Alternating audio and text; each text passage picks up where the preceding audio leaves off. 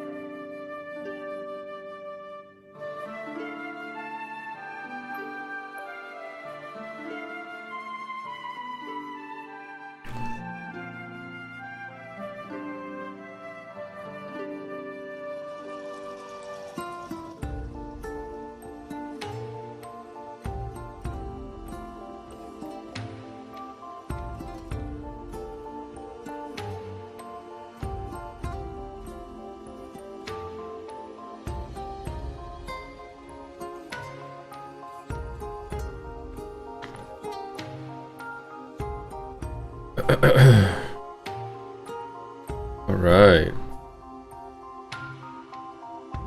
Hello, IW님 안녕하세요.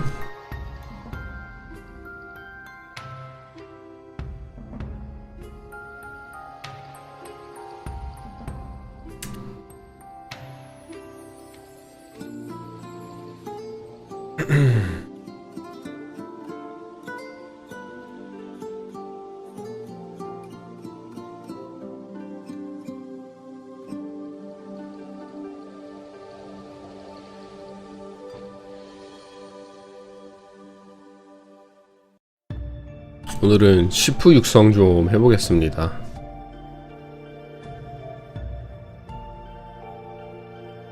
아! 경험치 쿠폰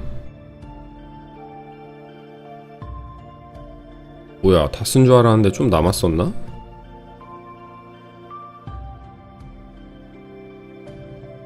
아, 아쉽네. 경험치 쿠폰.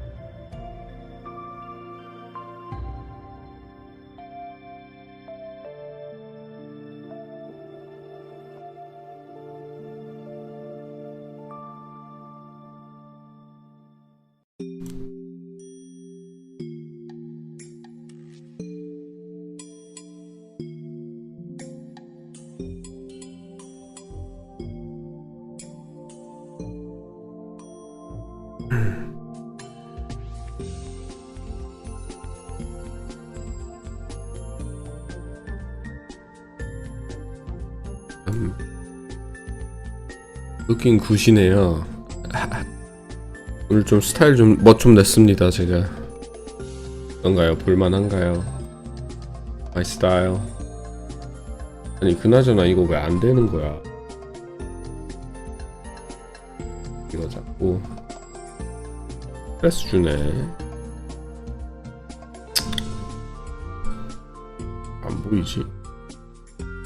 보면 안 되는디. 볼 수 없다.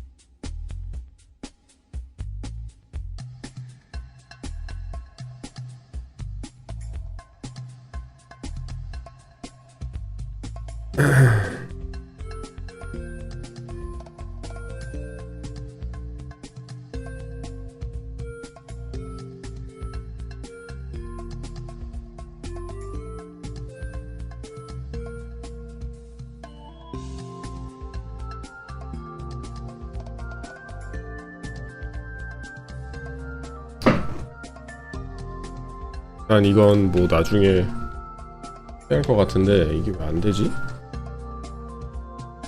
지금 어제처럼 하고 그저께처럼 방송해왔던 것처럼 이 쇼츠에도 라이브 방송이 나올 수 있게끔 설정하는 그런 게 있는데 그 설정이 지금 안 되고 있거든요. 그거랑 같이 키고 방송을 해야 하는데 쇼츠에서 지금 유튜브 쇼츠에서 라이브 방송이 되고 있는지 안 되고 있는지 확인이 안 되기 때문에 좀 마음에 거슬리긴 하네요. 또 사가고 파일 사가고 충분히 사가죠. 오래 있을 거니까. 그리고 이 정도만 사가서 블렘 잡으러 갑시다.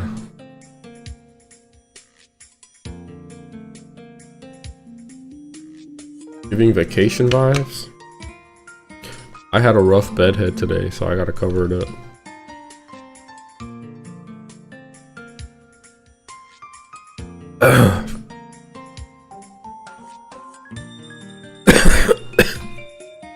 You know what it is? Someone beat me up, and I actually have a black eye. I'm trying to cover it up. My bloody head.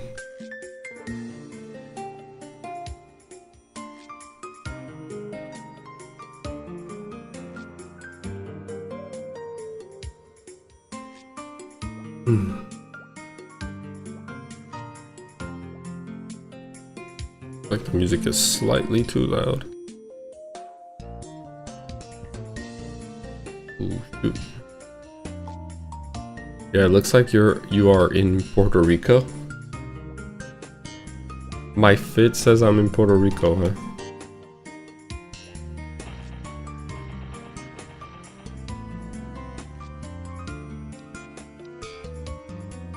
Why not?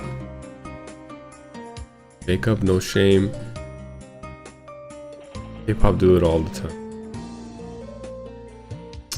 No, they do. When celebrities get beat and they want to cover the fact that they have a black eye or whatever, they do cover it up like this.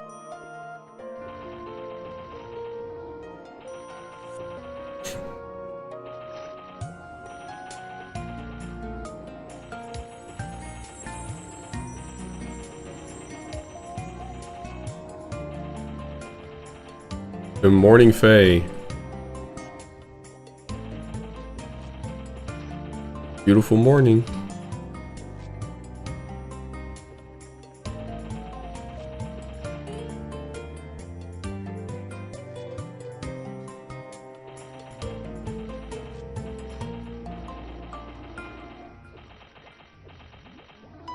Grind.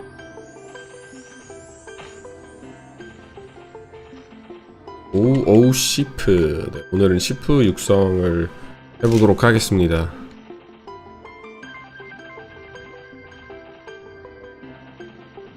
오늘은 약간 칠링하면서 여러분들과 소통도 하고 이런저런 얘기 나누고 장공까지 노려보는 그런 방송을 진행해보도록 할게요. Today I'm gonna play Bandit and probably gonna be here all day just grinding. Hopefully I can level. I think I'll be able to. And communicate with you guys and talk to you guys about classic Maplestory, about life, about the weather, about the food, whatever. And we're going to try to, while we're grinding, there's always this anticipation in the back of my brain, right? And that's the charm of Maplestory. I'm waiting for a glove attack 60% to drop by the mixed golems. Trying to make some money and grind at the same time. But stone golems and golems in general drop really good equipment. They have I feel like they have some reason these guys have a higher than normal chance at dropping equipment items. Maybe that's just me. I feel that they drop a lot of equipment items.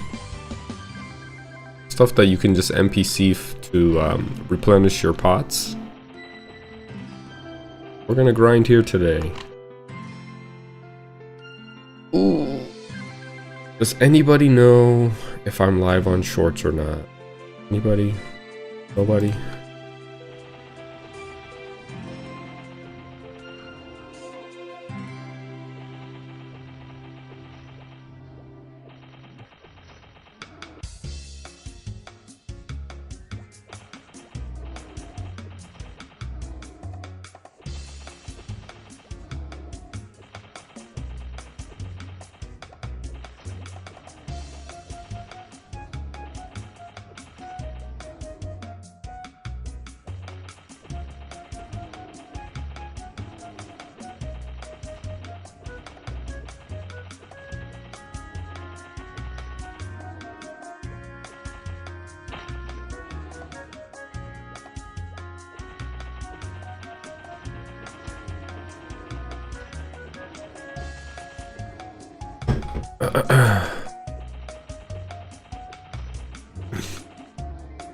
Try to get to level 58 today. Once I hit level 60, I can go probably to the back to Elnath and train there with people, like actually party grind at White Fang and Hector's. I wonder if they'll take me now or maybe at 58. Probably not though. I don't think they'll take me until I hit 60 and change my weapon.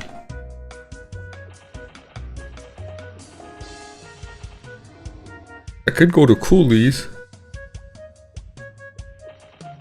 I have to pay money. I don't want to pay money.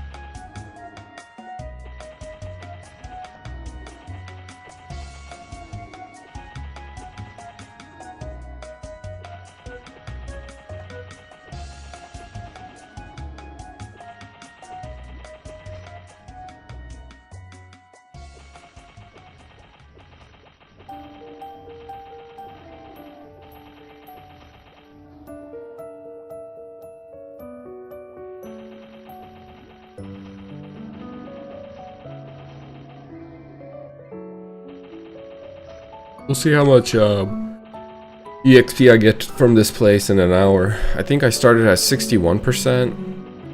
So, and we can tell how long we've been here by here. 7. Here for 5 minutes.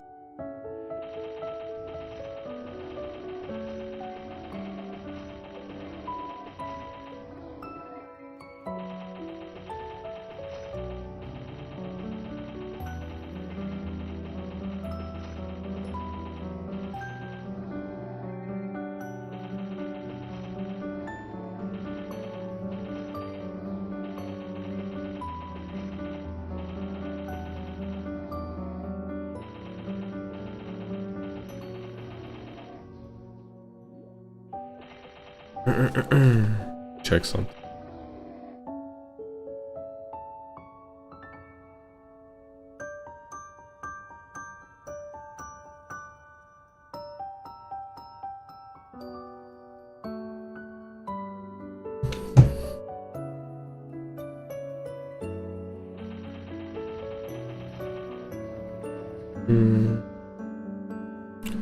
Why is my short?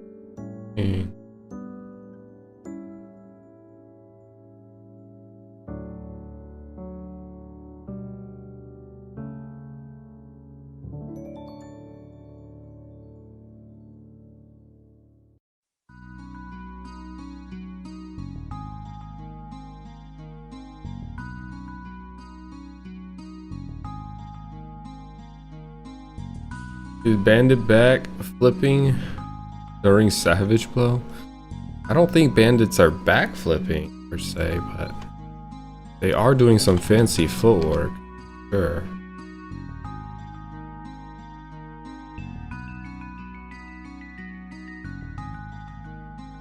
Let me see something here. Trying to figure out how I can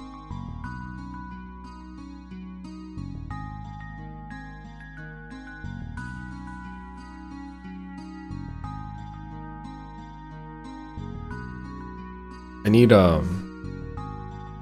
someone that's good in tech to help me.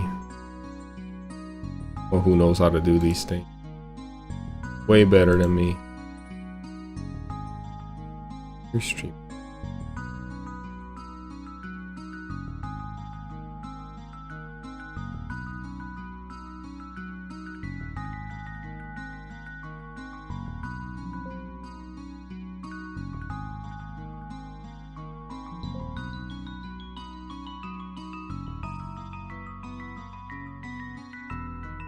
What the heck, man?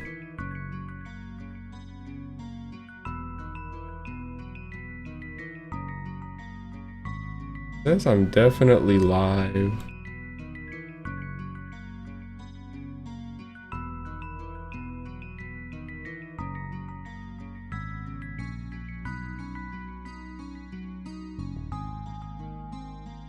Huh.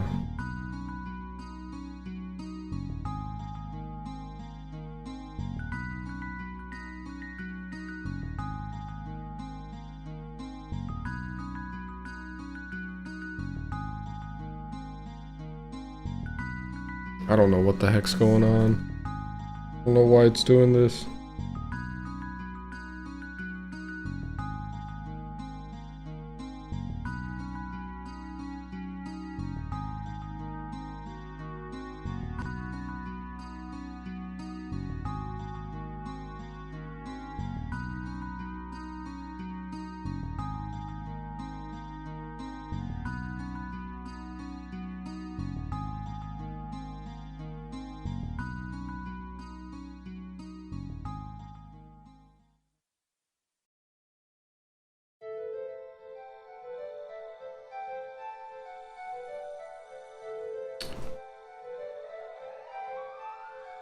한국말 해줘요, 조니파파.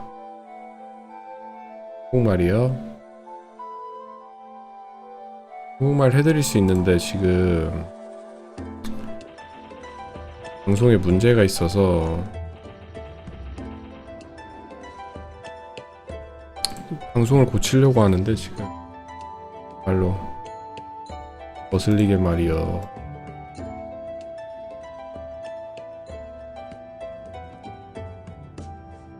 어서오세요, 듀듀님. 처음 보시는 분 같은데 어서오세요. 방송을 한번 껐다가 켜야 할 것 같은데 지금 보니까 이게 왜 안 되는지 모르겠어요.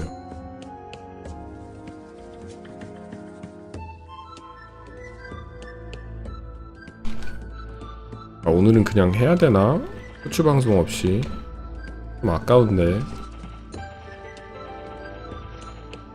오늘은 어쩔 수 없이 그냥 해야 되겠다.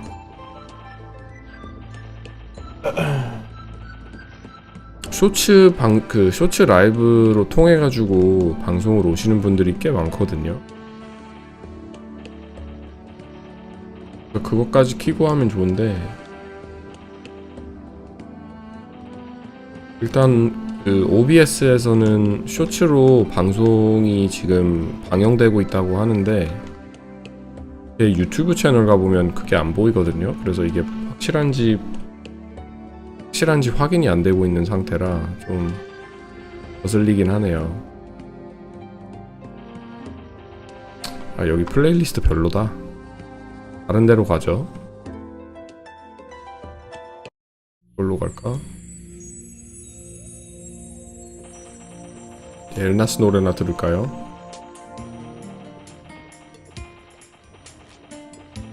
오, 오늘 패션 뭡니까? 멋지네요. 오늘 제가 좀 꾸며 입었습니다. 맨날 식상하게 입는 것보다 좀 변경을 줘서 보는 맛도 좀 색다른 맛을 보여주기 위해서 버켓햇도 쓰고 이거 제가 파는 거 이거 모자 제가 파는 겁니다. 버켓햇하고 선글라스까지 끼면서 멋지게 꾸며 입고 방송을 진행하고 있습니다. 근데 약간 이게 안 좋은 점이 있을 수 있는 게 사람들이 흥미를 가지고 방송을 보는 이유가 큰 이유 중 하나가 외국인이 메이플랜드를 하네. 이 사람 뭐지? 외국인 같이 생겼는데 한국말을 하네. 이거 보시고 오시는 분들이 많은데 제 눈을 감추니까 모르죠. 한국인인지 외국인인지.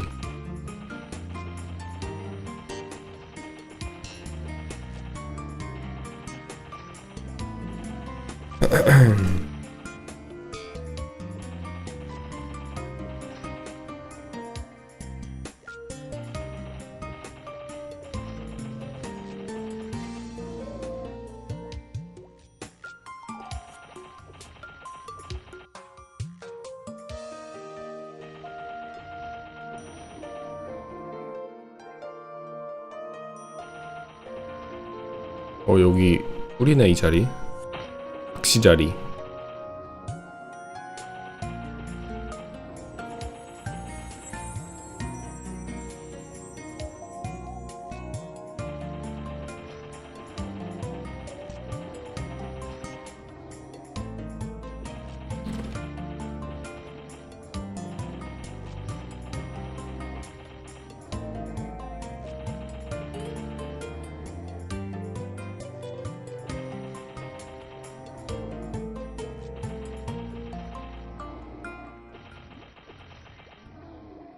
먹방은 안 하시나요?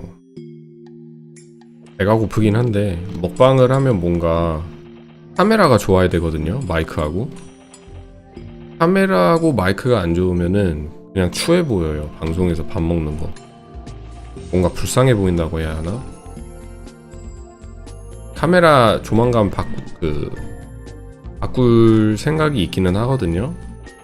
Maybe then I'll do it? 근데 지금은 이제 뭐 빵이나 이런 거 방송하면서 먹을 때는 카메라 끄고 마이크 끄고 먹고 하곤 합니다. 먹방 같은 거 하시는 분들 보면 카메라 화질도 굉장히 좋고 일단 퀄리티가 되게 높잖아요. 그런 상태로 해야 먹방에 의미가 있다고 생각해요 저는. 그리고 먹방 자체를 해본 적도 없고 어떻게 하는지도 모르고 그냥 다들 맛있게 먹으면 된다 그러는데 그거보다 분명히 더 있을 거예요.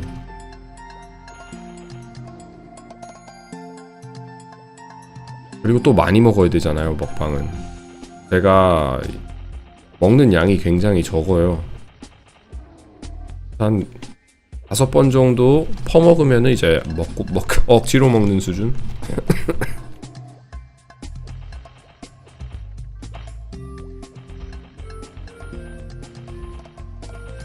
700명 달성 축하드려요. 구독 감사합니다. 700명 됐구나 드디어. 구독자분들 굉장히 감사합니다. 700명 나이스. 1000명까지 달려보고 10,000명까지 가고 10만, 100만 쭉쭉쭉쭉 있도록.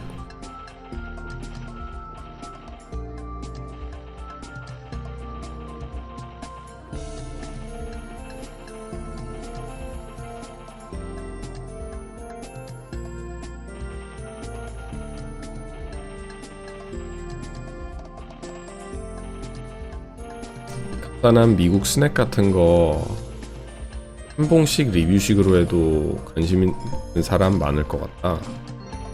그거 괜찮은 아이디어이긴 하네요. 먹방까진 아니더라도 스낵 같은 거 방송하면서 먹으면 그건 정말 괜찮은 아이디어인 것 같아요. 한국에도 비프 터키 있나요? 간식용으로 먹기 정말 간편한 비프 스틱이라고 있거든요. 비프 저키 같은 거. 그런 것들도 방송하면서 먹으면 참 좋은데 에너지 보충도 되고 굉장히 짜고 맛있거든요. 비프 저키가. 단 것들도 있는데 그냥 일반 오리지널을 굉장히 짜가지고 제가 또 하도 물을 많이 마셔서 나트륨 섭취가 필요할 때가 있어요. 소디엄. 근데 왜 미국에서는 소디엄이라 그러고 한국에서는 나트륨이라 그럴까요? 소디엄 나이트레이트? 이게 소디엄 나이트레이트인데 성분 이름이 미국에선 소디엄 그러고 한국에선 나트륨. 똑같은 걸 얘기하는 건데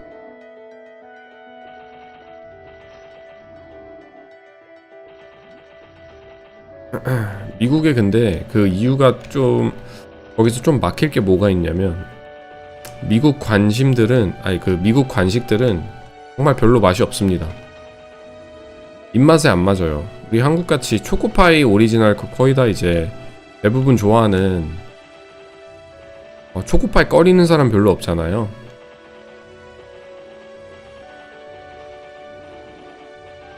그리고 뭐 그 뭐지? 초코파이도 있고 빅파이, 그리고 또 맛있는 거 많은데 카스테라 같은 빵 같은 종류의 간식 같은 것들 많잖아요. 한국은. 미국은 약간 그런 게 없어가지고. 시나몬 시리얼 엄청 바이럴 돼서 궁금하긴 하다. 시나몬 시리얼이 바이럴이 됐어요? 난 그거 시리얼 엄청 흔한데 미국에서. 한국에도 맛있는 시리얼 많은데 왜 시나몬 시리얼이 바이럴이 됐을까? OS도 맛있고 전 첵스 좋아해요. 첵스도 좋아하고. 한국 시리얼은 누가 뭐래도 콘프러스트가 최고 아닙니까? 저는 시리얼 기억이 콘프러스트밖에 없어서 어렸을 때 먹었던 시리얼이.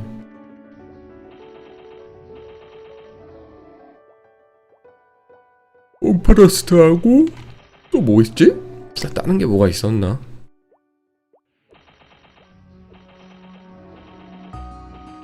맞아, 오리오 오즈. 근데 시리얼은 어렸을 때 먹고 잘 안 먹는 편이라 미국 시리얼은 또 너무 달아서 싫고. 저는 간식을 먹을 때 빵 같은 걸 좋아해요. 집에서도 가끔 이제 여기에도 H마트라는 게 존재하거든요. 그냥 우리 한국으로 따지면 롯데 같은 곳인데, 그런 데 가면 한국 식품을 팔아요. 거기 가서 이제 장 보고 거기에 굉장히 맛있는 고기 부위를 파는데, 갈비살인가? 하여튼 굉장히 맛있는 고기 부위를 파는데, 거기 가서 이제 김치, 이제 와이프랑 장 보러 갈 겸 간식을 많이 사기는 해요. 거기 가면은 간식을 사고 싶다 그러면 OS 맛있고, 초코파이도 많이 사고, 빵 같은 걸 굉장히 많이 사요. 저는 시리얼은 국물이 진짜 우유 맛있죠. 앵무새 같은 시리얼이 있었다. 앵무새 시리얼 뭐지? 그 되게 무지개색으로 돼 있는 거 맞아. 나도 갑자기 기억이 안 나네. 저 뉴질랜드 잠깐 홈스테이 할 때 주식이었음. 시리얼이 굉장히 많이 먹으면 몸에 안 좋기는 해요. 근데 진짜 맛있긴 하죠. 간단하고 만들기 쉽고. 자꾸 먹는 얘기하니까 라면 땡기네. 어제 와이프한테 저녁 하지 말라고 제가 아침부터 나 라면 땡긴다고 했거든요. 그래서 어제는 그냥 저녁을 라면으로 때우려고 했는데, 생각해보니까 제가 한 일주일 전부터 생각하고 있던 게 6시 이후로 밥을 먹으면 안 되겠다. 배를 좀 굶겨야 그게 몸에 굉장히 좋대요. 밥을 굶고 밥을 먹지 않으면 몸 내에 있는 세포들이 재생을 한대요. 막 회복 상태로 안 좋은 세포들을 먹으면서 세포 청소 같은 거를 한다고 하더라고요. 밥을 안 먹으면. 그래서 이제 다이어트도 할 겸 6시 이후로는 먹지 말자라는 생각을 지금 일주일째 하고 있는데 계속 어기고 있거든요. 밤만 되면 왜 이렇게 배가 고픈지 엄청 다 먹고 싶은 거예요. 냉장고에 있는 게. 근데 어제 시간을 보니까 방송 끝나고 이제 가족이랑 시간 보내고 시간을 보니까 배가 고픈데 시간을 보니까 7시 반인 거예요. 그래서 내가 한번 뱉은 말이니까 계속 한다 해놓고 안 하면 뭔가 좀 아닌 것 같아서 어제부터 저녁 6시 이후로는 밥을 안 먹으려고 합니다.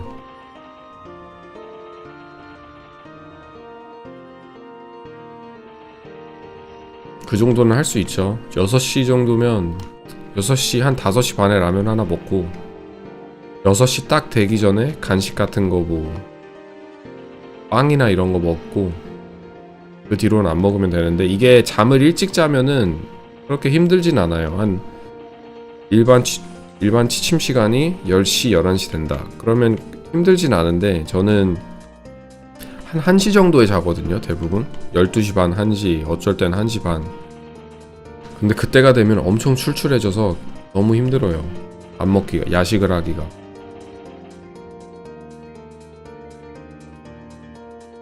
저는 하루 한 끼 반 먹어요. 점심 때는 간단하게 먹고 저녁에 한 끼. 저도 아침은 잘 안 먹는 편이고, 아침은 커피로 그냥 때우고, 굉장히 안 좋지만 물 많이 마신 다음에 커피 마시면서 뭐 간단한 빵 정도? 그리고 이제 한 2-3시 되면 엄청 배고프거든요. 그때 밥 한 번 제대로 된 거 먹고,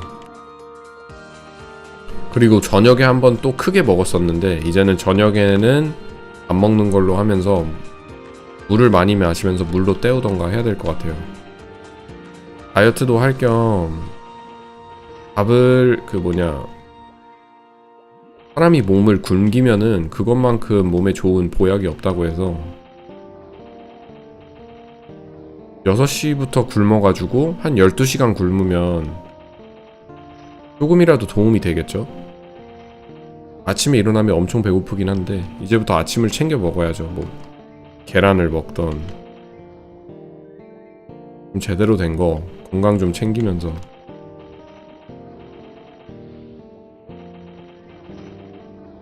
미국은 기독교 나라잖아요.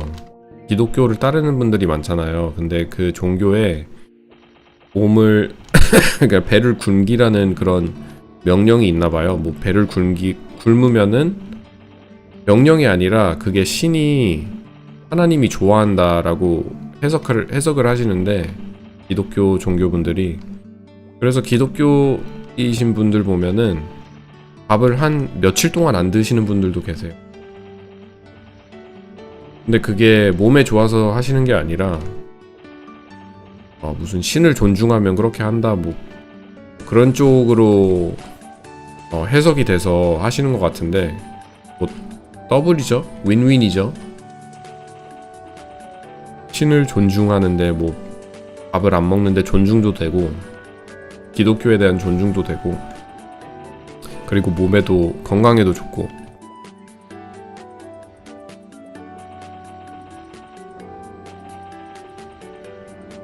원래는 아침을 좀 챙겨 먹어야 된다고 생각해요. 저도 아침 안 먹고 가거든요. 근데 이게 고쳐야 될 것 같아요. 고칠 수 있으면. 아침 먹는 게 굉장히 중요한 것 같은데, 저녁보다는 아침 먹는 게, 그래야 이제 하루 일상을 시작하는 데 도움이 많이 되는데, 아침에는 이게 문제가 뭐냐면 아침 먹을 바엔 그냥 한 30분 더 자겠다? 이 멘탈이 좀 강해가지고 일어나기가 너무 귀찮아요. 일어나서 요리한다는 거 생각하면은 좀 너무 귀찮고, 그냥 한 30분 더 꿀잠 자야지 이 생각이 바로 들기 때문에. 그쵸? 아침에 이제 일어나서 알람이 처음 울렸을 때, 아니 알람보다 자고 있는데 갑자기 눈이 딱 떠져요. 근데 약간 해는 뜨지 않았고 약간 캄캄한데, 시간을 보니까 나는 7시에 기상을 해야 되는데 지금 시간은 새벽 5시 반이에요. 그때보다 행복할 때가 없죠. 1시간 반 동안 더 꿀잠을 잘 수 있다니. 나이추님 안녕하세요. 어서오세요. 그때 딱 이제 눈 감고 잠들려고 할 때가 그때가 천국인 것 같아요.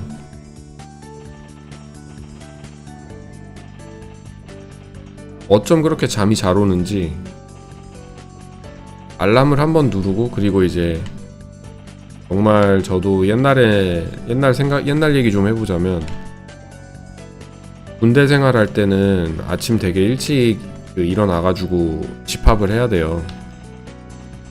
근데 한참 게임을 좋아할 때라 게임을 한 2시, 3시까지 하고 아침 5시 반, 6시까지 집합을 해야 되는데, 그때마다 진짜 5분마다의 간격으로 알람을 설정해 놓으면서 알람이 울리면 바로 스누즈 누르고 또 자고, 한 3분 지났다 알람이 또 나를 깨우고 다시 스누즈 누르고 또 자고. 알람 컨트롤.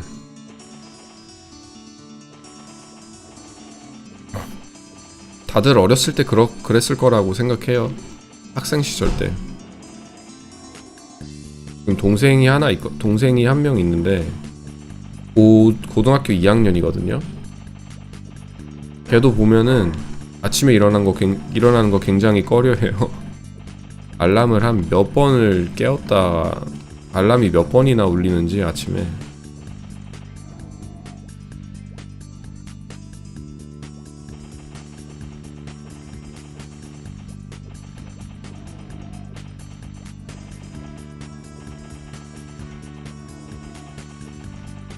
뭐 밑에 많다 뭐.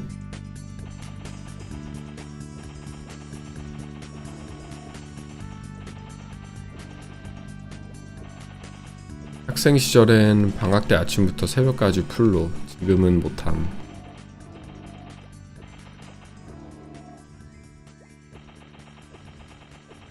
아 진짜 옛날에 국민학생 때, 초등학생 때 방학, 초등학생 때 겨울 방학이 얼마나 행복했던 시기였는지 나이 먹어서 느끼는 것 같아요. 청소년기에는 10시간이 적정 시간이라는데 성인으로 치면 새벽 4시에 일어나는 수준이라고.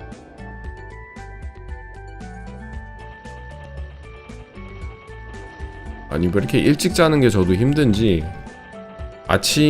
이게 몸이 피곤함을 못 느껴요. 10시 때, 11시 때.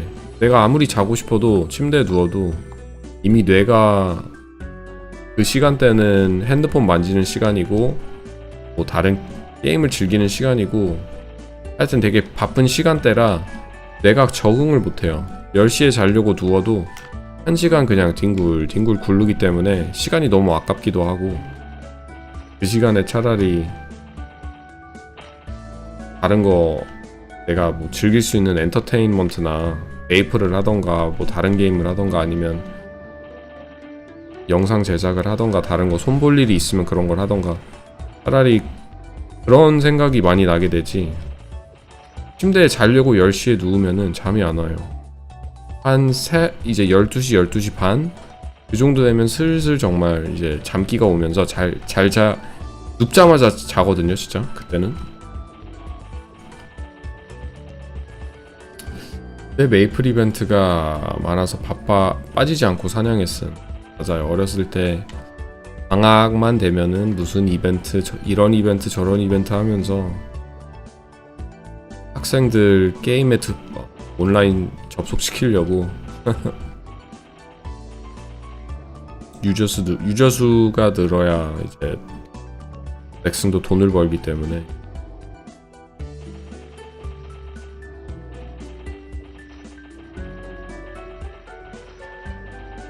어제 방송을 하는데 외국인 시청자분이 본매 유저들이 자꾸 자기를 무시하고 태클을 건대요. 그런 이제 저희 같은 옛날 메이플 즐겨하는 유저들은 옛날 메이플에 대한 그 노스탈지아가 있어서 아 나는 이 게임이 이래서 좋다, 본매는 이래서 하기 싫다 이런 얘기를 많이 할 때가 있잖아요.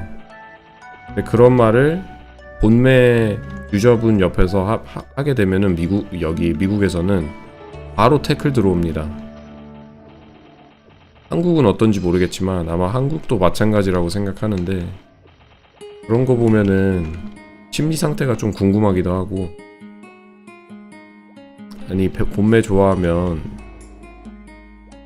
본매를 하면 되지 왜 굳이 옛날 메이플을 좋아하는 사람한테 태클을 걸까. 그런 사소한 대화조차도 못할 정도로 그런 얘기 할 수 있는 거 아닌가요? 옛날 메이플 하는 사람하고 본매를 즐기는 사람하고 어디서 뭐 차이점이 뭐고 나는 왜 이 게임을 즐기고 나는 왜 본매가 싫고 아니면 본매 입장에서는 본매 메이플 유저 입장에서는 나는 왜 옛날 메이플이 싫고 이런 점에서 불편함을 느낀다거나 뭐 불쾌함을 느낀다 반대로 그런 입장 표현을 할 수 있는 거고.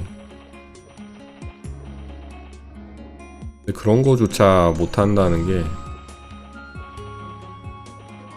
굉장히 그 개인적으로 퍼스널 어택처럼 들리나봐요. 내가 옛날 메이플 하는 사람들이 봄매는 이래서 싫다 아니면 옛날 메이플은 이래서 좋았다 이런 얘기 하는 거 보면은 그게 그냥 얘기로 들리는 게 아니라 본인을 공격한다라고 인식이 되나봐요.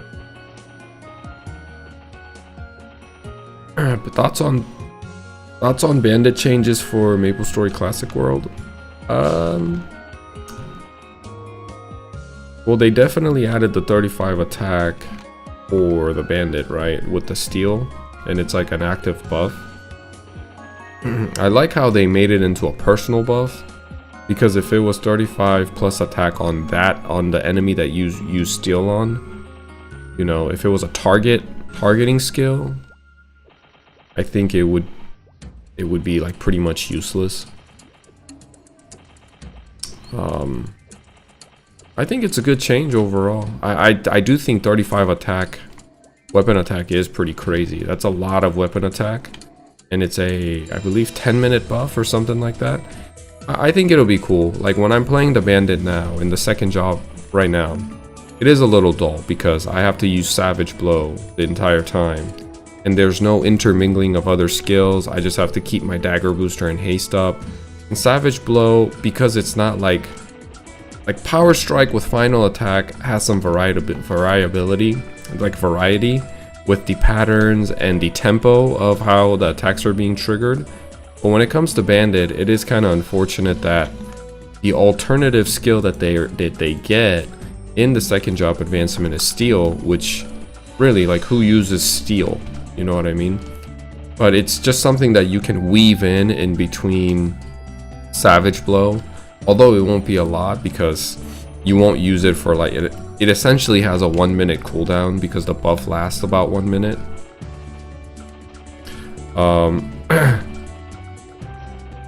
So you'll be able to weave it in here and there with Steel. I think it'll be okay. Now the 35 attack damage, I can't make a judgment call, or I can't even have an opinion on that because I don't even know relatively like how strong 35 attack damage actually is, how strong it will be in classic Maplestory. Maybe it'll be benign, maybe it's not as big as we think, because when we hear 35 attack damage and you're playing classic Maplestory, you think, oh, that's huge. I mean, it is huge number, even here in Mapleland. And if you think about how 10 attack work gloves is like tens of millions of mesos, it's one of the best gloves you can get. And essentially it's 3.5 times that. That's a lot of weapon attack. It goes well with your view of wanting some classes to be solo played.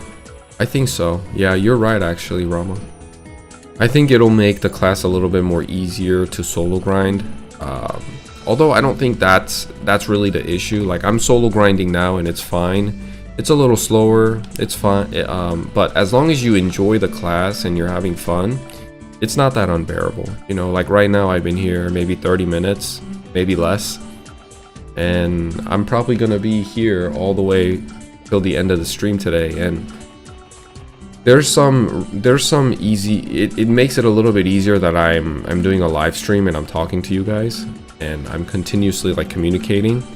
But if you can find a buddy to come here as a party, or even not within a party, but you find someone to just kind of be in the same space with and can chat, or maybe it's on Discord, you have your buddies on Discord that you can chat with, it makes it a little easier.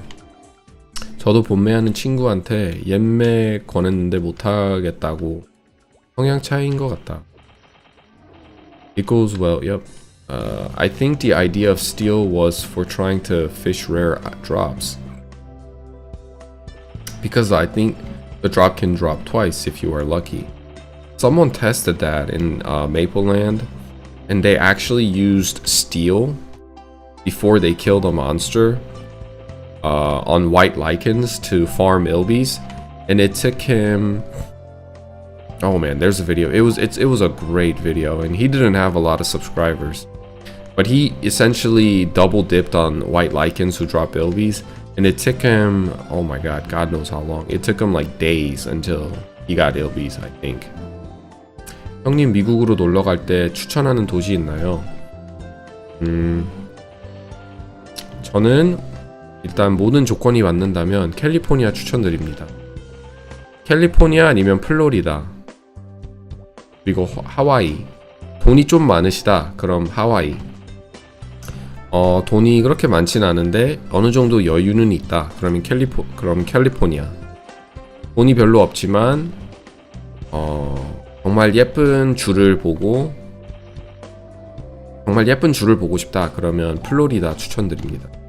뉴욕이나 이런 인더스트리얼라이즈 도시들은 가지 마세요. 더럽고 냄새나고 지저분하고 볼 것도 없습니다, 솔직히. 뉴욕시티는 밤에 나가면 좀 예쁘긴 한데 뉴욕은 솔직히 막 정말 시끄럽고 진짜 도시의 느낌이 나요. 영화 보시면 뉴욕시티 나오는 영화들 있잖아요. 정말 시끄럽고 더럽고 쥐도 많고 쓰레기도 많고 노숙자도 많고 이래가지고 솔직히 비행기값 비싼데 와서 정말 그러니까 이게 취향 차이인데 저는 예쁘고 즐기는 게 자연을 많이 즐겨요. 그래서 산 가는 거 좋아하고 바다 굉장히 좋아하고 좀 온전하고 조용한 걸 좋아하는 편이라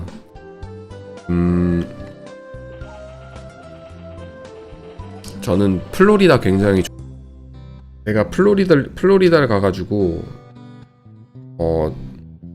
정말 너무 예뻐가지고 와이프한테 우리 여기 이사가자라고 말을 했었는데 땡큐. 찾을 수 있나? 못 찾을 것 같은데. 아니 근데 너무 이뻐가지고 사진을 찍어 왔거든요. 플로리다를 가가지고. 아 여기 있다. 와 내가 여러분 이게 보이실진 모르겠지만 최대한 보여주도록 노력을 해볼게요.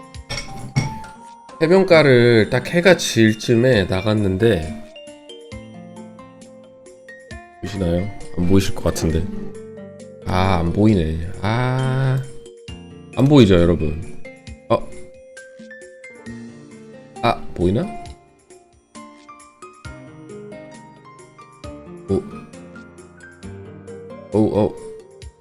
하여튼 잘 안 보이실 텐데 해변가예요 저게.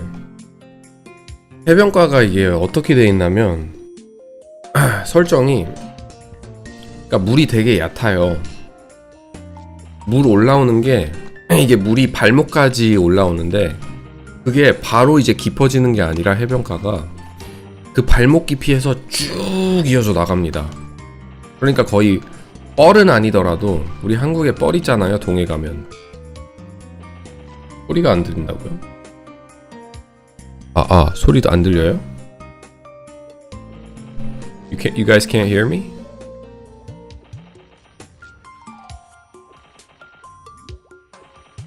소리 들리실 텐데.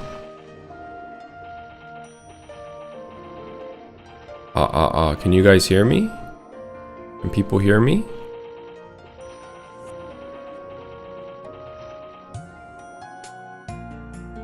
소리 안 들리십니까?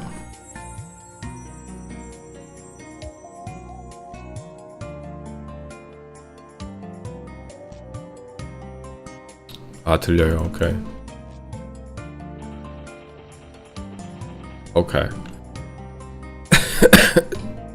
그 플로리다에 템파라는 곳이 있어요. 템파, 플로리다. 근데 템파에서도 거기 밑에 템파가 약간 큰 도시인데 한국으로 치면 이제 어떻게 설명해야 되지? 한국으로 치면 강남이라고 합시다. 템파, 플로리다가.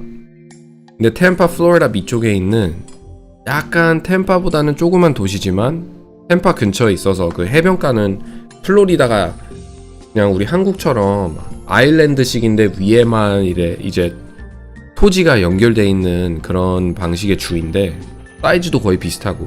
What's up, Dasbola? What's up? 그 해변가를 가면은 일단 그 물이 굉장히 얕아요. 근데 쭉 이어져 나갑니다. 한 몇 마일 동안. 몇 마일은 좀 에반가?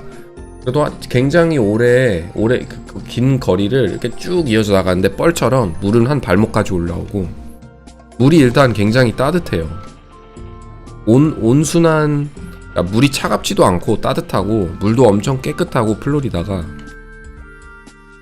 밤에 이제 나갔을 때 위에는 별이 굉장히 잘 보여요. 또 플로리다가 큰 도시가 아니라서 세라소라가 큰 도시가 아닌데 도시가 크면은 라이트 폴루션 때문에 별하고 달이 잘 안 보이거든요. 특히 별. 우리 한국 같은 나라는 이제 밖에 나가면 밤에 뭐 남산이나 큰 산에 가서 이제 아니면 시골을 가면 별 같은 게 잘 보이는데 도시 안에서는 별 같은 게 잘 안 보이거든요. 그 네온 사인이나 이런 것들이 너무 많아가지고. 근데 이제 플로리다, 템파, 세라소라는 그런 게 약간 적어서 밤에 나갔을 때 그 물에 비치는, 물에 반사되는 하늘이 달이 엄청나게 크게 떠 있었거든요. 저는 이제 해변을 걷는데 그 달빛과 별들의 빛이 바다의 물에 비쳐가지고 정말 끝없이 그게 정말 환상적이더라고요.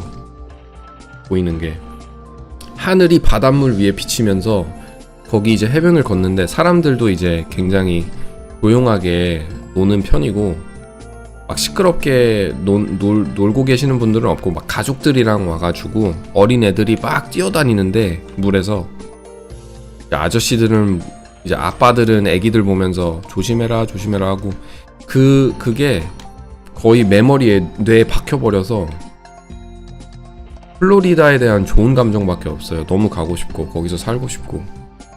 근데 거기 살기 좀 어려운 이유가 집값이 비싸진 않아도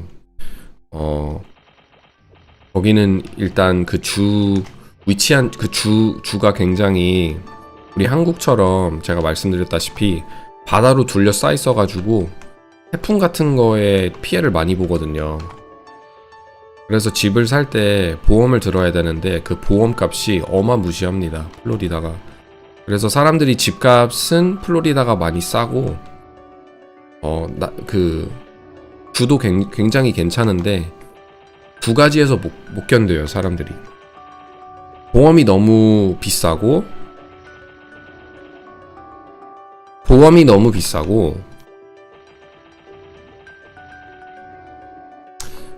그리고 습기. 어렸을 때 너무 더워요. 이분 멜보님 자주 찾아오시는데 아바타가 굉장히 귀엽네요.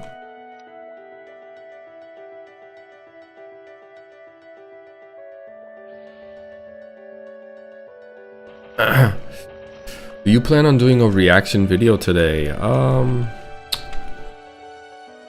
I could. Maybe I will. Which one are you thinking, Rama? What age did you get your sleeve? I got my forward sleeve, this one, in 2019. I'm 32 now.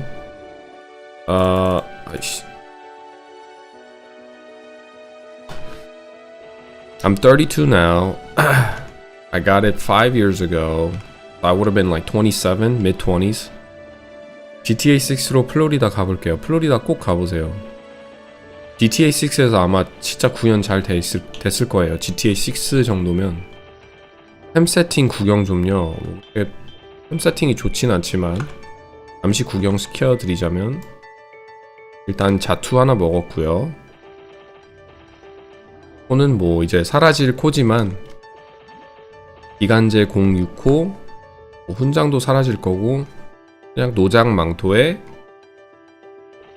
노작 옷, 노작 상의, 노작 바지, 그냥 득템한 것들 끼고 있는 중이고, 이게 제가 굉장히 너무 좋고 멋진 시프의 방패.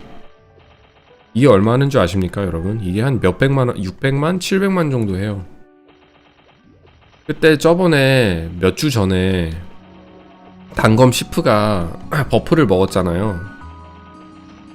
그때 버프 먹고 시프 키우시는 분들이 엄청 많았거든요. 그때 이게 한 400에서 700까지 급 펌핑 됐어요. 저는 스프링필드 한번 가보고 싶다. 심슨 마을이라서. 심슨 마을 스프링필드라는 곳이 있나요? 저는 심슨을 그렇게 많이 본 적이 없어서. So and then 그리고 태극 부채. So I have this 태극 부채, the Korean weapon.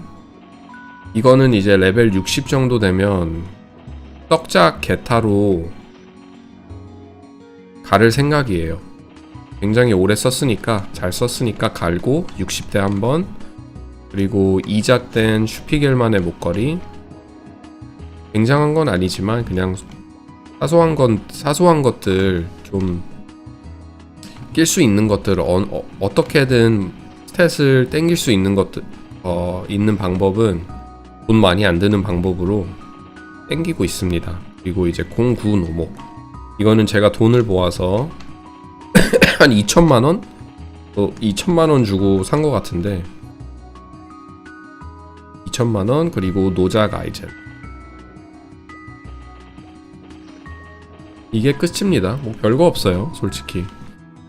무자본 캐릭터라 이 정도까지 뭐 공구 노목에 그리고 주르건 리스트까지 샀다는 게 굉장히 만족스럽죠. 정말 운이 좋았던 게 뭐냐면, 제가 시간의 길 1에서 파티 사냥 말고 골프를 많이 했거든요.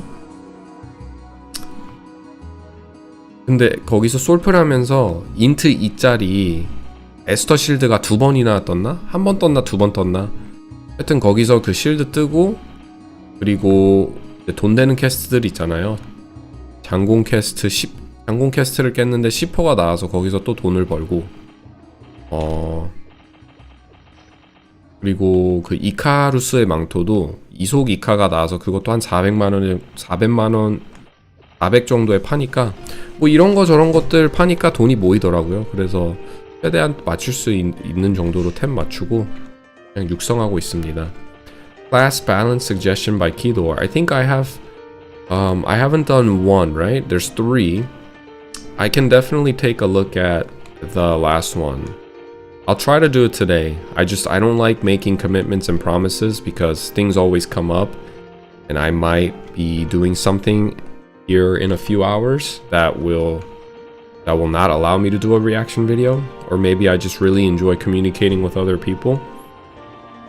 But if not today, I'm sure I'd be willing to do it. I enjoyed the 2 times that I reacted to Kidor's video. I think her videos are very informative.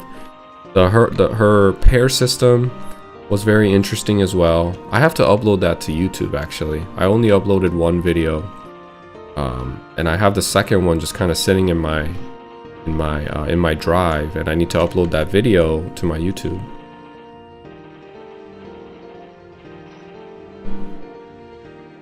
저는 자투 4,500에 샀는데 출시 때. I did. I watched 자투가 4,500이었나요? 출시 때? 잠깐만. 그러면 레벨 지금 엄청 높으실 텐데. 그쵸? 시카이야, 미스터 시카이야님 레벨 굉장히 높으시겠다. 자투를 출시 때 산 정도면, 그쵸?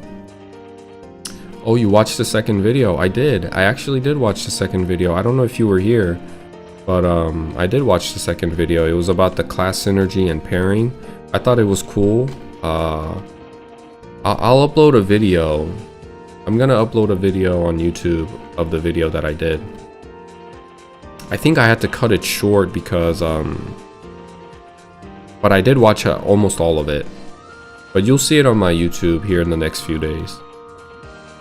Let me actually check that I still have it. I think I do. Yeah, I do. Kidor reaction video 2. Yep, I just gotta upload it. 170인데 접었어요, 다그나. 현타 오셨나? 너무 안 올라서, 경험치가.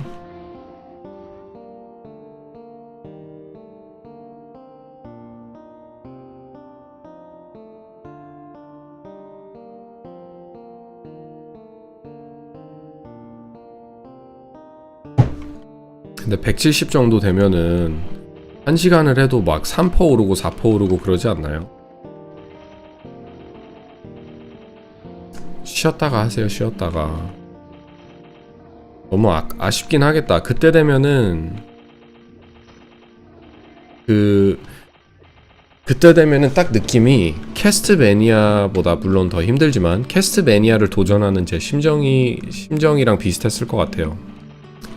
캐스트매니아를 도전하면서 캐스트 400개를 채워야 되는데 한 350개쯤 되면은 너무 귀찮은 거예요. 하기도 싫고.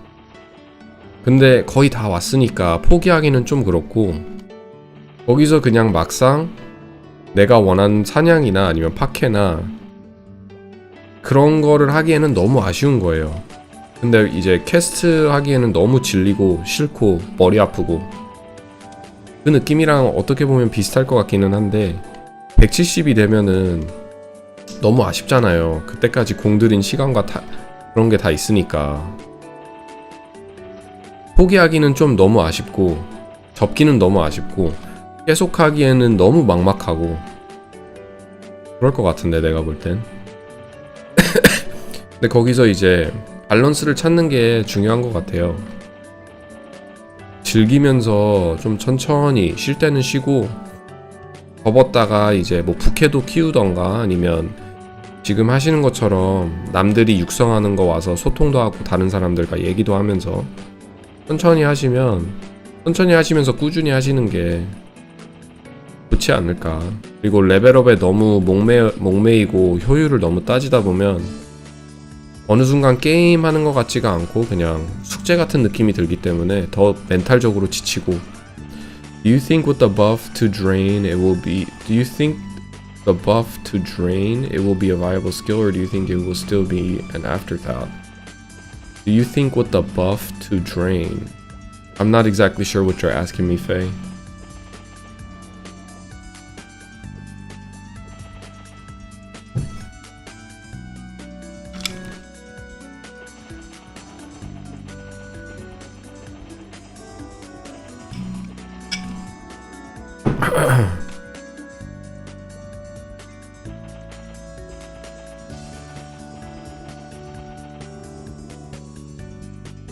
Come on, baby, let me get that glove for attack 60.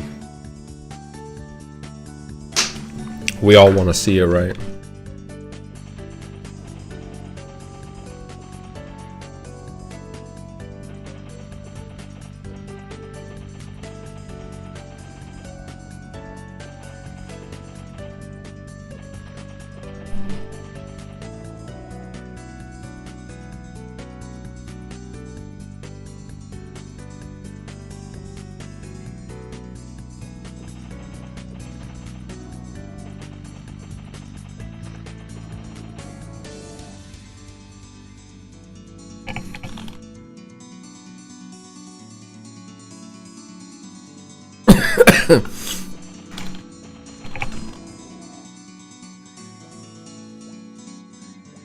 플랑크님이 assassin skill called Drain. It got a sizable buff in my opinion. Oh, the assassin skill Drain. Yeah. I gotta look at it again. Can you explain to me what the buff was so I can have a educated opinion? I remember seeing it, but I can't recall what the change was. It's been a while since I looked at those videos.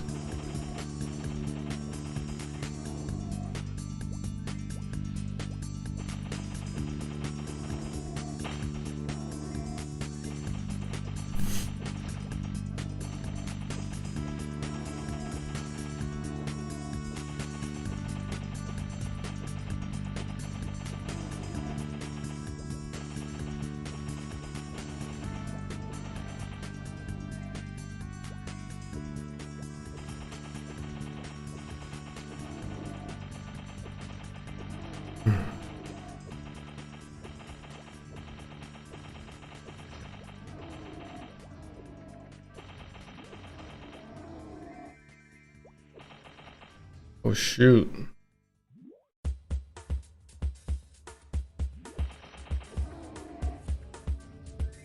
Wow, I have a bucket hat on and these thick sunglasses, and it was still able to do my facial recognition. My phone still recognized my face. Now, is the facial recognition bullcrap at that point, or is it real, or is it like smarter than we think? Who knows? Basically, its damage is listed as 300, whereas L7 damage listed now at 260. What is L7? There's a lot of words you're using that I'm not. A lot of acronyms, I think, that I'm not familiar with. You're making me feel stupid, man. Why do you know so much, Faye? You're not making me feel good about myself. Go ahead and do that.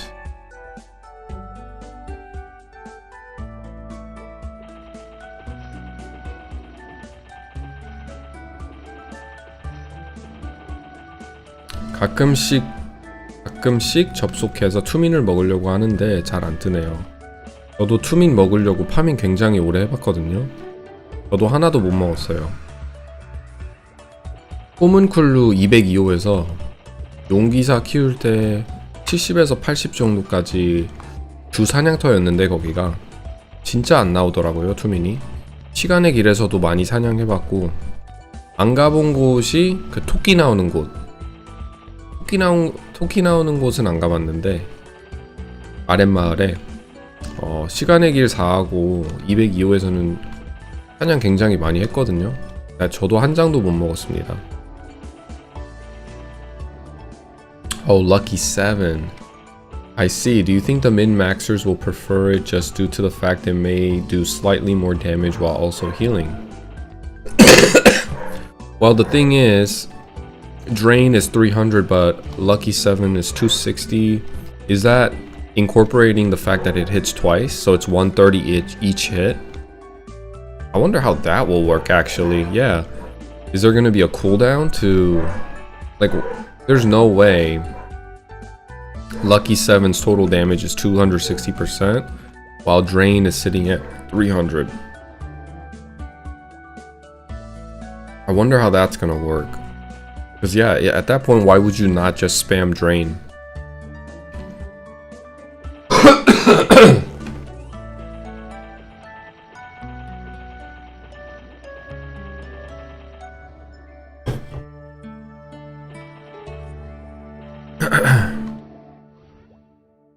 Get some water on me. Good.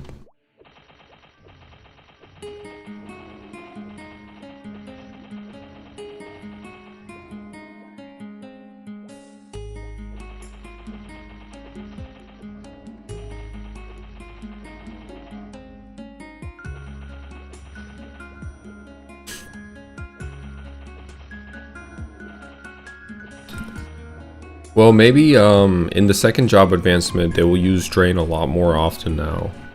I mean, if it's at 300, I don't see why you wouldn't just replace... Oh, maybe the crit ratio. There you go. There's a good explanation. When you hit twice, each damage has a chance to proc a crit, right? If it's true to how it was in old school Maplestory. So, if you take that into calculation, you probably still do more damage with Lucky 7. Drain just does a lot more damage now than previously.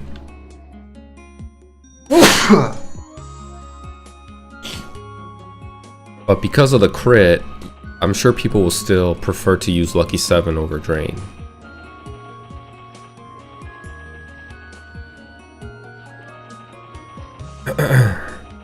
And then once you hit third job advancement with Shadow Partner, at that point Drain is really just useful as a utility skill more than anything.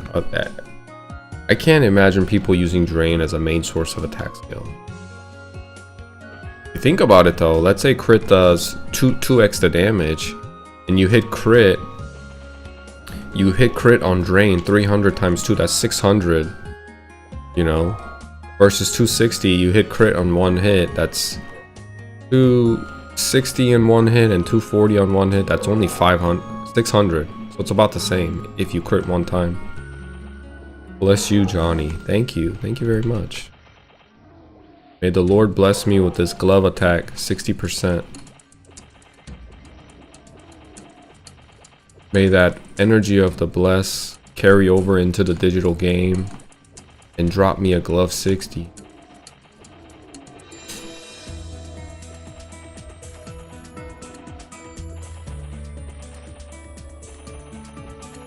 I have a feeling when Classic Maplestory releases, they're going to only release up to second job advancement. I'd be surprised. I saw somebody, there's a YouTuber called Layman's Commentary, and he recently, you know, I'm always looking for new content about Classic Maplestory on YouTube, and he made a video recently talking about how I don't think he's happy with the playtest that's going on from the 15th of January to February. And it does seem kind of weird that they're only giving players 2 hours of playtime, and they try. I have there's this like weird feeling, right, that they're trying to limit how much they want to let the players know. Is it to keep the anticipation high? Is it to keep the mystery element high, to get people excited and guessing and like get people talking about it? Or is it because it's really not complete and incomplete and unpolished, you know, or they're just like, they're still like very much working on the game and it's not even close yet? But that goes against what Inkwell said. He said the game is essentially ready to be released and played. They just want to be safe and get more public opinion. Well, my thing is, if you want to get more public opinion and you want to do more tests, you have a playtest going on here, what, like in 2 days, all the way into February. How come only give 2 hours of game time play, and the rest is what do you do for the rest of the time? Do you just rotate people so everybody gets 2 hours that come? Maybe that's why they're doing it that way, but I'm not sure. It does seem kind of weird, like they're holding it in person in California, and you know, if you live in Virginia like me, that's a 5 hour, maybe even 6 hour with a layover, maybe even more with a layover, flight travel time that I have to do to California to even participate.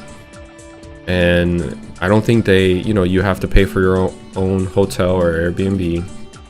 And I would love to be in California, but I'm not trying to drop $1,000 to go play 2 hours of Maplestory in California and stay there for 2 weeks away from my family. It's just it's not gonna happen. But it does seem a little I don't know, it doesn't seem too coordinated, I guess, or organized. To be honest, I would rather they hide everything and let us discover the game live in servers online. I wish they did a closed beta, or an open beta, open up to maybe first 10,000 players and do it for about a month, and they could actually live watch how the people are, you know, just as spectators. They could be one of the players and see how people play in the first 5 minutes of game opening. What are people gonna do? You know, you can engage how they chat in game, but if it's here's the thing. I was about to say maybe that won't be possible because a lot of people like to talk on Discord now. But if it's a closed beta, there's no guarantee that you and your friends are definitely gonna get in. It could just be you and a bunch of strangers. You might be the lucky one out of the pot that got picked, but your friends didn't. So maybe they're maybe because of that, people will chat in Genesis Training Ground 1 and, you know, level together, actually chatting, making friends. That would be valuable information that the developers could see and learn from, and see how people like kind of gauge the genuine reaction of the players that are playing the game.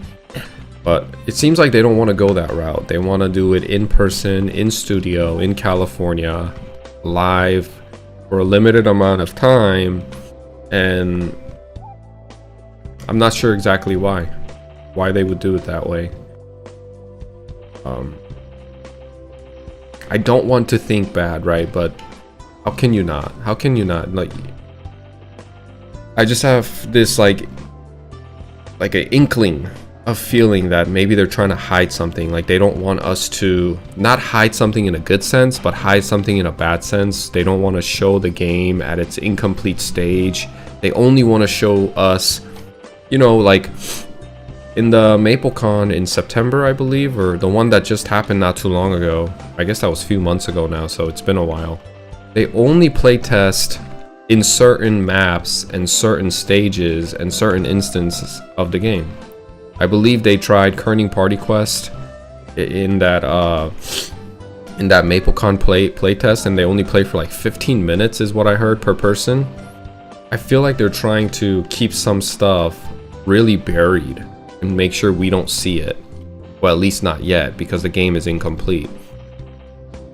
And that's like the pessimist in me talking, right? You know, and you know why I think that more than anything lately? How is it, here, I'm about to tell you something really crazy. You guys ready? How is it that the richest company in the world, Apple, how is it that they're the richest company, they're the most successful, I think it's Nvidia now, but they're by far the richest company when it comes to the phone market, cell phone market. And they've been the richest company for the longest time, maybe for a decade now. How is it that they have all that money and all that resources, yet they can't figure out AI, but other companies can? Other small startup companies can. So what Apple just did, what I heard yesterday, is that Apple essentially has given up on AI, and they're going to integrate Google's Gemini into their Siri. So Siri is going to be a fusion of Apple, whatever Apple had, probably not much, because Siri, everybody knows Siri is really bad. They're going to bring in Google's Gemini to replace Siri. Essentially, that's what's happening. Siri's going to be gone. They're going to try to hold on to like a little bit of, you know, little bit of Apple symbology, Apple icon into the Siri, but you might as well replace Siri's icon and everything about Siri to Google's Gemini, because they just couldn't figure it out. Siri has sucked for the longest time, and it was a well-known thing. A lot of people complained and moved away from Apple, especially because Google phones and Samsung phones AIs were just killing them and blowing them out of the water. And now they're just gonna bring in Google's Gemini and replace their AI. And why do I talk about this? I talk about this because it puts in this element of doubt in my mind that these companies always have an answer. I don't think they always have an answer. They're still trying to figure it out. And some companies are really incompetent. And I feel like sometimes Nexon is that. I don't want to believe that. It surprises me that they were able, you know, they made banger games like Arc Raiders, and like the games itself are really good, but that doesn't mean, you know, that it doesn't always mean, that doesn't always make it true that they're not going to make mistakes. You know, they're going to make mistakes, and they could be incompetent on certain projects. I'm not gonna lie, more we speak about Discord as a community, the more I keep thinking about proximity chat in game, like limited to same map in training and few feet in town. Maybe free market would be a mess. Oh my goodness, yeah. Proximity chat in free market, it's going to be like an Xbox Live. It's going to be like an Xbox Live, how it was back in the day, where they're just all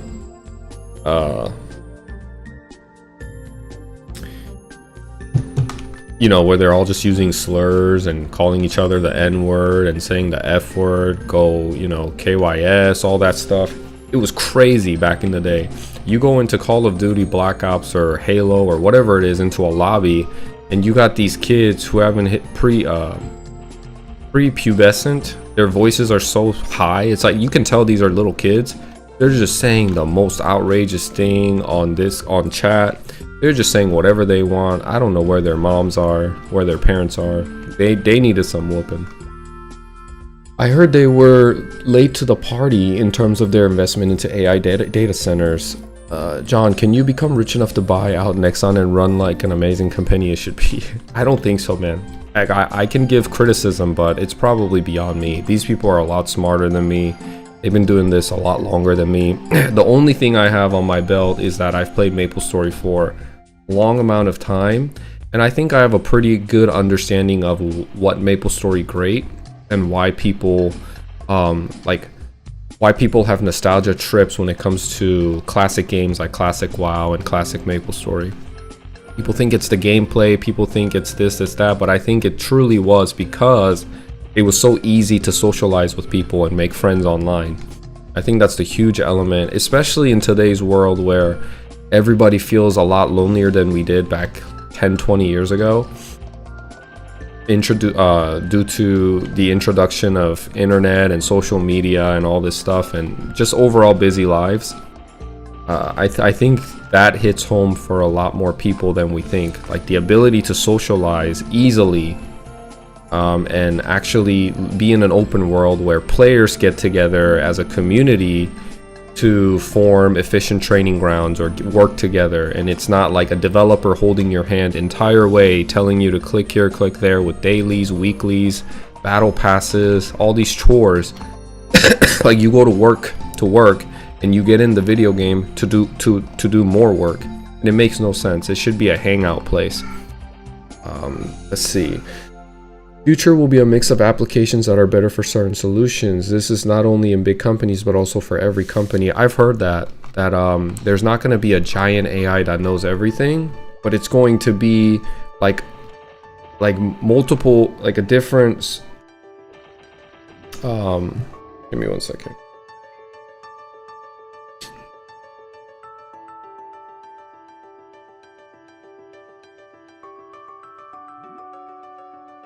It's going to be multiple applications that are specifically trained on whatever, and that's going to be like essentially the powerhouse of AI. And maybe like really in the distant future we'll have super intelligence like general AGI, artificial general intelligence. Okay, maybe you all are in the know better than me. I can't think of one thing positive that has come from an AI. It's mostly garbage. Well, I will say AI has helped us. Well, you know, we wouldn't know because we're not going through it unless you're fighting cancer or you're fighting a bad disease. Apparently, AI has done tremendous work on finding like in the medical industry. It has done a lot of work to simulate protein buildups and identify wrong proteins that could lead to cancer and stuff like that. I just hear about it, but you know, because I'm not, thank God I'm not like detrimentally sick, I don't have to know much more than just reading headlines and an article piece. When it comes to AI, what good has it done? So I sell clothing online, right? So I have a little bit of a touch and a little bit of a taste when it comes to Shopify, when it comes to all these softwares that offer AI like bundle pack, like subscription packages. Like Canva also uses AI, and I have Canva. That's for YouTube and for my clothing business. And AI is good at certain things. I will say, when I tell an AI in Shopify, hey, can you write me a code that will allow this section of my webpage to behave this way, or like very simple things, because I'm not a coder, I don't even know how to ask it. I don't speak its language, so it's hard for me to get in depth and ask the AI exactly what I want it to do. But so my workaround is I usually use AI more of an assistant. I'll do the work myself and figure it out, like searching, Googling, or like one way or another. And then if there's certain things that the AI could do, maybe to reduce the time. That's one thing AI is good at. It's good at reducing the time you spend on certain things that are tedious or repetitive. They're very good at like dealing with numbers and organizing things. Now, when it comes to like, because what you're asking the AI, the reason why AI can't really figure out when it comes to creating things or taking demands from a person that's like that requires multiple steps is partially is because we don't speak the AI language. So if you, and there, that's the biggest, I think, hurdle they have in the AI is when you tell an AI, right, like, teach me how to make coffee, it's gonna show you the most basic way to make a coffee. But if you if you ask AI, well, I want the coffee to be smooth and like all these subjective languages that pertain to the experience of the individual. Like what is a smooth coffee to you might not be exactly smooth to the person next door. But when you tell an AI anything that when it comes to your subjective experience and you inject that into the chat, it sometimes the answer isn't satisfactory. That's because AI is trying to serve a mass amount of people, and they're just trying to serve. They're trying to do their best when and serve and give the right answer that fits for, let's say, 90% of the population. And that's just an example with the coffee thing.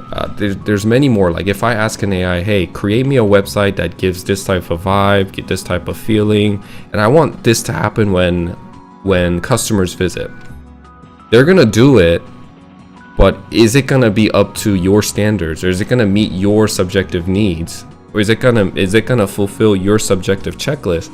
AI is just trying to try its best to give what the person that's typing in the prompt is asking for, but I think it fails in that aspect. So when I was working with AI, I would ask AI to just organize my stuff. One time I asked AI, hey, can you make a ledger for this tenant that I have, and this is that, just can you make me a ledger for a year? And boom, it did that like pretty clean in a second. So when it's very objective, right, you're giving it demand, you're giving it instructions, demand, very clear cut on what it is. When there's no emotion in the prompt, it does it pretty well, in my opinion. It saves me a lot of time when I'm trying to organize, work with numbers, create Excel spreadsheets, stuff like that. It did really well. It's funny how much time it takes Nexon to release a game that was already released before.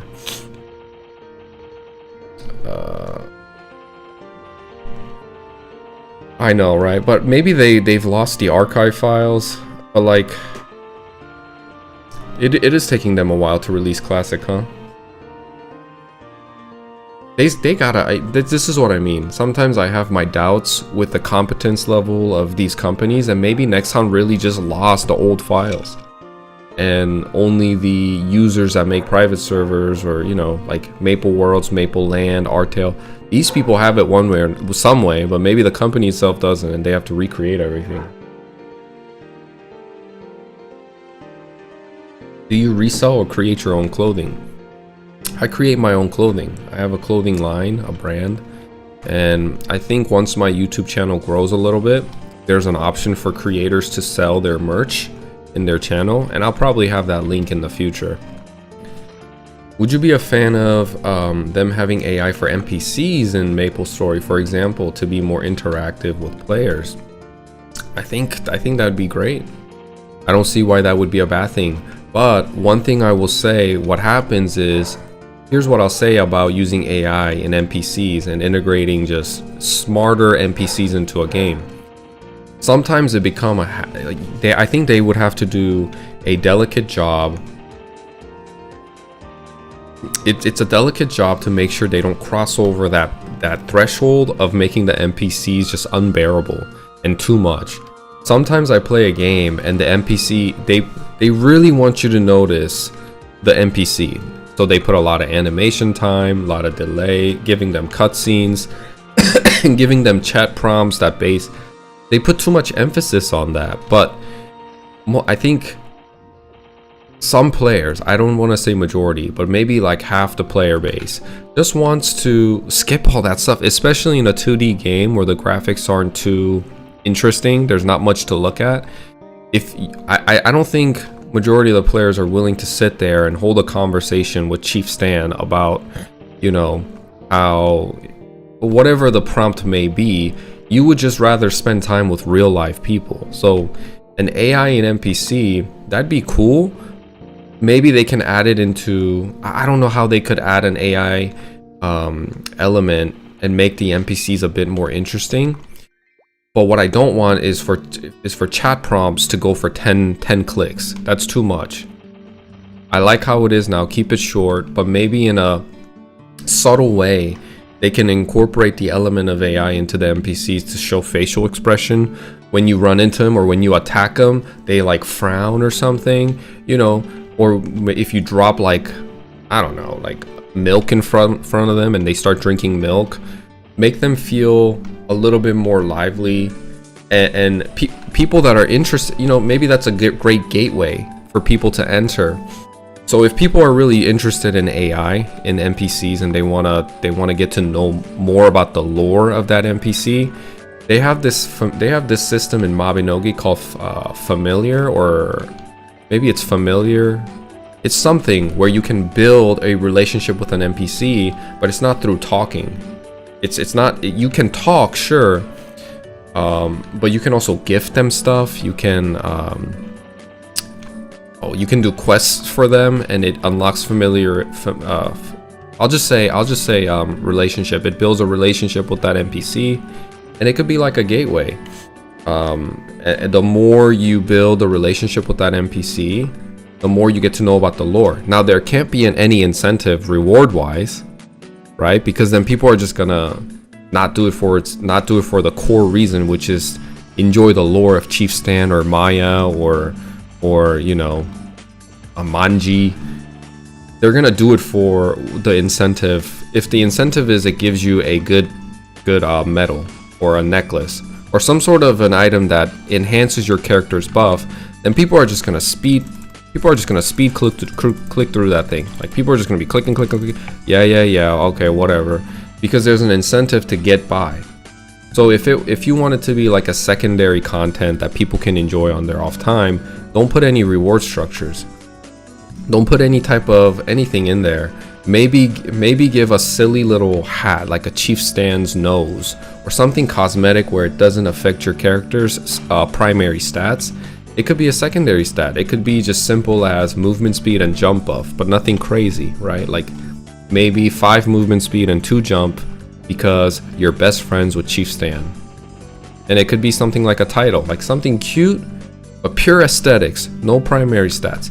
Because what's gonna happen is, there's definitely a set of people that are not like me, that likes to sit there and read through the quests and want to understand the lore of Maplestory, and even on an individual character basis.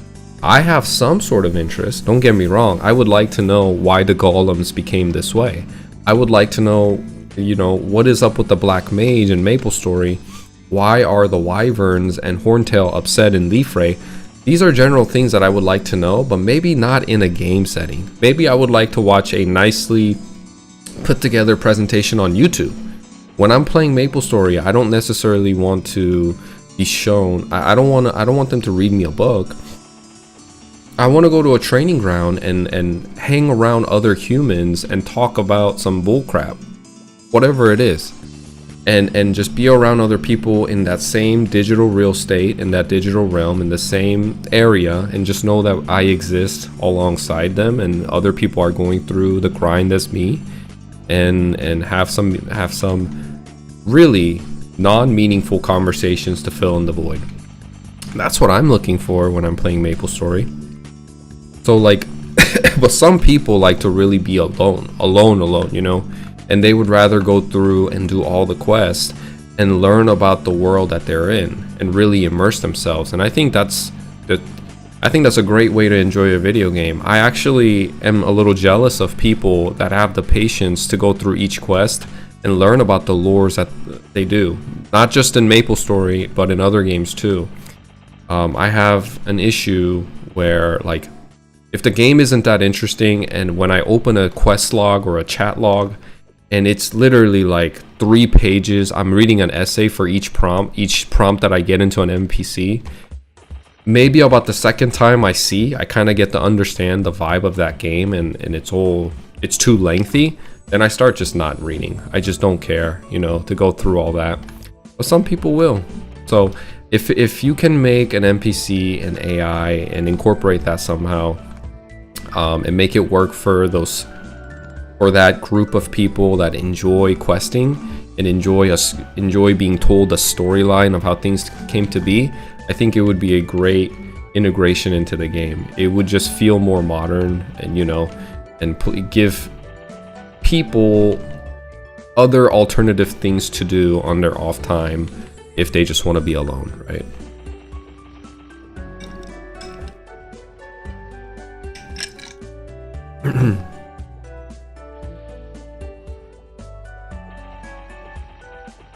I think that's what I really like about Mapleland, is that they do things like that really well. Not with like live agents with AI, not with AI with NPCs, but when it comes to Mapleland doing events intermittently in between big patches, they release event items like this. It's just a pure aesthetic. Sorry, I'll just show you like this. This. It's just an hairpin that goes on my head, but it's an event item that I got. Doesn't have any limited time, it doesn't have any crazy buff, but it's pure aesthetics that I just like collecting. I love collecting things like this. My Dragon Knight has more, but I also got this Rudolph hat. Rudolph antlers, my bad. As an event item, and it lights up when you jump and you just look like a little Rudolph. It's pretty cute, right? I like collecting things like that.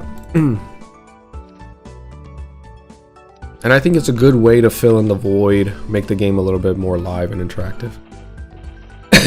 Do you think nostalgia carries this game? I think Gen Z is not interested. I do think nostalgia plays a huge part, yeah, for sure. I guess we're just different. You know, like when I look at Gen Z and the games they play, you know, we were that age when we first played Maplestory and we had a great time. How come they can't? Like, what's the issue? You know, they just grew up in too much exposure to fast-paced thing, exposure to high levels of dopamine, and especially like, you know, kids that grew up on iPads and stuff and watching a lot of videos growing up. They're gonna want something a little bit more fast-paced. They're not gonna understand the charm of this game. But hopefully there's enough people, enough young kids, even in a large, like in the whole population of kids in general, hopefully there's a group of kids who will find charm in this and carry out the nostalgia into the next generation. You know? I don't want to believe that Maplestory is gonna die out with our generation. I want to believe that there's more to this game because one, it's affirming my belief and my view and my analysis of the game. And that's always, you know, it makes me feel sane, I guess. And two, there's really no other game like this. And if this dies out, what do we have where if we want to experience this sort of gameplay, what game do we have in the gaming industry now that offers that? Some people say Roblox, Minecraft, that there's proximity chat and you can make friends there and do silly things. Maybe, but maybe I just haven't given it a try. But I don't know. I can't see myself giving Roblox a try or Minecraft a try. I gave Minecraft a try. I thought the game was too rough on my eyes. I was getting like a headache because it was too pixelated. You have to be like right in front of the mine as you're mining. And everything's so pixelated, my eyes started to hurt after a while.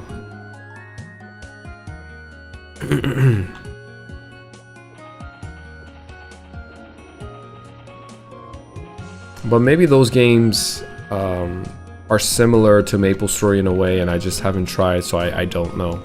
You know?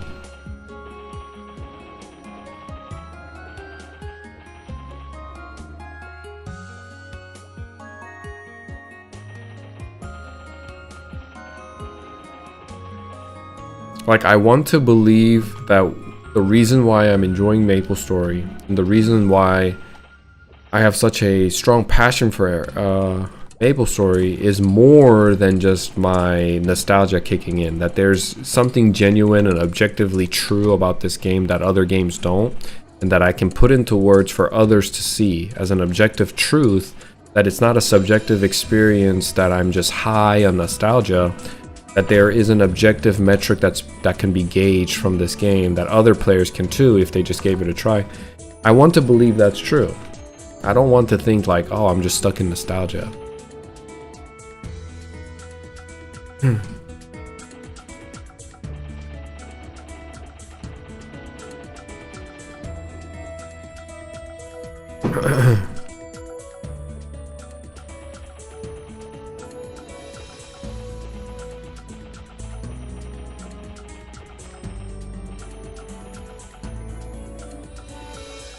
That is very relatable. It is true, yeah. I think we all want to believe that, right? Like, it's a game that we all, like, if there's a game that we play and we enjoy, we want it to be that, like, it's just not me enjoying the game, that other people would enjoy the game too if they played.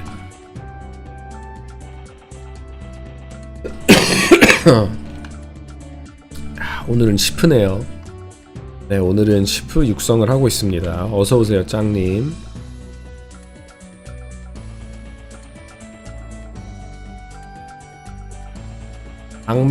낭만의 직업 시프.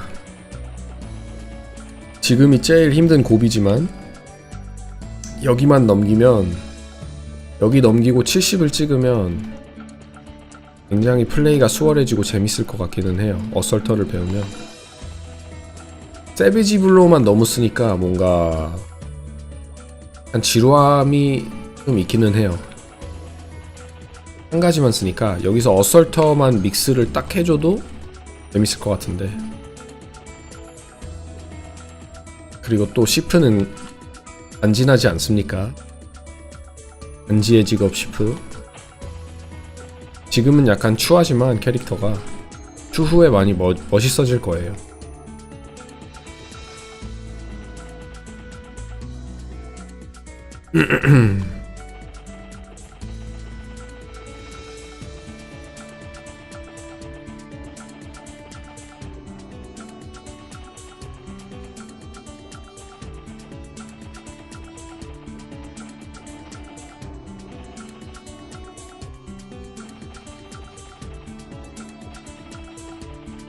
천류 혈참살이네요. 세비지 올라온 한자. 오, 한자를 아시네. 베어서 하늘에 피가 흐르게 한다, 그런 뜻이. 우와, 저 늘 궁금했거든요. 시프에서 나오는 한자가 이렇게 아시는 분 만나니까 너무 신기하다. 천류 혈참살. 류는 뭐 뇌를 말하는 거겠죠? 라이트닝, 번개, 류, 그쵸? 혈은 피, 참은 뭐 참하게 죽어라, 좋게 죽어라 이런 뜻인가? 참이 굿이잖아요. 굿. 살은 살인할 때 살, 그 살인가? 제가 이 한자를 한번 알아봤거든요. 구글에 쳐봤어요. 시프에서 나오는 한자가 뭐냐, 영어로도 검색해보고 한국어로도 검색해봤는데 없어요. 이게 정보가 찾아보려고 해도. 구글에는 없던 걸로 기억하는데 아시니까 참 신기하네. 돌조각도 많이 사시나요? 돌조각이요? 그냥 상점에 팔고 있는데요.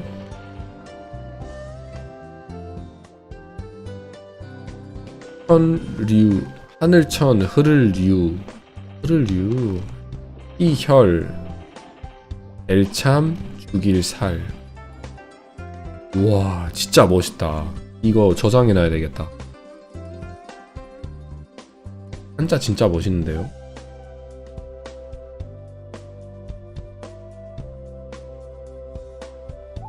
아, 흐를류구나. 흐를류, 피혈은 알았고, 하늘천, 천류라고 해서 나는 뭐 천둥, 뇌, 류 그런 유자인 줄 알았는데 아니구나.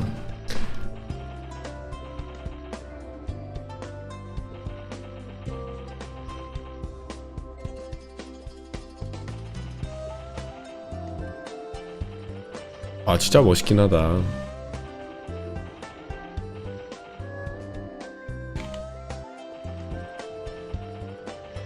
하늘천, 흐를류, 피혈, 벨참, 죽살. 죽여주네 한자.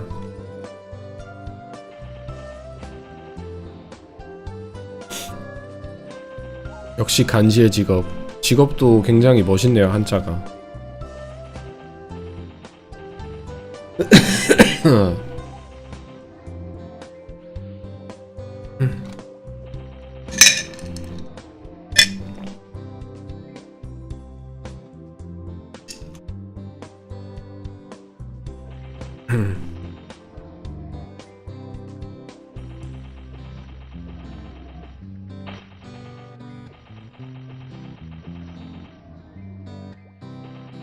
I'm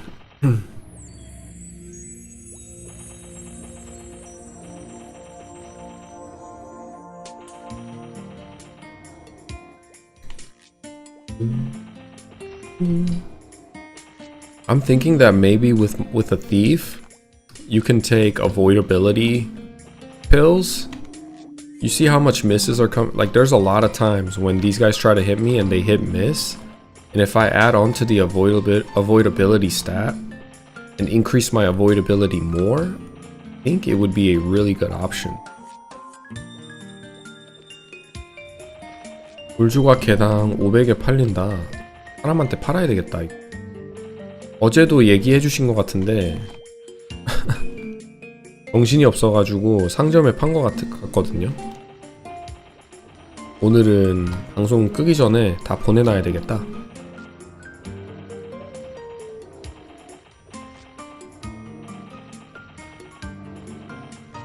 한 시간 넘게 했을까요? 조니파더 거의 2시간 했네?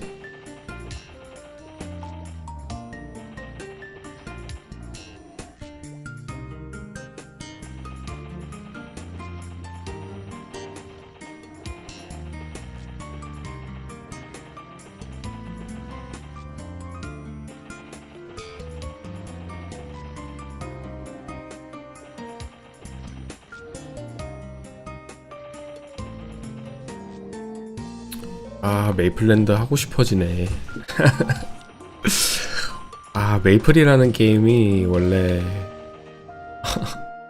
할 때는 접어야지 재미없다 지루하다 느끼는데 이제 한 어느 정도 안 하다 보면 계속 생각이 나고 그런 게임인 것 같아요. 솔플하긴 힘드냐고요? 그렇게 힘들진 않아요. 힘들지 않습니다. 저는 솔플하는 걸 꺼려하지가 않아가지고 게임을 즐기는 걸 그냥 느슨하게 즐기는 편이라 스트레스 받지도 않고 어차피 지금 그러니까 멘탈부터 차이가 좀 있는 게 저는 이런 걸 즐기는 것 같아요. 그냥 뭐 파티하면 좋기는 한데 뭔가 부담이 있다고 해야 하나? 가끔은 그게 좋기는 가끔은 이렇게 부담 없이 솔플하는 것도 좋아하기 때문에 저는 나쁘지 않습니다.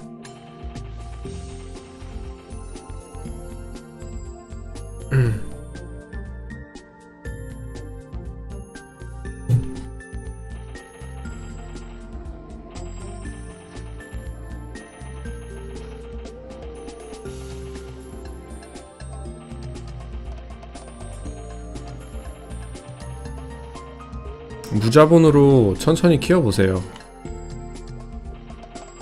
어떤 캐릭터 키우시게요?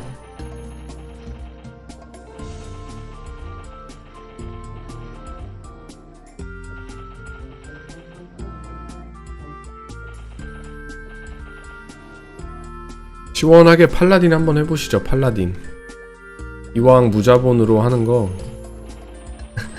정말 무자본에 좋기도 하고 팔라딘이 다시 돌아오시는 건데 이번에는 좀 빡빡하게 하시지 마시고 천천히 게임처럼 즐기시면서 낭만의 팔라딘 한번 가보시죠. 골플 위주로 하는.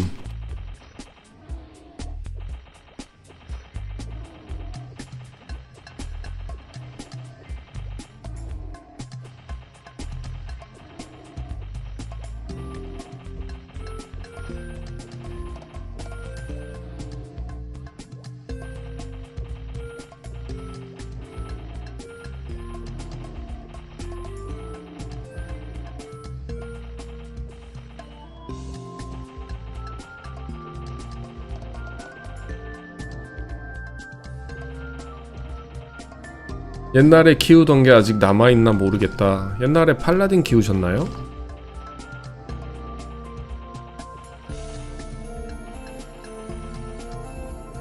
팔라딘 이미 키우셨으면 다른 걸 키워봐야 되는데 저를 본삼아서 시프 육성하시죠. 3차를 바라보면서 같이 시프 육성합시다. 많은 분들은 4차를 되게 기대하시는데 시프는 저는 3차가 굉장히 많이 기대가 돼요.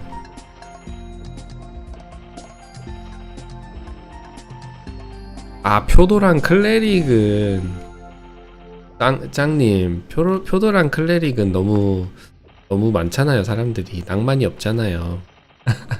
이번에 나이트 한번 키우시죠. 무자본으로 키워서 열심히 퀘스트 다 깨고 돈 되는 퀘스트, 그리고 아예 이제 게임처럼 즐기실 거면 퀘스트 매니아 도전하시면서 하루에 퀘스트 하나씩 깨기. 그러면 한 2개는 깨야 되겠구나. 아니다, 하루에 퀘스트 3개 깨기. 하루에 3개만 깨면 4달 안에 퀘스트 훈장 얻을 수 있습니다. 퀘스트 매니아. 퀘스트만 깨고 레벨업을 해도 진짜 한 레벨업 많이 할 수 있거든요. 50까진 찍을 것 같은데.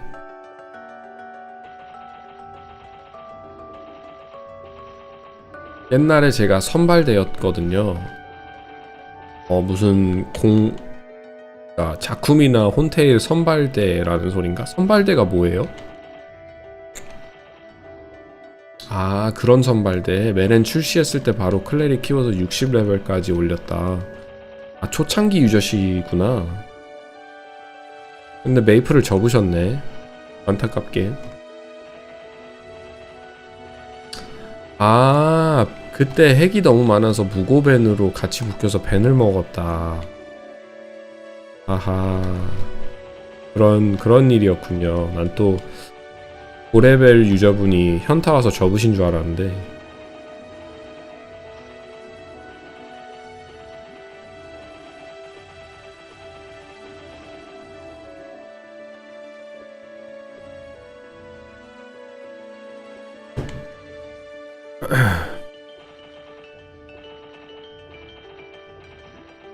문의를 했는데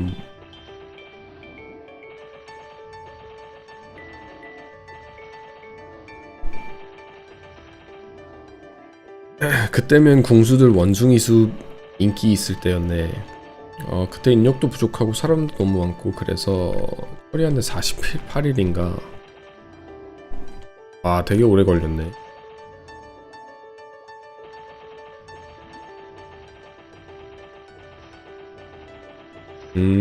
좀 어이가 없긴 하셨겠다. 안타까운 일이네요. You stream on Twitch as well or YouTube? I'm streaming on Twitch too.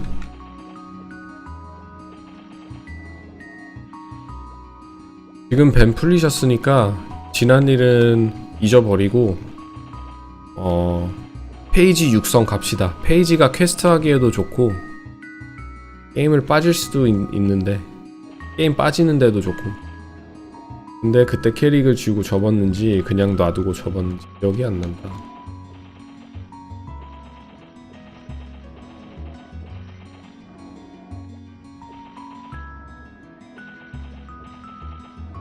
아니 근데 그 원숭이 숲은 그럼 사라진 건가요? 저도 원숭이 숲을 그 전사 키울 때 가보고 싶어서 찾고 있었는데 3단계로 된 원숭이 숲 있잖아요. 1단계, 2단계, 3단계. 그리고 거기서 에로오붐을 날릴 수 있는 자리가 있었는데 엘리니아에 있는 원숭이 숲, 거기가 전사가 사냥하기도 좋아서 찾아봤거든요. 근데 없어졌나봐요. 지금 그때 원숭이 숲이 인기 있었을 때라고 하셨는데 약간 추리를 해보자면 옛날엔 있었는데 지금은 없다? 사냥터가 너무 효율적이어서 떼버렸나? What's your Twitch name? I can't find anything on your YouTube profile. Let me see. I remember visiting Korea as a kid and seeing people play Maple in PC방s. Did you play in PC방? I did, man. PC방s were great. Let me give my buddy here Twitch. Let's open for him. My Twitch name is actually in Korean, so it's hard to find.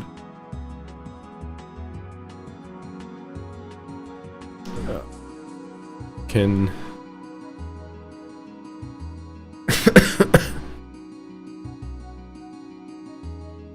here you go. Here's my Twitch. I'm gonna put this in my chat, I think.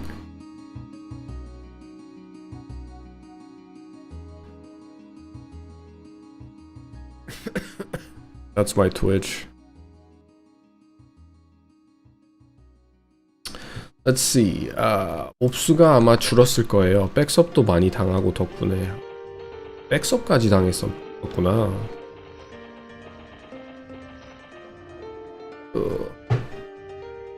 Infernal Ginger. Who is that? There we go. Are you the chipmunk? Are you chipmunk?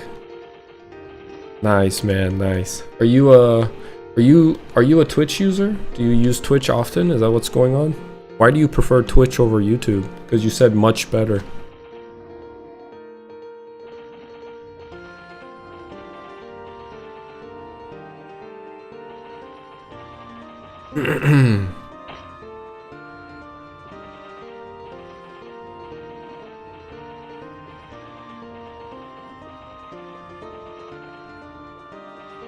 I'm just used to Twitch's format and layouts. Oh, gotcha. Okay, man.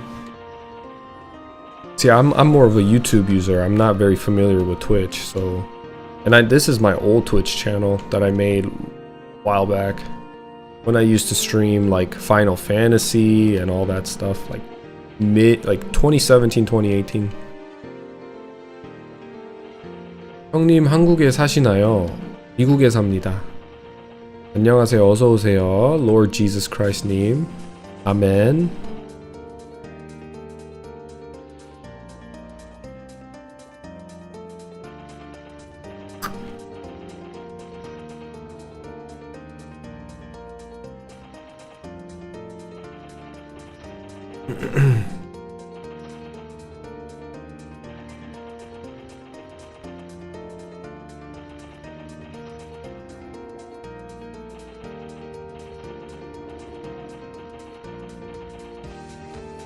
시프는 캐스트베니아 훈장보다 이제 루돌프 훈장이 사라지고 이벤트 중간에 낄 훈장을 찾아야 되는데, 제가 듣기로는 빅토리아 아일랜드 탐험가인가? 뭐 어디지? 무슨 모험가 탐험가인가 훈장이 굉장히 좋다고 들었거든요. 다시 퀘스트매니아 도전하기는 약간 꺼림칙한데 400개의 퀘스트 도전한다는 게 쉬운 일이 아니라 너무 쫓길 것 같은 느낌이 들어서 하기 싫거든요, 솔직히. 아 맞다, 크림슨 우드 배지 있지. 근데 그거 퀘스트 굉장히 어렵지 않나요? 실버스타일 거예요 아마. 그게 실버스타 훈장 뭐 이렇게 알고 있는데, 크림슨 우드에서 받을 수 있는 거 그것도 정말 받기는 해야 할 텐데. 아 근데 그게 훈장이 옵션이 너무 좋던데요? 그런 옵션이면 다른 훈장 정말 쓸 이유가 없는데, 그쵸? 스탯 거의 5씩 주던데. 그게 빅풋을 잡아야 주는 건가?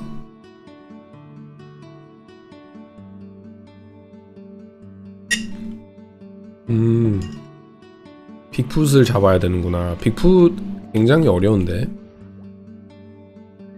메렌의 의자 구현됐죠? 의자는 구현됐고 창고는 아직까지는 없어요.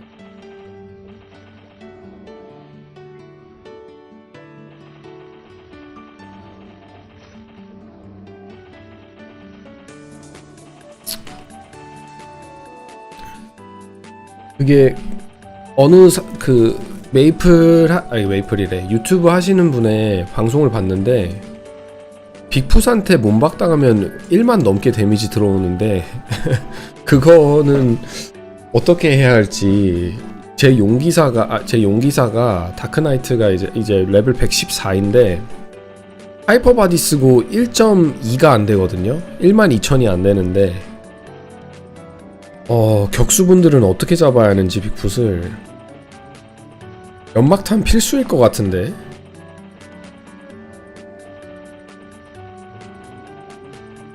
잠시만요.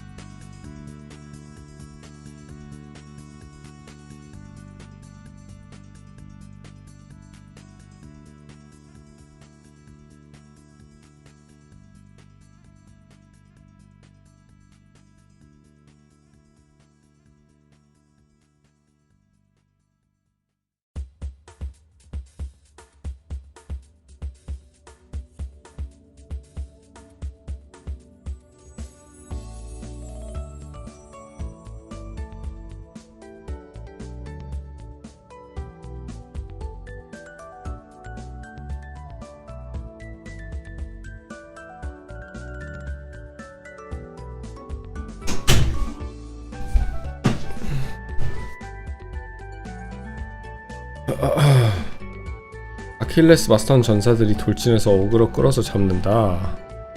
오. 캐릭터 만들었다. 팔라딘 키워볼게요. 친추 주세요. 같이 친추 해놓고 뭐 나중에 만나면 뭐 만날 수도 있고 제가 찾아갈 수도 있고 열심히 키워보세요. 재밌을 거예요 아마. 너무 포율이나 뭐 이런 거 따지지 않고 그냥 천천히 즐기시면서 하면서 캐스트도 대부분 캐스트 깨는 것도 사람들이 목적을 두고 캐스트를 깨잖아요. 뭐 돈을 벌려는 목적으로 돈 되는 캐스트들만 한다든지 아니면 캐스트 매니아의 훈장을 달기 위해서 정말 간단한 퀘스트들을 깬다든지 목적을 두고 하는데 그런 거 없이 그냥 게임에 좀 빠져가지고 퀘스트들도 천천히 읽어보고 거기서 나오는 퀘스트에서 보상으로 주는 아이템들도 간직하면서 하시면 천천히 하시면 재밌을 거예요. 분명히 다른 방식으로 게임을 플레이하시면 너무 효율에 목매이지 않고 그리고 이제 파티 사냥 개념과 다른 사람들이 추구하는 그 다른 사람들보다 우리 모두 다 추구하는 방식 플레이 스타일대로 가는 게 아니라 그냥 나만의 길을 걷는다는 느낌으로 그게 완전히 팔라딘이지 않겠습니까? 그런 식으로 하시면 참 좋을 것 같아요. 그냥 친구 추가요? 여기서 하면 되는데 이렇게 Why not just go to Forest of Golems instead? I could. Forest of Golems is a little bit bigger of a map. And because I don't have much mobility other than haste, if I don't have to climb ropes, it's better for me. And there's no ropes in this map. I can just jump up and down and this is a lot quicker from the interval between me hitting a monster to the next monster is a lot shorter here than in the Golem of Forest because the map's bigger. You actually have to climb the rope for about a second or two. 팔짱맨 Level 1.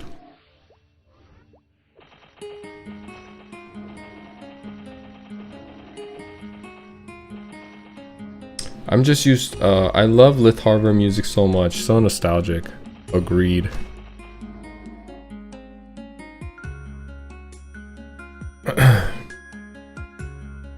Lith Harbor's iconic. All the Victoria Island towns are iconic.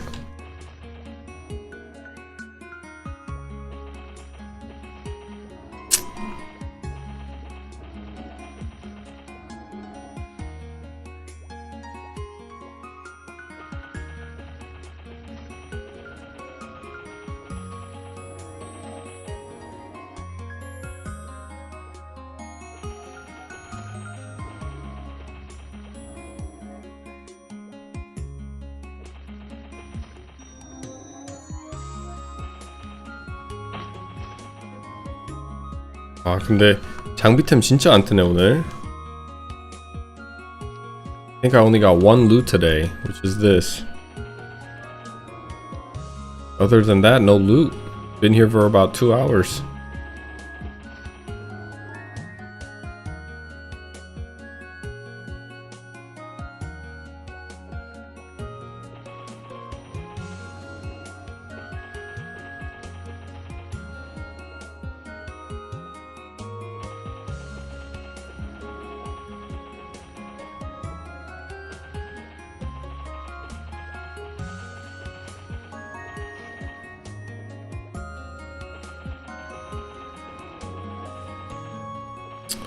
What's one thing you like about modern Maplestory?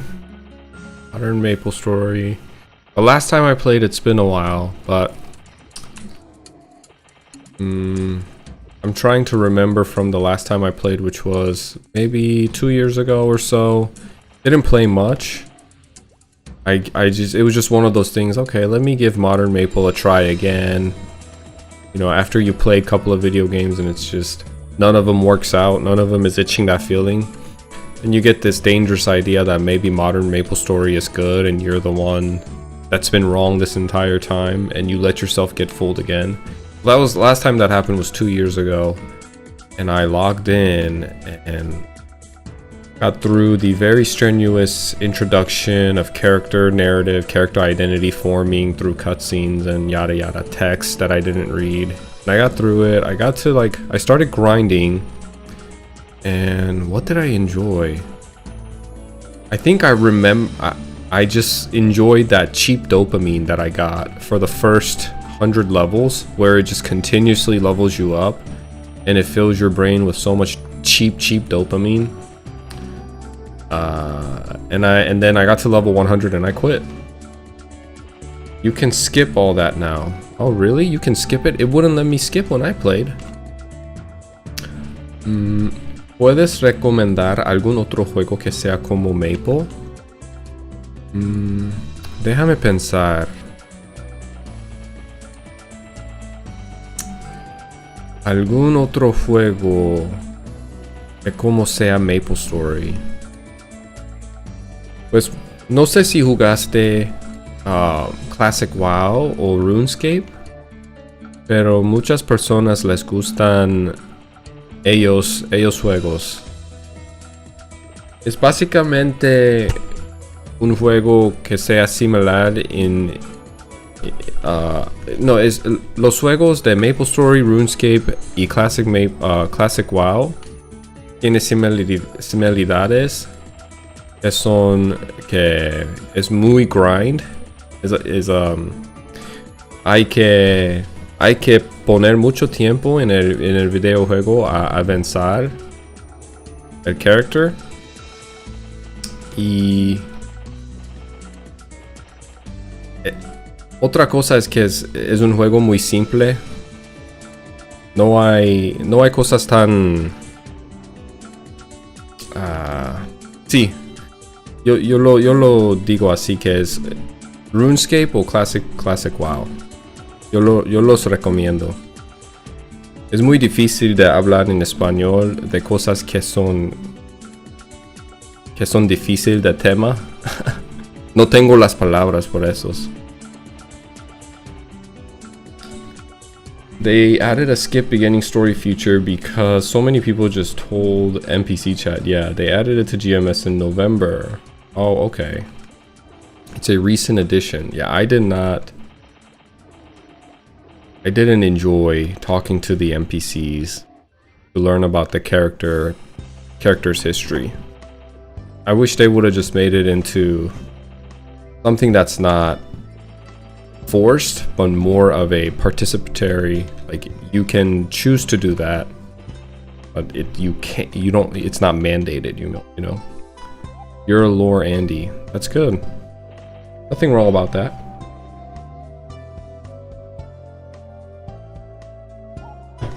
I think my thing is, if I enjoy the game, I'll eventually want to know about the lore more.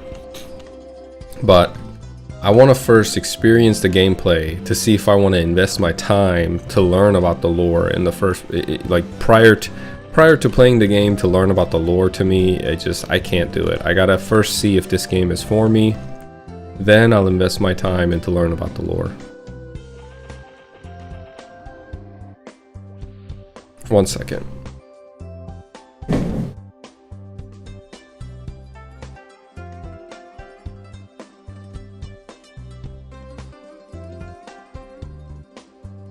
Man, I want some fries.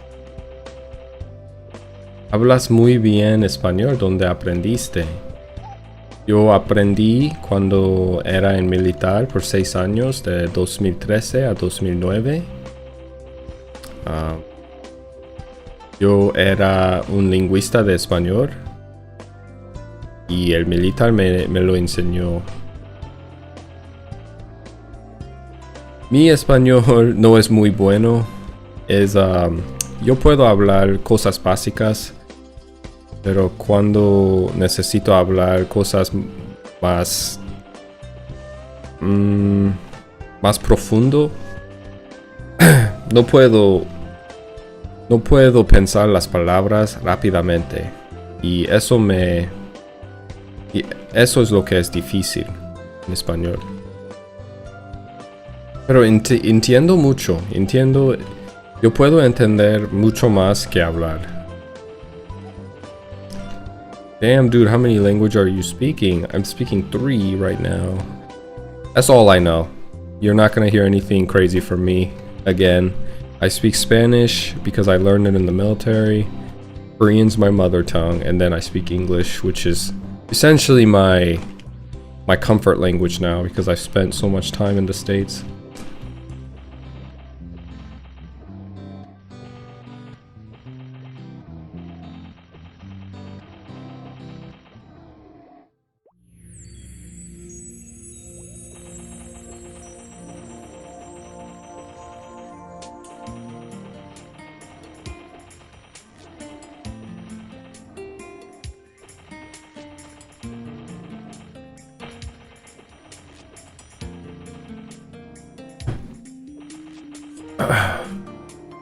Very impressive. Thank you, man. Appreciate it.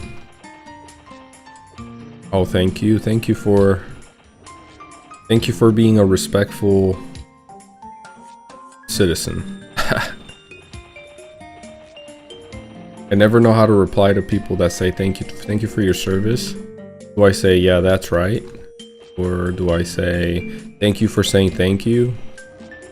Do I say you're welcome? I feel like it's too... If I say you're welcome, it's just like too... It gives off this weird vibe, like, yeah, you better thank me. You know which people are most impressive? Afghan people. Tell me why. I swear all of them... Oh yeah, because they have different dialects, right? Is that what you're talking about? With like Pashto, Urdu, stuff like that. Hebrew.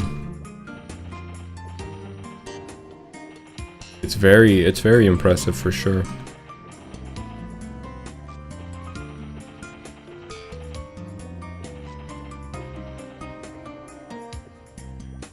Nah, you respond how you wanna. You respond how you wanna. It's a crazy world. Farsi. Oh, exactly. Farsi.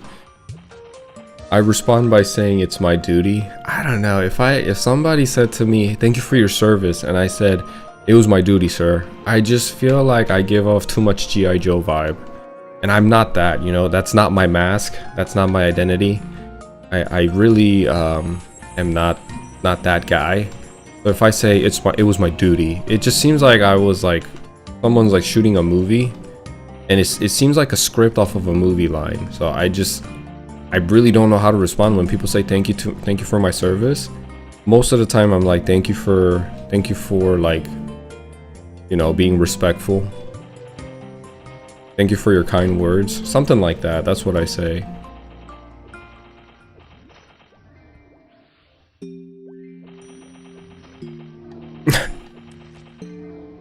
I'm not Afghan myself, but I was always stunned that they can speak so many languages so well. I had a chance to work with a lot of people from Middle East in the military and also post-military, and they're very impressive.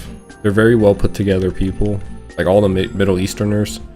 I worked with a guy from Lebanon. He was a nice guy, always dressed well, always on time for work. Older gentleman, probably in his 60s, loved football, loved soccer. And he spoke like 3 dialects too.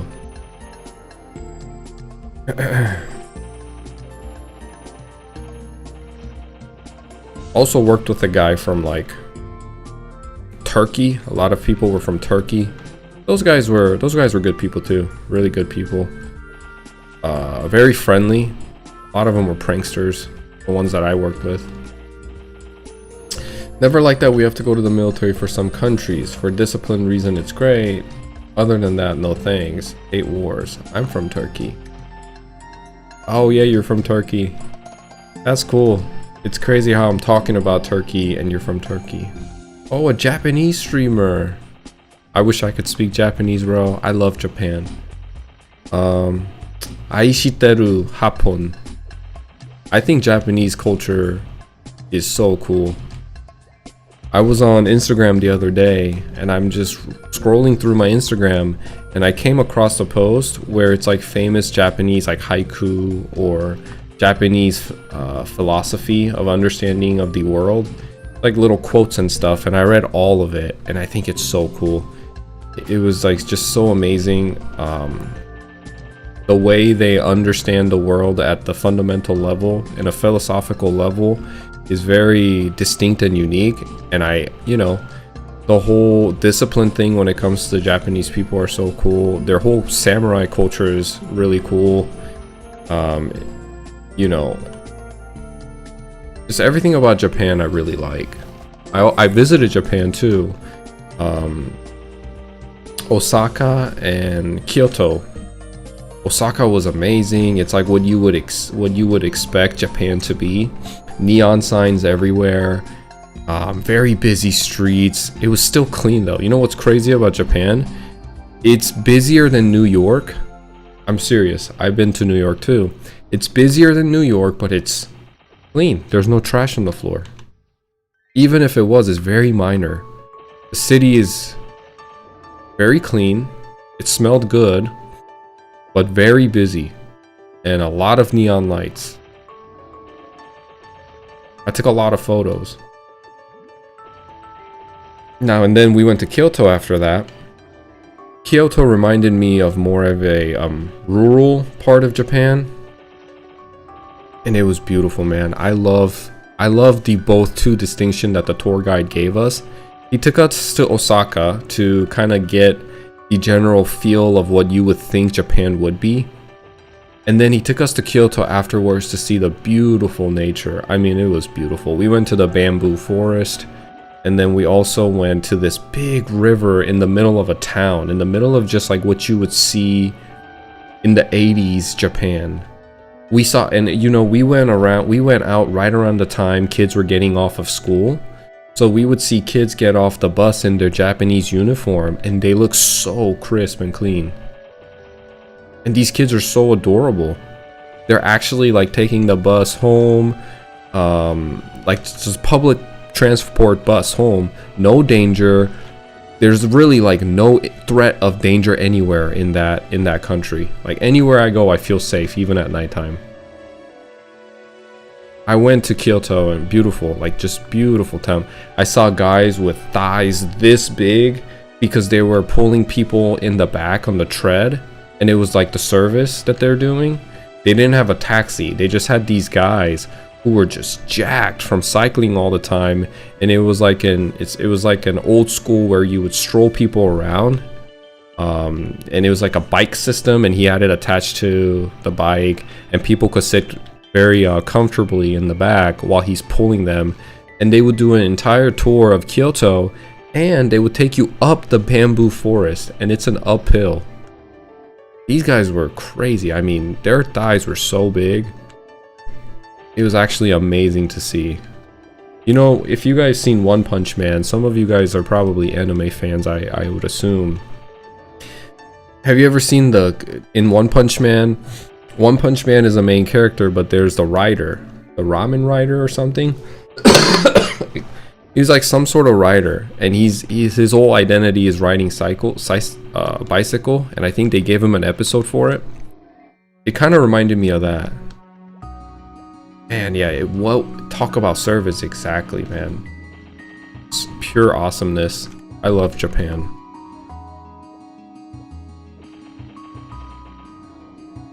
The food was okay. One thing I didn't like about it too much was the food I didn't enjoy the food as much as I thought I would. Me being a ramen lover, I was like, let me try the ramen and stuff. I didn't enjoy the food as much as I thought I would. Like, the ramen was pretty bland. I like the Korean ramen better. I like Korean food better. But that's probably because I grew up on Korean food, and my taste buds and my brain wiring connection when it signals that this food is good is already wired so much into the Korean calculation that my taste buds probably can't enjoy any other food as much as Korean. Moomin Rider, exactly. He knows Moomin Rider. Kind of reminded me of Moomin Rider. I've been snowboarding in Japan before. Solo seats in restaurants is what surprised me the most in Japan. They normalized going to restaurants alone. Yeah, they did, man.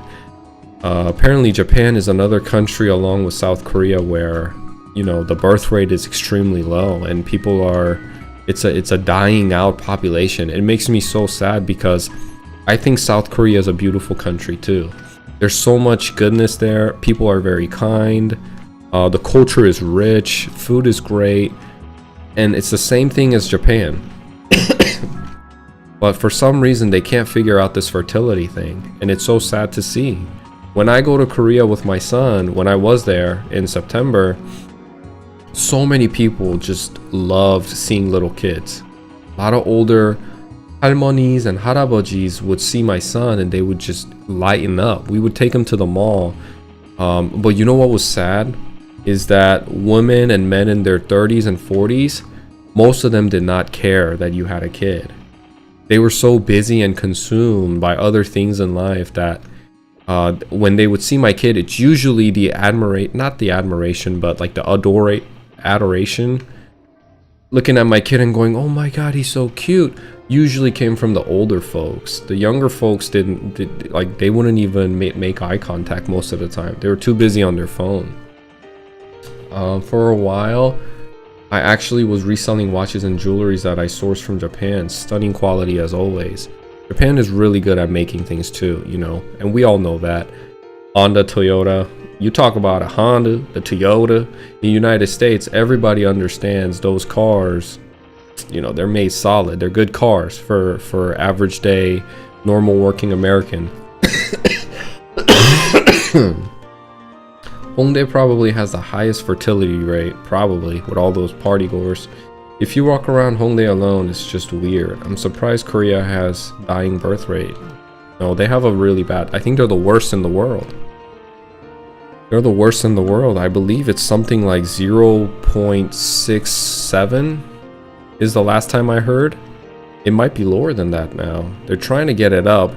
And you know, I have a cousin that lives in I have a whole family that lives in Korea, and my cousin is about to get married and he wants to settle and have kids, and I'm not sure how that's going because the last time I talked to him, which was last week, he told me they're having issues because of finances. And I'm just like, man, and that's probably the number one thing that's prohibiting younger folks to get married and have a life. Is that they want a certain lifestyle. They're not okay living in the conditions that their grandparents lived in. They want a certain type of standard, right? And especially men with no money, they just have no family background and wealth, and they didn't really do much with their education. And it's really hard in Korea, the economy, to find a job. And even if you have a decent job, they take so much out of your taxes that, you know, I can tell you a story about what my cousin said. He's a chef. He's a captain chef in one of the nice hotels, and he makes decent money. But he says it's better to not get a promotion and get a raise, but go from a job to a job that gives more social benefits, or there's more benefits to be reaped. And when I heard that, I'm like, man, y'all have gone too far into taxation that it's backwards now. You can get a nice paying job. They'll take so much of your money in taxes, and they'll give those tax benefits and like social benefits to people that don't have jobs. So what happens is a lot of older folks and people without jobs and younger folks or people with disability get all this money from the taxing working class, and it's prohibiting the working class to make any sort of like wealth. They can't build wealth up with that money. So because the money they get that's not taxed, their income, their net income, goes into providing for a woman that has such high standards in Korean standards that essentially they're really stuck between a rock and a hard place, and they kind of feel squeezed. And a lot of men just stay single, and they don't pursue marriage. They don't pursue any of that because they feel like it's gonna squeeze the life out of them, which it will with the current system. So I have a lot of empathy for Korean men, and I have cousins that are in my age range. One guy became an accountant, so he's made it. He's good. It's a lot of studying you have to do to become an accountant in Korea, but he passed the national exam and everything. He's good. One of my cousins who works at the hotel as a chef, he's essentially telling me like he's having a hard time finding middle ground with his fiance because she wants a certain type of lifestyle that he can't provide, and she wants him to be working 2 side jobs while working a main job. And you know, it's not necessarily all her fault. There's more to the story. Basically, she's not an evil witch, but he also feels this squeeze that's gonna be inevitable. Maybe he really feels it now. When you're dating a woman, when you're dating a girl, you don't necessarily think that far ahead unless you've already been there and been divorced and you learn from your lesson. You have to, you know, there's a lot more to a marriage than just being in a relationship and going on dates. And we had to talk about that because this is his first time being in a long-term relationship, and also now going into the next step of being engaged and potentially getting married and potentially having kids. He loves kids. When he sees my boy, he always talks about how cute he is, and he held him all the time.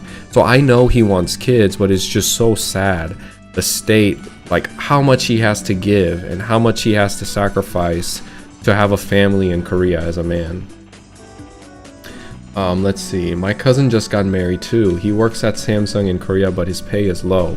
He took out a massive loan for his wedding and house. Yeah, man.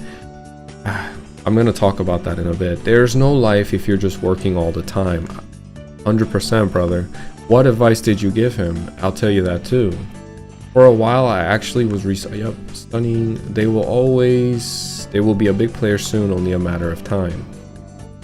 Essentially, when I talked to him, let me talk about the situation about the massive loan for a wedding and a house. Let me just tell you how crazy this is that two of my cousins are getting married. Like I said, all my cousins are generally in the same age frame as me, so we're all pushing like early 30s, mid 30s now, and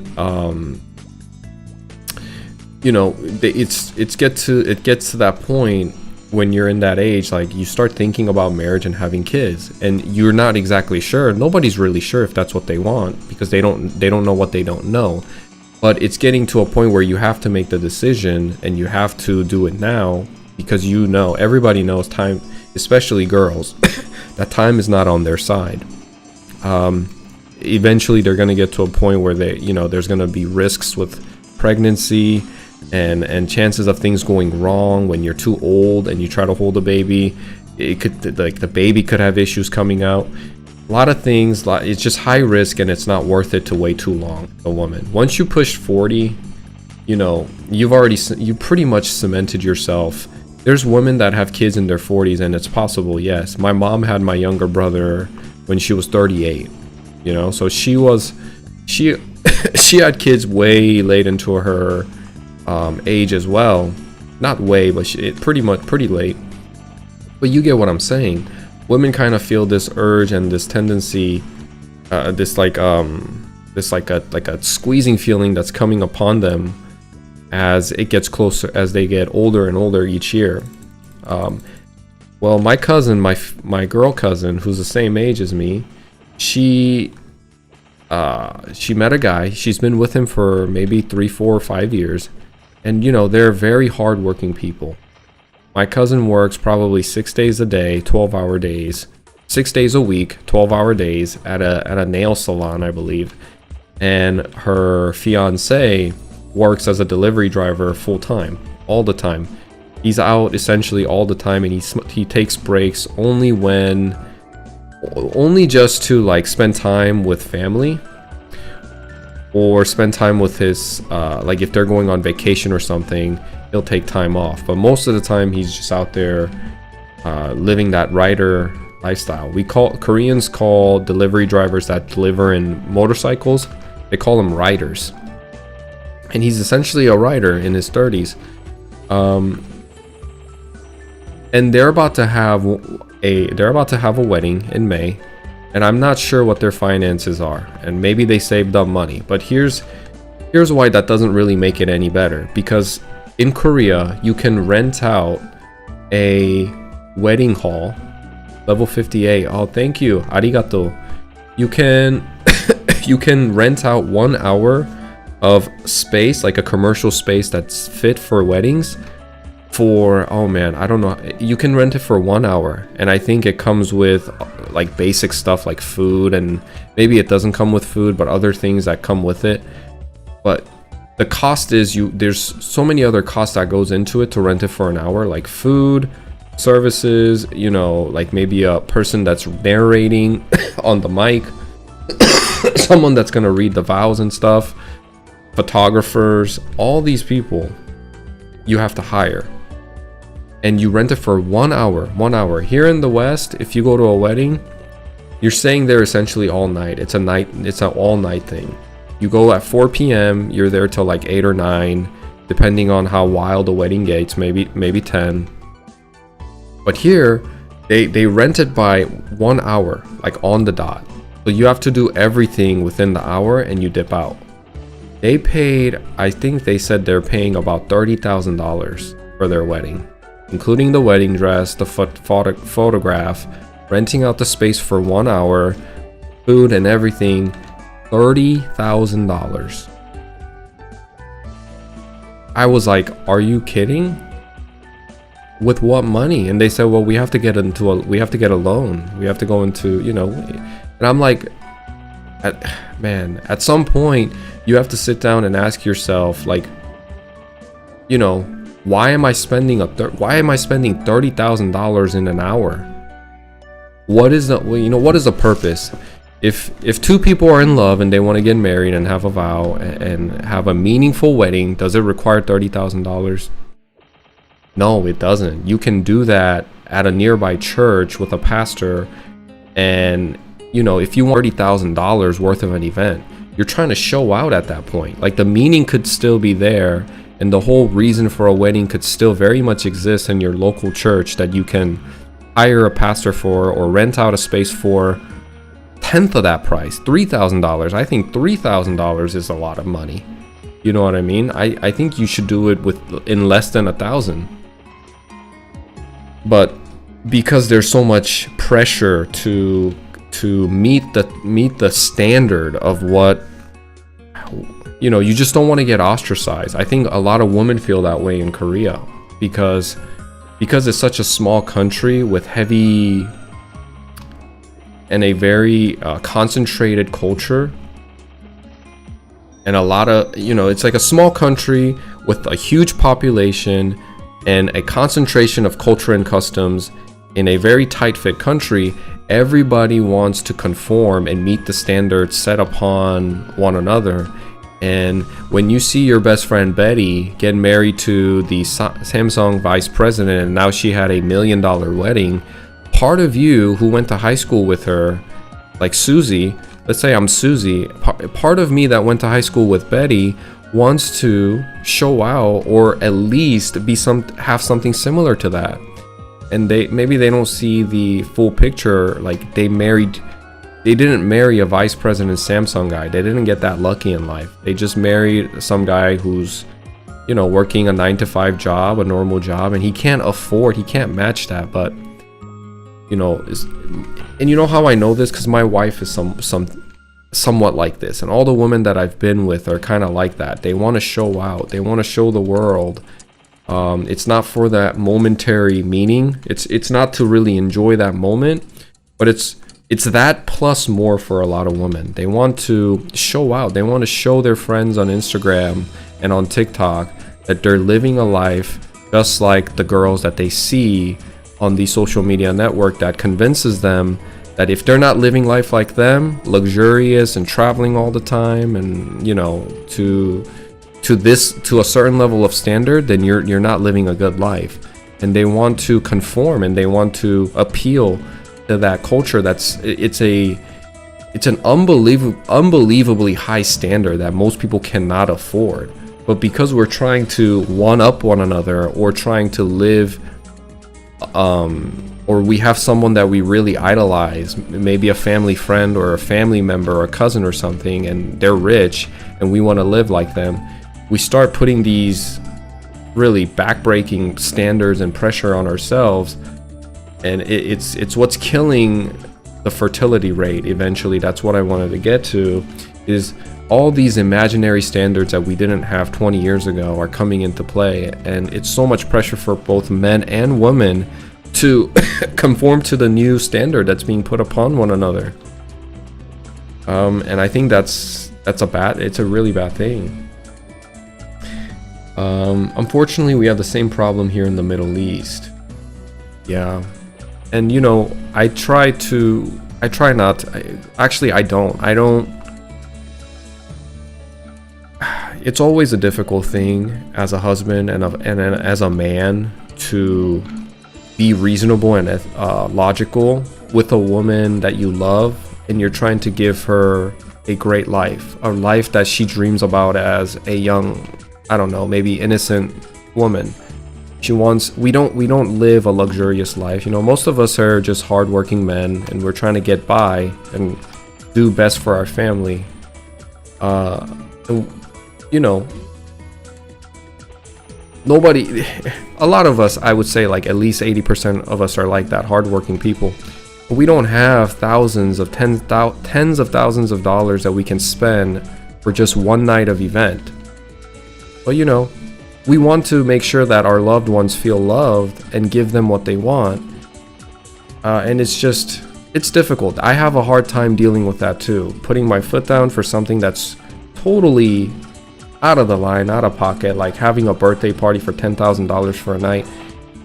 Extremely like a hard no.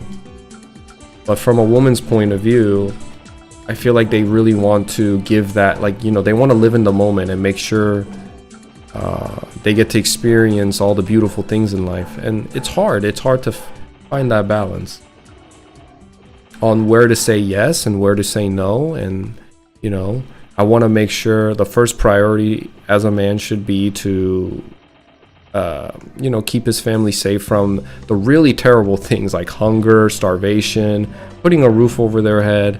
But when those things become so normalized, I guess, or feels like it's not an immediate threat, then people start having other type of needs that they want to fulfill. But I'm pretty standard, I'm pretty basic, and a lot of my friends are this way too. They want to live a safe and comfortable life with their loved ones. And you know, when that becomes pretty normalized, then you know, women want to crave more. Women want to have more experiences. They want to travel more. They want to see the world. They want to go places with with the baby and stuff like that. So I guess it's just naturally what happens when the standard of living kind of goes up and there's new things that people want. When hunger isn't an immediate threat, you don't really think about being hungry in the future. You know what I mean?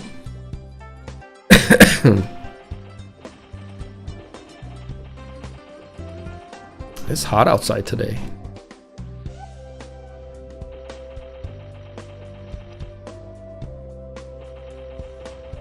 But yeah, spending $30,000 in an hour in a wedding was pretty insane to hear, and that they're gonna get a loan to do it, because after they do that, they you know, they have to get into another loan to buy appliances. They have to get in another loan to get a car, because right now they don't have a car.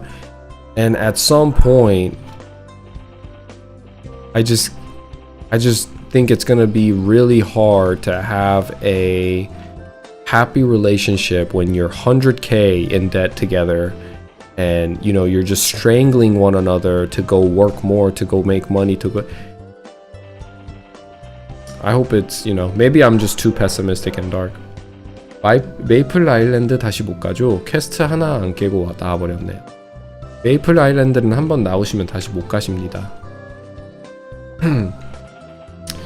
Do you have that kind of pressure to provide a lifestyle above your means for your family?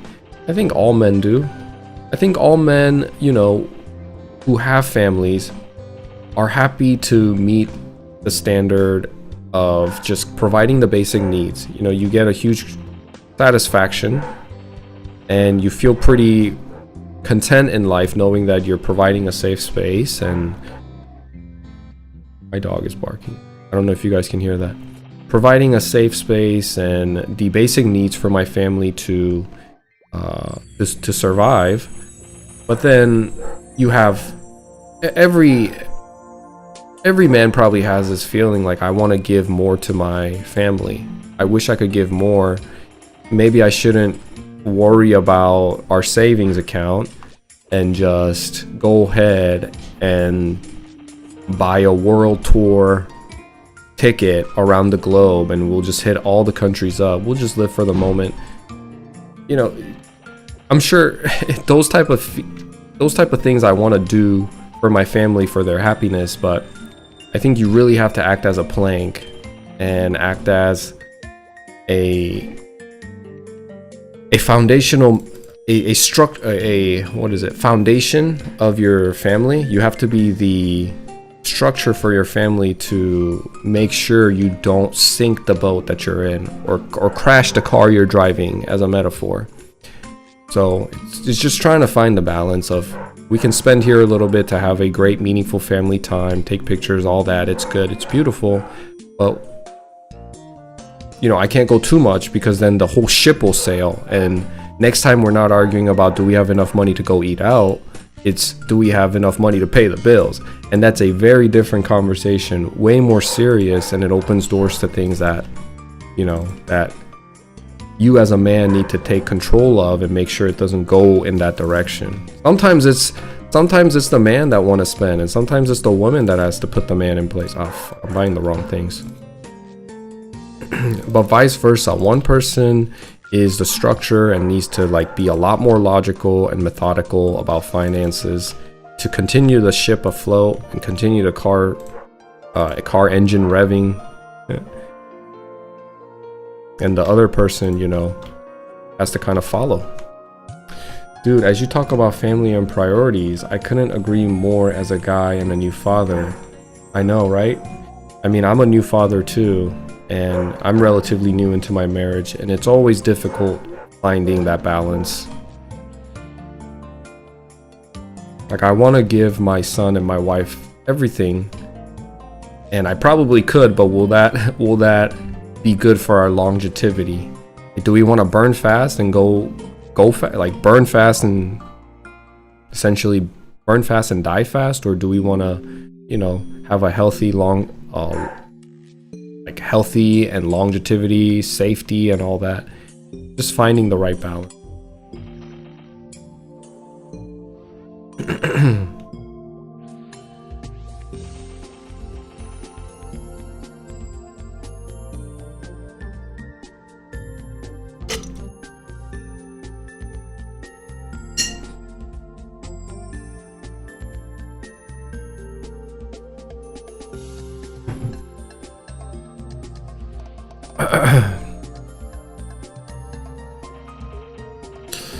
Said I was gonna talk about something else. What's up, millionaire? What's going on? First time chatter. Welcome to the stream. So you talked about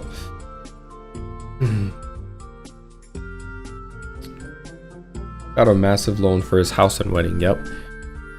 So you just get in a loan after a loan after a debt when you get married in Korea, and I think it's because they want, like, I asked my cousin, hey, don't you think it's better to just have a wedding maybe a little bit more privately or secluded, maybe at a nearby lake? You know, a lot of people here in the West have weddings by the lake because it's free. You don't have to rent out any place. If it's a nice weather, it's nice. It's all good. I think it's a great thing. I asked her that, but she's like, who does a wedding like that? That's not a wedding. That's not how you do a wedding. And I'm like, who told you there was a right way to do a wedding? But I don't think she, you know, because the country is like that and the culture is like that, they never think outside of what's expected, I guess. You know, that's a good word, expectation. There's a certain amount of expectation from one another in the Eastern culture that if you don't do it a certain way, you'll get ostracized silently. You know, and I think they fear ostracization way more than the Westerners do. It all circles back into how Eastern people are a lot more community centric. They have this mentality of herd mentality, and the whole country conforms to a universal culture. Whereas here in the West, it's a lot more individualized, and we have certain people are like, I didn't really know this, but apparently my stepfather was a druid. Like, he claimed to be a druid, and he could talk to the wolves, and you know, he told himself all these things. I don't know if it's true or not, but he was really good with animals, I will say. And he followed that philosophy and that ideology into his everyday life. So he didn't adhere to any type of standards being put on by the society as a whole, or even by his city or his little community that he had.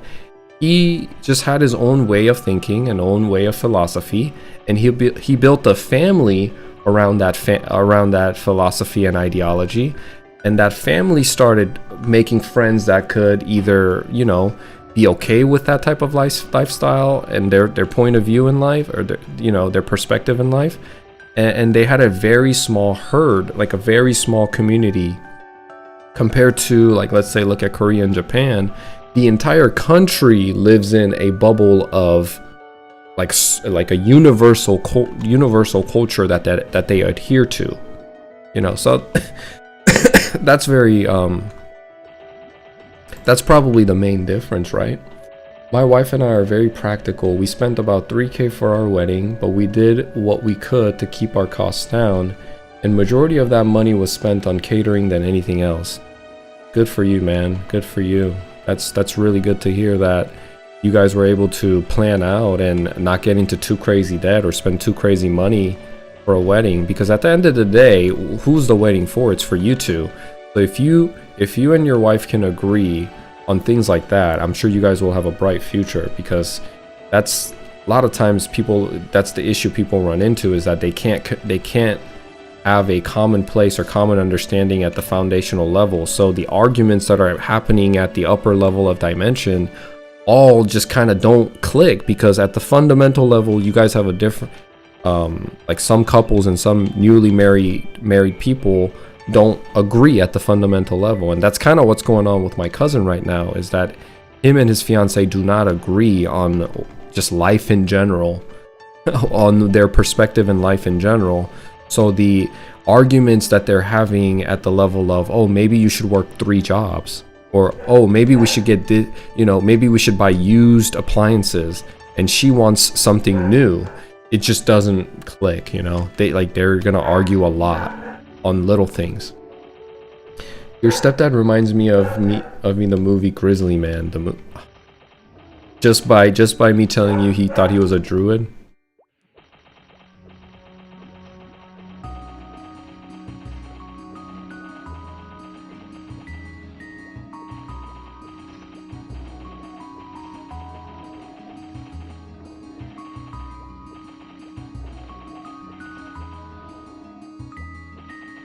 저 팔짱맨인데 전에 키우던 파이터가 있어서 이거 마저 키워볼게요. 초보자부터 키우려니 답답하다. 그쵸, 좀 힘들긴 하죠. 천천히 키우세요. 조금만 하다가 아까 뭐 빅토리아 아일랜드 나오셨다고 하셨는데 한 레벨 10 정도 찍으셨으면 거기까지만 하시고 가서 다른 게임 하다 오시고 쉬다가 오시고.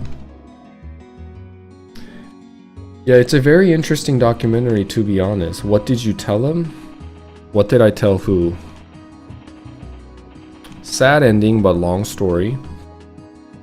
Long story short, this guy filmed himself living with grizzly bears for months and eventually got mauled. Oh my. That's not a... It sounds like a lot of people that feel connected with animals. Like Steve... What was his name? Steve... Is Steve Irwin? Is that the right guy? The animal guy. Irwin, right? Yeah, Steve Irwin died to a stingray. Now, it was an accident, but still, it's very sad. He got stung by a stingray in the chest. Apparently, it like pierced his lungs or something. What game is this? This is Mapleland and Korean Maplestory server. He thought he was a grizzly bear spiritually, but what advice did you tell him about getting 3rd job for his wife? Oh, I essentially, when we had a conversation, he told me, he kind of reached out to me because I think he, you know, Another thing is Korean men are very guarded. And I don't think he has, even with his friends. I know he definitely doesn't do it with his mom or his sister.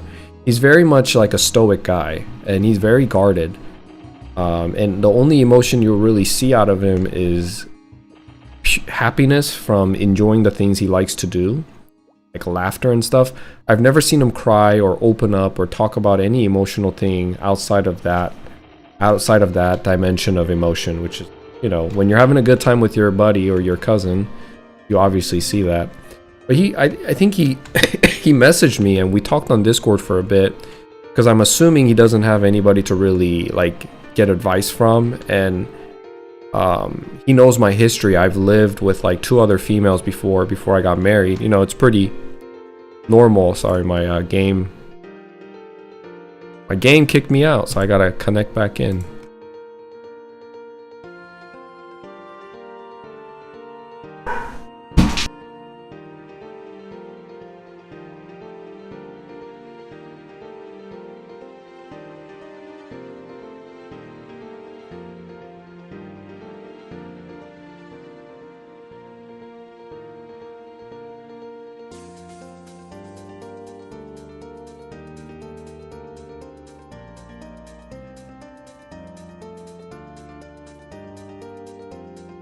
Okay. And I told them, you know, I already had told him prior that, like, when he told me, yeah, once I move in and start living my life with my fiance, I don't think I'm going to take my computer. I don't think I'm going to, you know, be gaming. And I was like, look, I understand that's how you feel right now, but make sure you don't lose yourself. Make sure you're not setting yourself up for failure by changing into someone that you've never been. You've been a certain person for 30 plus years in your life, and you think it's going to be that simple to leave a hobby that you've been enjoying all your life? You know, maybe it is something small and some people can and most people can, but what is that? What kind of expectation are you allowing your fiance to have? And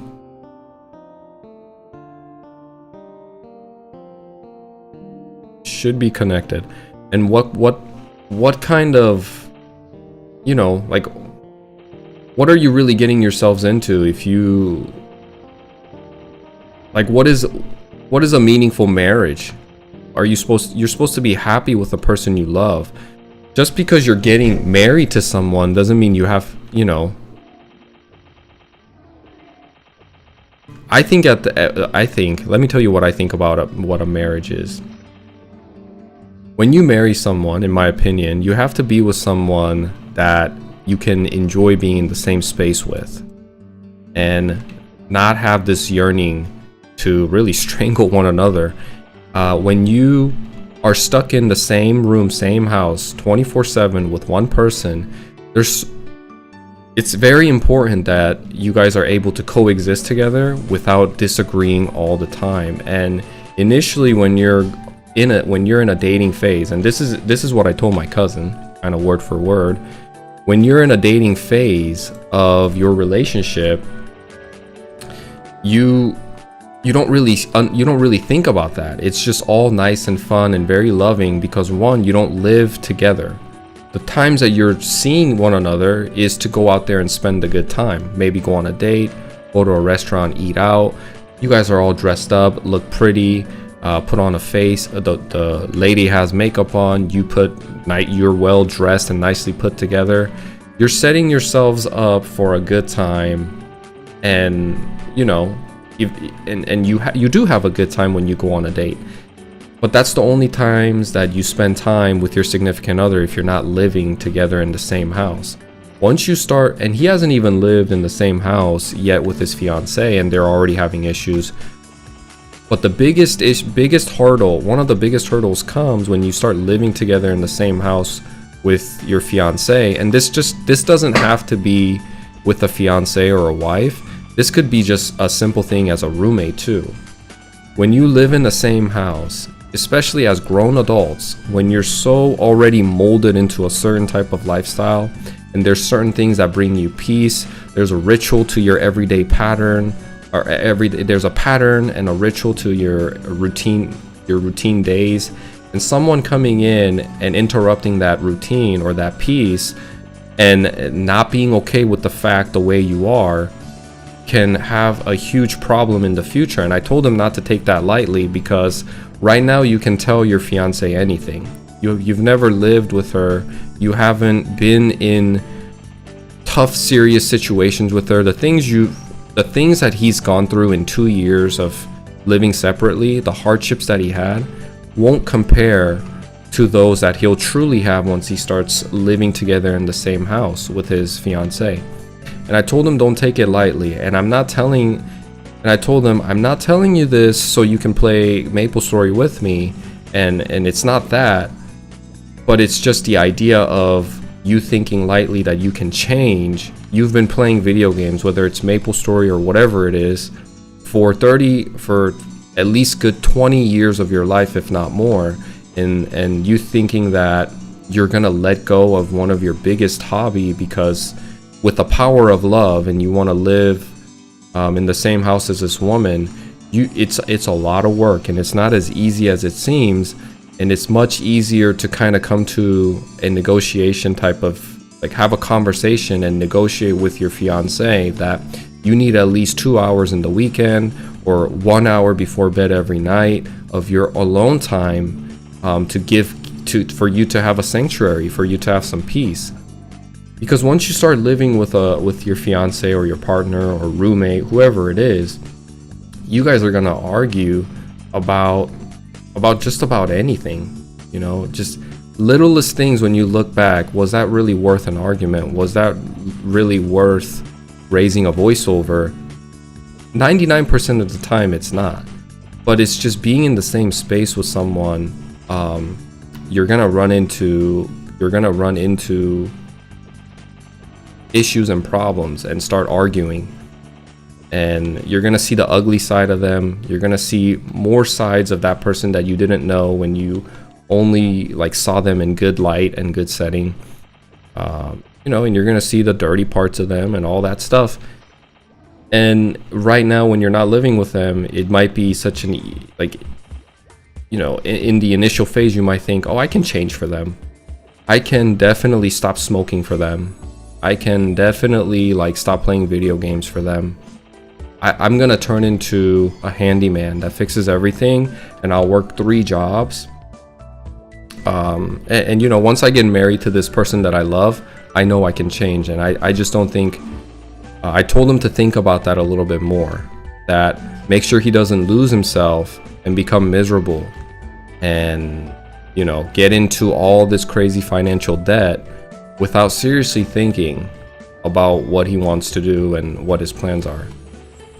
Like, if he's already having hardship talking about finances, about getting a loan for the wedding and appliances and for a new house, and she's already kind of on you, telling you to, like, why aren't you out there doing delivery right now after you worked? And I think he said he didn't feel good, like he was kind of sick, and she didn't like that answer. So, you know, it just goes to show you gotta really be careful, because if it's a marriage, if it's just a marriage certificate and you're just gonna get a divorce, it wouldn't be too much of a problem, because both parties, my cousin and his fiance, are poor. They're broke. They're poor people in Korea. But what they're trying to do is they're trying to build a life, and they're, like I said, like I talked about earlier, they're trying to like live in the expectations set upon society, and get into a lot of debt for the wedding, get into a lot of debt for a decent car, a lot of debt to, you know, lease a home, and get into a lot of debt for appliances. You just gotta be really careful, is what I told him. His situation sounds tough, but you gave good advice. I think she's a good. So there's part of the story where his fiance is also doing a lot for him.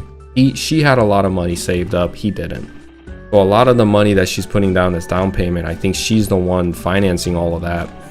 So, you know, if I was in his shoes, I would feel somewhat obligated too, because if she's putting her savings in the line to create a successful marriage for us, then I obviously am gonna feel more of a responsibility to make money and work on my off time. I get that part, but I told him, don't, you can't go from 0 to 100. If you've been playing Maplestory every day after your work for a certain amount of time, and now in those times you have to, you don't get any break.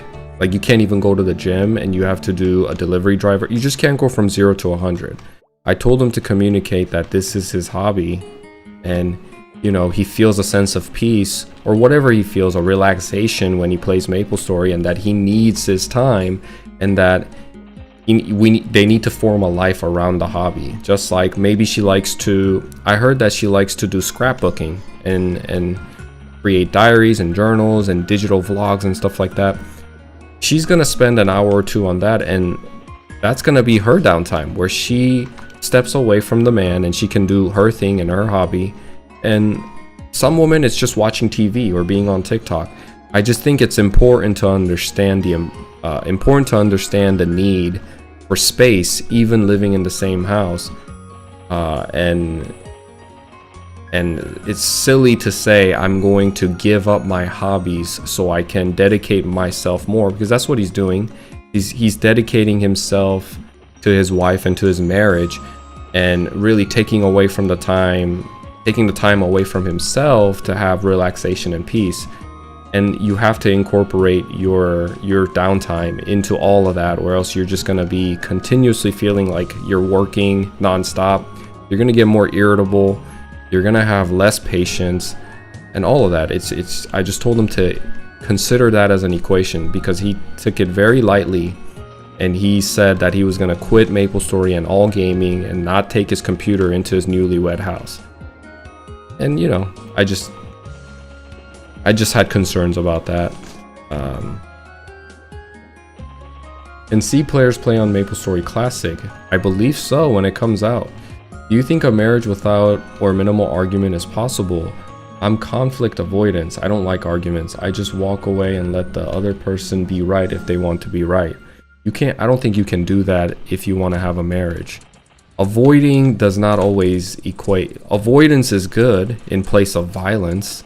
You should never get loud, not because I'm like this person who says, yes, it's always bad to get violent and angry, but it's just fundamentally is not effective to get violent or angry or even walk away. It's way better to sit there and work it out with your significant other. Avoidability is going to create unresolved issues that you hold on to, and eventually that will come up in different ways, in different type of settings, and it's going to get way too messy. It's just so much easier to kill whatever resentment or nasty feeling you have, if not instantly in that moment, or take a step away and re-attack it in 10 minutes and find a solution, a common understanding, almost immediately, if not within like 10 minutes. If you need to cool down and walk away, that's completely fine. But I don't like when women also get silent on me, because it's just the some women are like that too. I'm more of a person, I try to listen, and I try to see it from the other person's point of view, and kind of come to a conclusion logically on where things could be, if I can meet halfway, or if I can do something a little bit more to help, or if I feel like that person is wrong, then I will kind of tell them why I think they're wrong. I like to communicate more than avoid, and I think if you want to have a successful marriage, you can't just avoid problems. There's going to be problems all the time, and it's important to have not lengthy but simple conversations, and analyze the situation as a man, and have a profound thought. Even if it's a silly thing that you're arguing about, you can really sit there and think about, well, why are we arguing about this silly thing? At somewhere in your foundation, something is not clicking. And do you guys see the world differently? Do you guys understand certain words a different way? Maybe the word clean, right? Like clean is a very subjective word. We think it's very objective. Something is clean, right? But something simple as the word even clean is very subjective. Your level of clean and another, if you guys had roommates, you would know this. If you had any type of roommates before, I've had a lot of roommates in the military. The word clean has different meanings for everybody, I'm telling you. We used to share a bathroom and I told them, okay, you clean the bathroom this week, I'll clean it next week. When I cleaned the bathroom, because of my Korean culture and my mom raised me to be a clean freak, I literally just like bleach everything down, and my level of clean is very different from other people's level of clean. And some guys said he cleaned it and I just didn't think he did a great job. And those type of issues and conversations will definitely come up in marriage. And you'll never have that unless you live with a woman prior to getting married. Okay, 안녕하세요. 준영님 안녕하세요. But we have no problem talking things out. My marriage is low confrontation argument. My marriage is too, and you know, I try to like, if I feel like there's an argument or confrontation, I tackle it almost immediately, or I'll take a step away and I'll cool down if things get a little heated, and I'll try to come up with a logical conclusion, and I'll talk it out and have a dialogue and a conversation with my wife, and you know, take what she's saying into consideration to come up with a solution for both of us. I never try to take on too much on my load because I know that's not sustainable. But we have to really talk about things and find the middle ground on what we can do and what we can't do. Did you play Maplestory when you were young? I sure did. 시프만 키우시나요? 시프하고 레벨 114인가 이제? 용기사 하나 본 게 있습니다. Dr. Phil? I don't know about that one. I'm just talking with people, you know? We're just communicating about everyday life, sharing experiences. These are pretty common experiences that men in our age have right now, so I'm sure it's relatable to a lot of people. A lot of you guys are probably like me, late 20s into late 30s, and that bandwidth of age, and we're all trying to, you know, start a family or have a wife, or you know, all that stuff. I'm sure there's a good portion of you that are like that.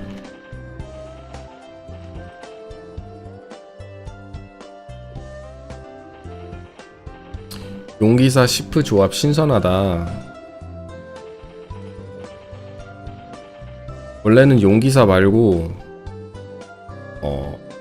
다른 직업을 키우려고 했는데, 친척 동생이 제발 이상한 거 키우지 말고, 제가 비주류 직업 좋아하거든요. 시프도 그래서 하는 거고,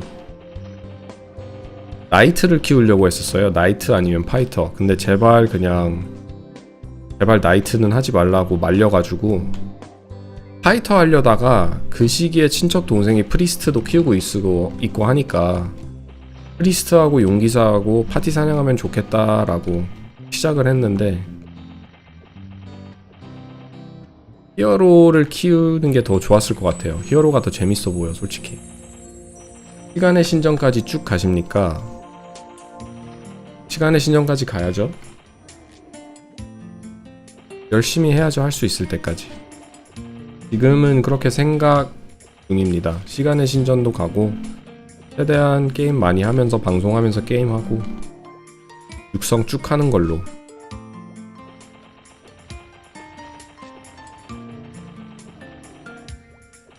지금 나이트 떡상했는데 아깝다. 버프 먹어서 딜이 세다. 네, 저도 보니까 유튜브에 나이트 게임 플레이 올리시면서 그런 거 설명해 주시는 분들 있잖아요. 나이트 플레이 하시는 분들. 보니까 나이트 딜 엄청 세긴 하더라고요. 친척 동생 말 들으시길 잘했다. 다들 그런 말을 하시는데, 아직까지 용기사가 재밌기는 해요. 그래도 용기사도 재밌게 게임 플레이가 재밌어서. 드래곤 스피어 버스터 쓰면서 몹을 사냥하는 게 아직까진 재밌거든요. 근데 4차 하면 돌진도 배우고 버서크 배우면 데미지도 많이 펌핑 되니까 거기서 재미를 더 올려주지 않을까. 근데 그거 있잖아요. 원래 메이플이 68, 69대 정말 행복해요. 70이 눈앞이니까. 근데 막상 70을 찍으면 너무 질려요. 목표를 달성을 했고 이제 다음 목표는 120인데 그게 너무 멀어 보이고 약간 현타도 오고, 그리고 70을 딱 찍었을 때 스포 하나 주잖아요. 스킬 포인트 하나. 전직하고 하나 주나? 전직하고 하나 주는 것 같은데 그 스킬 포인트 하나로 70대 뻐기기가 솔직히 굉장히 힘들거든요. 그래서 120대 돌진 배우고 버서크 배우고 재밌겠다 이런 소리 하지만 막상 딱 120 찍고 뭐 돌진 하나 배우면 재밌긴 할 텐데 좀 현타가 올 것 같기는 해요. 목적을 이루고 달성을 했으니까 다음 목적은 200이라는 엄청난 큰 산이기 때문에 아니면 목표를 좀 낮게 잡아가지고 뭐 레벨을 목표로 두는 게 아니라 어느 스킬 마스터를 목표로 두면서 하면은 그래도 할만하지 않을까? 향후 컨텐츠, 결혼 해적 메이커, 시신전, 엘린수, 핑크빈, 무릉도장, 패밀리식. 와, 왜 이렇게 많아? 혼줌. 혼줌하고 백줌은 진짜 안 나왔으면 좋겠네요. 무릉사원은 진짜 재밌었는데 무릉사원 나왔으면 좋겠다. 어린 시절에는 70은커녕 30, 40 정도가 한계였다. 정말 힘들었죠, 어렸을 때.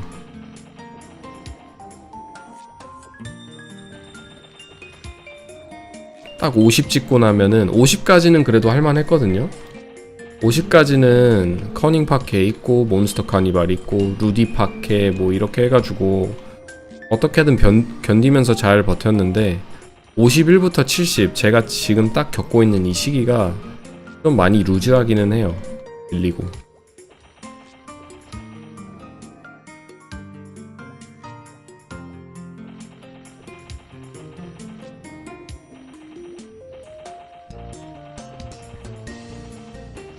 북미 글로벌 서버에는 루디 메이지 파케라는 캐스트가 있는데 51부터 65인가? 70까지인가 하는 캐스트가 있어요. 파티 캐스트. 근데 그 파티 캐스트 질이 떨어져서 솔직히 루디 파케만큼 재밌진 않거든요. 그거보다 나는 오르비스 파케가 어떻게 개선이 돼가지고 경파를 없애고 오르비스 파케를 좀 많이 했으면 좋겠어요, 사람들이. 오르비스 파케도 굉장히 재밌거든요. 완파하는 식으로 가서 파파픽시 잡으면 얼마나 재밌습니까? 클레릭 데리고 가서 파파픽시가 은근히 아프기 때문에 우리가 레벨 한 35에서 40 사이에 루디파케를 처음 했을 때 알리샤르한테 두들겨 맞으면 기겁하는 그런 게 있잖아요. 막 데미지가 5, 6, 700씩 들어오니까 피통은 800, 900인데 그 느낌으로 파파픽시가 굉장히 강해요. 가서 오르비스 완캐를 해보시면 아실텐데 전사들은 어느정도 뻐긴다고 해도 적수들이 파파픽시한테 한번 맞으면 정말 아프거든요. 그리고 파파픽시도 알리샤르처럼 디버프나 막 저주 이런거 걸기 때문에 클레릭이 있으면 굉장히 좋고, 오르비스 파케가 좀 아쉽기는 해요. 정말 경파라는 시스템이 나와서 사람들이 그 파티 캐스트 전체를 즐기는 것보단 경험치 위주로 너무 효율을 많이 따지니까 그런 방식으로 진행이 된다는 게 오르비스 파케가 좀 많이 아쉬워요. 괜찮은 파티 캐스트인데 루디 파케보단 조금 어렵긴 하지만. 지금 방송 유튜브만 켜져 있나요? 지금 유튜브하고 트위치 켜져 있습니다.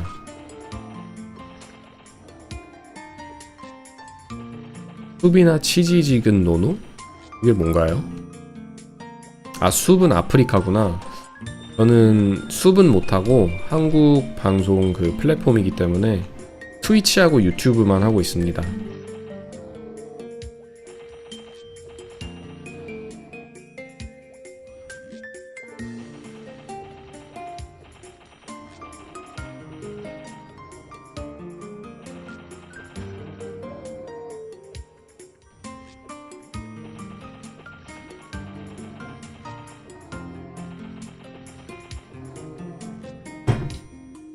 숲은 아는데 치지직은 처음 들어보네.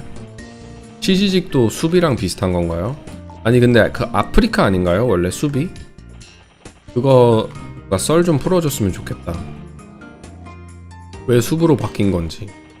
아프리카 TV 굉장히 인상 깊고 그 얼굴 있잖아요. 삐에로 얼굴, 광대 얼굴 굉장히 좋게 봤는데 이름이 약간 문제가 되나? 아프리카 TV? 그래서 바꿨나?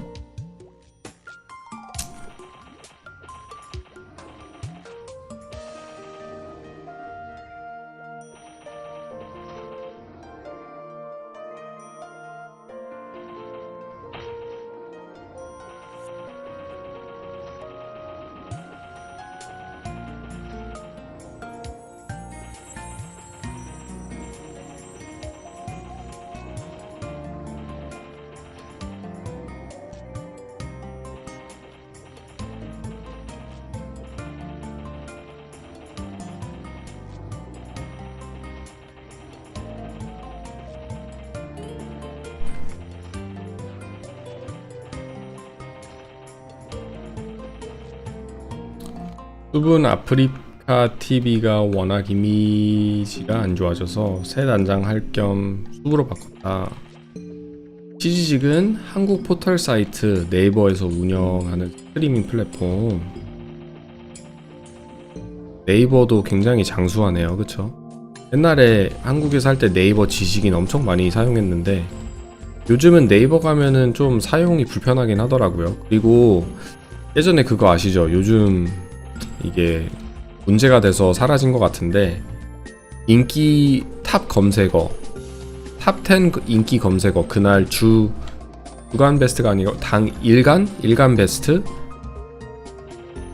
그래서 이제 사람들이 뭐를 검색해보나 뭐가 제일 핫토픽인가 이런 걸 알려주는 방식이었는데 그런 책이 굉장히 좋았는데 이제는 없어졌더라고요. 지식인도 되게 사용하기 껄끄럽고 옛날에 지식인 굉장히 많이 썼는데 네이버 지식인 거의 레딧이랑 비슷하게 커뮤니티가 서로를 도와주는 거기에 그냥 정말 디테일한 문제를 적어도 어느 누군가 그 똑같은 문제를 경험을 해서 답변인이 써주는 답변인 보고 막 문제 해결하고 그럴 때가 있었는데 지금은 그런 게 없죠.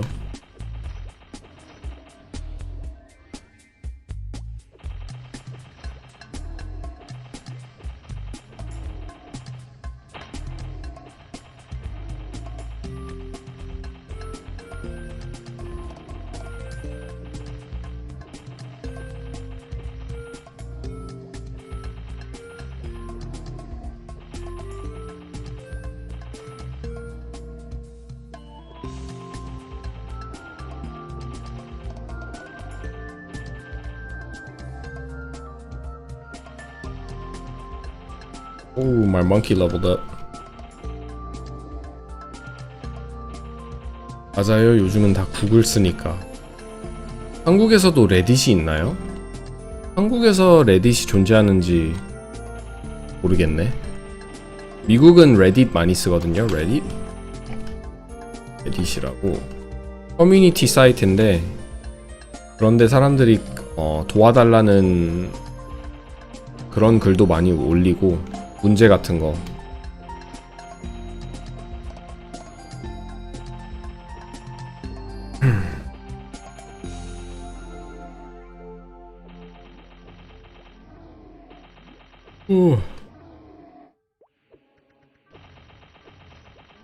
세비지 블로우가 2차 스킬 중에서 제일 멋있기도 한데 사운드 이펙트가 굉장히 좋아요. 안 그런가요?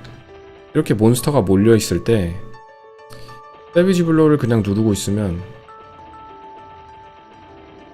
몬스터 긁히는 소리가 너무 좋아.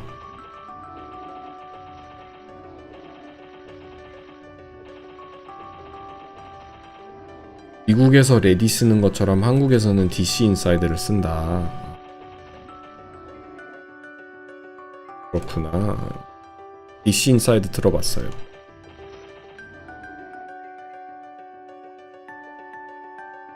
인정합니다. 굉장히 좋죠, 이펙트. 스킬도 굉장히 화려하고 사운드도 좋고.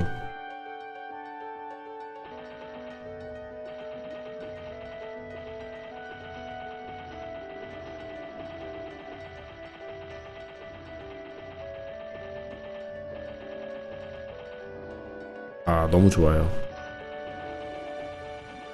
부금도 좋네요. 이게 어디 부금이지? 이게 엘리니안가? 여기 부금 아시는 분?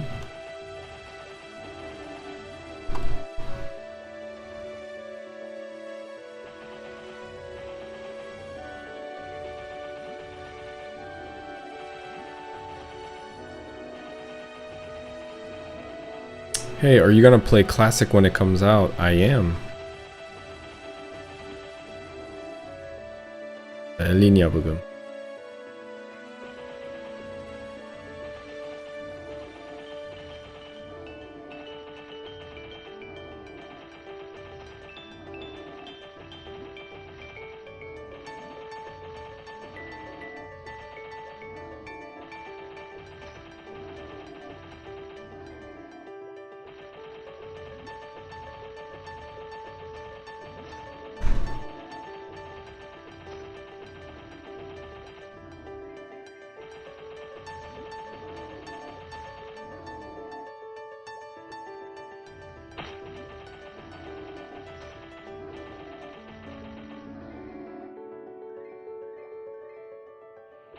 돌조각 몇 개 모았는지 잠깐 볼까요?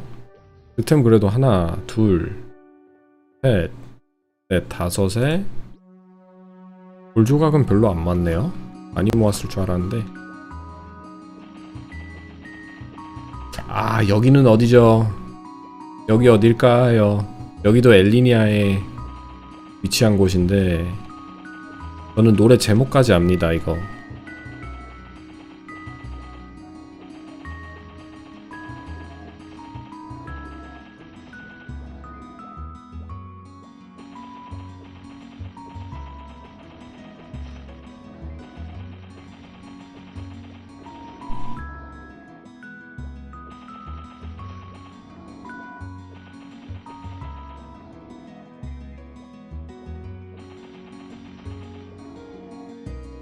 옛날 메이플 부금 중에 탑3 꼽으라면 어디 어렵네. 옛날 메이플 부금 탑3. 슬라임굴 아시네. 엘리니아의 나무 던전 노래인데 노래 제목은 Missing You.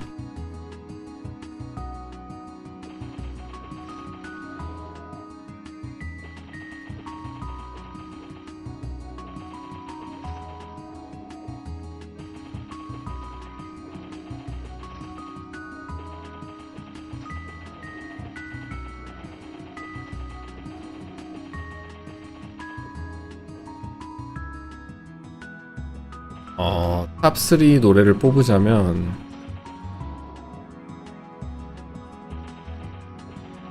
아마 엘리니아 마을 부금, 그리고 나무 던전의 Missing You, 그리고 마지막 하나가 고민되는데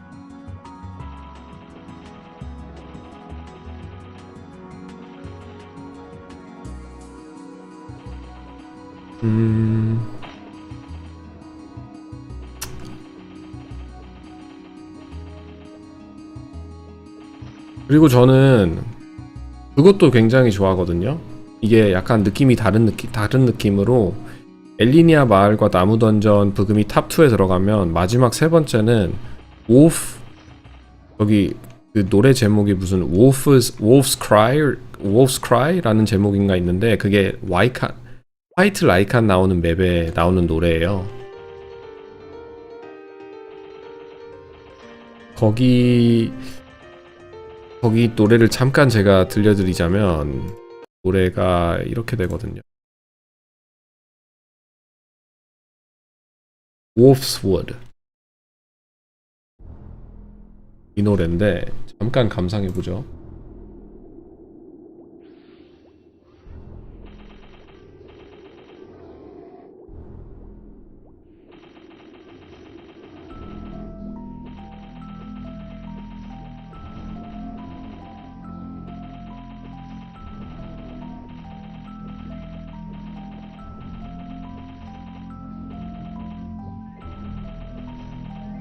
이 노래 굉장히 좋아합니다. 제가 가끔 갈 때 여기 노래를 굉장히 좋아. 여기 이게 아마 죽숲에서도 이 노래가 나올 거예요. 난 저기 앞에 나오는 삐삐 소리가 너무 으스스하다고 해야 되나? 으스스가 맞죠? 으시시? 으스스?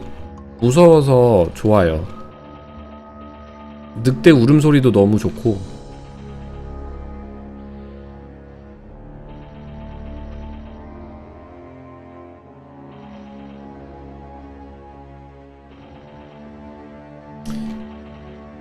Is it old school Maple official? Maple Lands? Hope we get it soon in Europe. This is Maple Lands and Korean Maple server. Classic Maplestory hopefully will come out this spring. I think they're gonna come out in May though. 노래가 이게 단가? 한 번 더 하는데. 메이플랜드 엘나스까지 나왔던 시절에 라이칸한테 일비 캘려고 정말 수천 명이 매일 라이칸 잡았다. 그 전설을 저도 들은 바가 있습니다. 일비가 1억 넘게 할 때, 그쵸? 지금은 거의 7천만 정도 하는 것 같은데. 정말 안 가죠. 화이트 라이칸 일비 캘려고. 차라리 듀얼버크를 잡던, 바이킹을 잡던.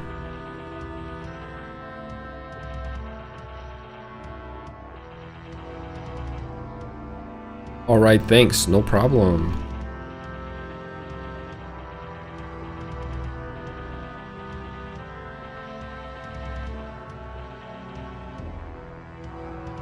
Classic World will be the official OSMS game. Mapleland is not moving to the GMS Maple World server. Europe should get full access to Classic. Yeah, I think the smart way they could do to get more players to be online and essentially broaden their audience and have a successful launch is allowing the game to be playable on mobile. So you can actually play Maple Lands on your phone. They have this adaptability and cross-play system integrated where PC players can play with people that are playing on their mobile. And if they can incorporate that into Maplestory Classic, I think we'll have a really good chance that the game might take off.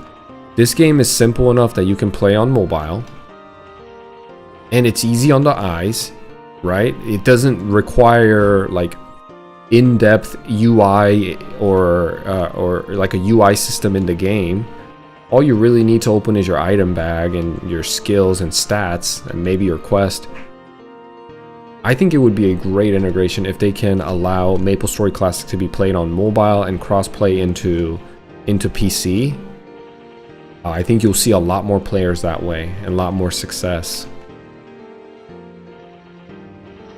메레는 언제부터 하셨나요? 리플레 이후에 시작하셨나? 리플레가 나오고 출시된 후 시작했습니다. 제가 9월달에 시작했으니까 그때 한참 처음으로 이벤트 한 게 할로윈 이벤트였나? 아닌데 할로윈 하기 전에 무슨 다른 이벤트가 있었는데 하여튼 9월 중순쯤 시작했어요.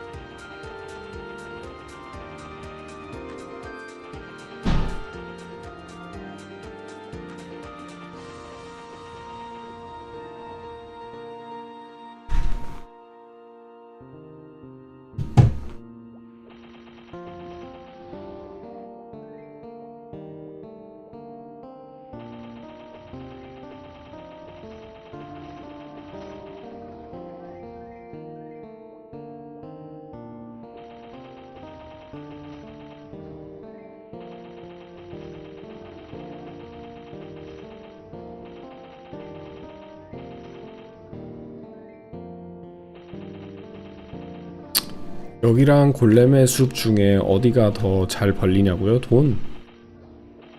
비슷한 것 같기는 한데 일단 여기 맵이 좁아서 좋기는 하거든요. 그리고 밧줄을 타지 않아도 된다는 점이 굉장히 좋기는 한데 헤이스트가 있으면 굉장히 수월하게 사냥할 수 있어서 좋긴 하지만 골렘들이 믹스 골렘을 잡아야 돈이 벌리는데 여기는 스톤 골렘도 많이 섞여 있기 때문에 그게 아쉽기는 해요. 스톤 골렘 드롭 테이블이 그렇게 좋지 않은 걸로 알고 있는데 스톤 골렘 잡을 바에는 다크 골렘 잡는 게 더 좋거든요. 경험치도 덜 주고 얘네들이. 그래서 경험치 효율적으로 뭐 비슷한 것 같아요. 밧줄을 타야 되니까 골렘의 숲은 거기서 이제 시간이 좀 지연되고 하긴 하지만 여기는 일단 밧줄이 없지만 스톤 골렘들이 섞여 있는 게 좀 아쉽긴 하다. 경험치가 170밖에 안 주거든요. 다크 골렘은 200 주는 걸로 알고 있는데 드롭 테이블도 다크 골렘이 약간 더 좋기도 하고. 근데 우리가 원하는 건 믹스 골렘에서 뜬 장공 60%이기 때문에 별로 상관이 없기는 해요. 돈 벌리는 거에는 비슷비슷하다?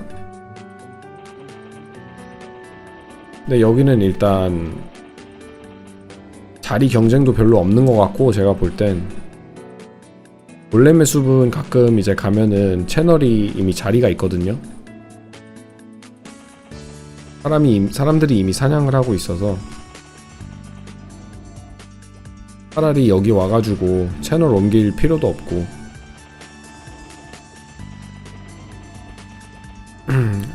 빨리 60레벨 찍어가지고 제가 차디찬 벌판 보여드리겠습니다. 파사.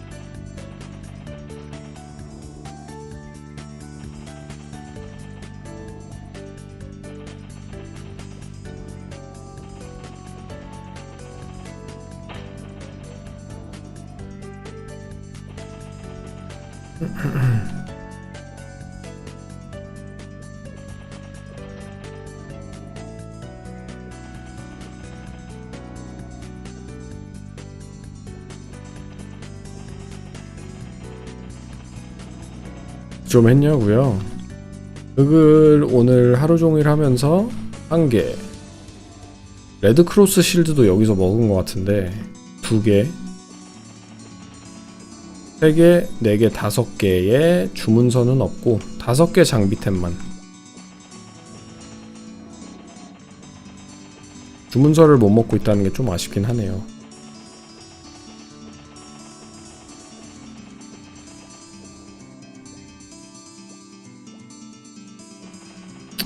What do you think about traveling in Maplestory with the boats and all other stuff? I think traveling system is great the way it is now in old school Maplestory.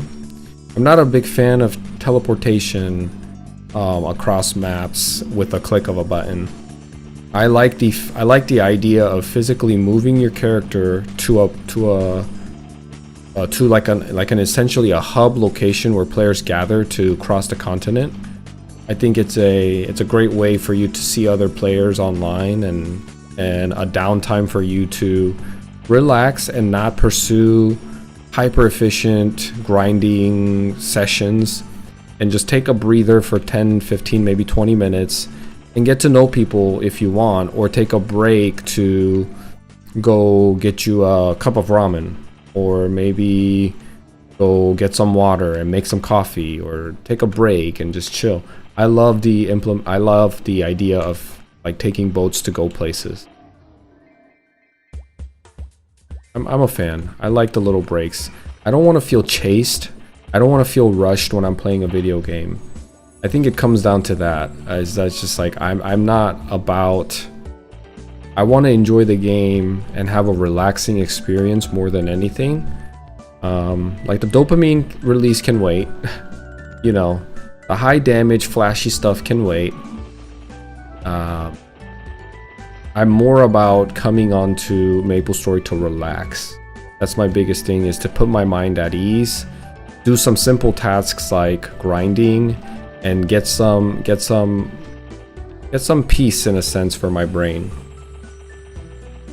And communicating with other people and all that, like that basic idea of just playing the game for enjoyment and relaxation is the reason why I don't mind waiting for a ship and taking a break for 10-15 minutes. And you know, another element that's also very important is that it acts as a hub where people come together. It's like a focal point that people must go through to get to another place, and everybody gathers at that area, so you're almost guaranteed to run into people. And if you're waiting for a boat, if the other person's up for it as well, you guys can start small talks, and you know, it's a great way to meet people. 메이플은 작품의 투구의 존재로 50 이후의 직업 투구들이 사실상 안 쓰이는 거에 어떻게 생각하시냐. 너무 안타까운 일이죠. 작품의 투구라는 아이템이 너무 대중화가 되면서 거의 모든 사람들이 작품의 투구를 쓰잖아요. 그렇기 때문에 이제 작품의 투구를 쓰게 되면 그 직업에 나오는 헬름 같은 것들을 아예 경험을 못 해본다는 게 써보지도 않고, 그게 너무 아쉬운 것 같아요. 투구 같은 이제 메이플 스토리 같은 게임은 이제 머리가 많이 큰 캐릭터 위주로 이제 그 캐릭터가 구성이 돼 있어서 헬멧이라는 공간이 캐릭터 하나를 차지하는데 한 거의 50% 이상은 차지한다고 봐도 틀린 말이 아니잖아요. 그런 그 큰 공간을 오로지 작품의 투구 하나로 다 메꾼다는 게 캐시템 모자를 쓰지 않으면 거의 이제 그 다양한 헬름들을 볼 기회가 없어지기 때문에, 여러 외국분들이 말하시길 그걸 어떻게 해결을 하냐, 그거의 솔루션은 어떻게 이렇게 하면 된다라고 이렇게 조언이나 아니면 의견을 많이 나누시는 분들이 많은데, 그 중에서 한 분이 작품의 투구의 레벨을 그냥 50보다는 100으로 올려서 그나마 100까지는 투구 헬름들 다른 것들을 볼 수 있는 기회가 있으면 참 좋겠다라고 하시는 분들이 계시는데, 전 그것도 좋은 것 같고, 폰테일의 목걸이를 보면은 레벨 제한이 120이잖아요. 그리고 또 핑크빈에서 나오는 리버스 무기들도 120이고, 그래서 작품의 투구도 50이 아니라 50은 너무 낮은 것 같고, 100 정도로 하면은 저희가 리플에 돌아다닐 때 80, 90, 100 정도 랩 되시는 분들 다 이제 그 직업에 맞는 헬름을 끼고 다니면 캐릭터가 굉장히 멋있거든요. 물론 캐시템으로 나만의 개성, 나만의 성향을 이제 표현의 자유는 엄청나지만 넥슨 캐시로 인해서 캐시를 안 하는 저 같은 사람들이나 아니면 다른 유저들을 볼 때 다 자투 끼고 있다는 게 좀 아쉽기는 해요. 아니면 자투가 이제 너무 식상하니까, 저 같은 경우에도 자투를 보면은 솔직히 눈 아프고 이펙트가 너무 화려하고 이제 자투 끼고 있는 모습이 너무 식상하니까 이런 핀이라도 꼽으면서 자투를 감추고 있거든요. 근데 그 직업만의 헬름, 직업의 아웃핏이나 직업만의 그 세트를 보면, 방어구 세트를 보면 정말 멋있어요. 진짜 잘 만들었는데 그런 걸 못 본다는 게 좀 아쉽긴 하죠. 그래서 제가 이 모자도 안 팔고 있는 이유가 다름이 아니라 그냥 한번 껴보고 싶으니까, 세트로 한번 80제를 입혀보고 싶어요. 시프를 얼마나 멋있을지. 그런 게 아쉽죠. 자, Classic World. Okay, I don't mind in-game teleportations like the Telerocks or Orbis and Eos Towers, or the one from Omega Sector to Nautilus. Something locked being a quest line for the area. But I want the boats like they were. Maybe a 10-minute ride versus a 15-minute, but it helps make the game feel way bigger. I think everybody probably agrees with that, is that it makes the game feel a lot bigger. It makes the game feel real. And in every sense, when you're seeking for a game to emulate reality, and I talked about this yesterday or in my other stream, is that essentially old school Maplestory did a really good job of emulating reality, you know, and I think that's why people felt a certain type of connection. It's probably one of the many elements, and making the game feel like a true world and not like an instance-based MMO or like a mobile game is gonna play a crucial role into you wanting to be immersed in that game and wanting to play the game. Like right now, if I want to go to Ludibrium, I'm already thinking it's gonna take me half an hour, if not more. And that makes the game feel, yes, it's not convenient, yes, it's a little dreadful, but it makes me feel like the game is real and the world is huge. Like subconsciously, that type of thinking already goes in my mind, and ironically, although it's not convenient, and that one-dimensional thinking would have me thinking because it's not convenient, it's not fun, because it's not convenient, I don't want to play. It's actually ironic how, because it's inconvenient, the more I want to spend time and grind and fulfill and reach my achievements. It's really ironic how that works, but it's true. It makes me feel like I'm in something greater and bigger than myself. Let's see. You think they're going to make Classic less time consuming? I don't think so. They said they're going to keep the 1-to-1 ratio. If anything, they might make the game, if anything, like the less grind perspective can kick in because they're giving more base movement speeds to characters. So in that sense, because you're moving around slightly faster, which is really a minor trait in the whole equation, because once you hit a certain level, you're gonna be partied with assassins with haste. But I guess in the initial phase up to level 30, if all characters move 10% faster, then you're grinding 10% faster too. If not 10%, maybe like 5%, something like that. So in that sense, maybe the grind will be a little bit more bearable. 메이플에 대한 생각 깊이가 남다르시다고요? 메이플을 정말 좋아하는 유저라 그런 걸까요?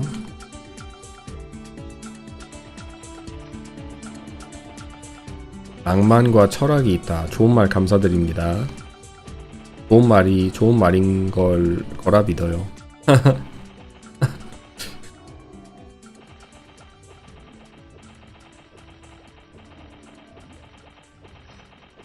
제가 영어 하는 만큼 한국말을 잘해가지고 좀 더 깊이 있는 대화를 원하는데, 한국 사람들과 이 정도 영어로 말할 수 있는 만큼 한국말이 보태주지가 않아서 좀 더 깊이 있는 얘기를 못하는 것 같아요. 제가 아쉽게도 영어로는 이제 잘 나오는데 생각하는 대로 계속 노력하다 보면 되겠죠. 제가 이제 방송을 시작한 지 한 달이 좀 넘은 것 같은데, 하면서 느끼는 게, 한국말을 많이 쓰고 이제 한국 분들과 많은 소통을 하다 보니까 나도 모르게 그냥 이런저런 얘기하면서 모르는 단어들이나 모르는 소재들, 주제들에 대해서 더 공부도 되고, 솔직히 한국 실력도 많이 늘었고 혀도 많이 풀리고, 한국 말할 기회가 별로 없거든요. 엄마하고 통화할 때 아니면 이제 친척들과 디스코드 할 때 빼고는 한국말을 쓸 필요가 별로 없어가지고 한국말을 잊어버리지는 않아도 혀가 이제 굳어버릴 때가 있어요. 아니면 혀가 너무 느슨해진다? 영어는 약간 굴려야 되잖아요, 혀를. 한국말은 뭔가 각이 있고 절도 있고, 그래서 혀가 딱 이렇게 팍팍 각이 잡혀서 말을 또박또박 해야 되는데, 그게 사용을 안 하다 보면 혀도 근육이라 그런지 힘이 빠져요. 다시 키워야 돼.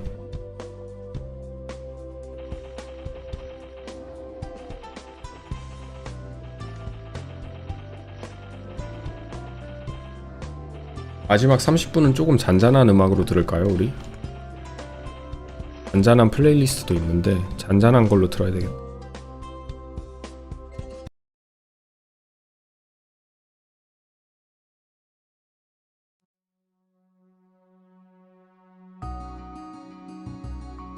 이거 괜찮죠?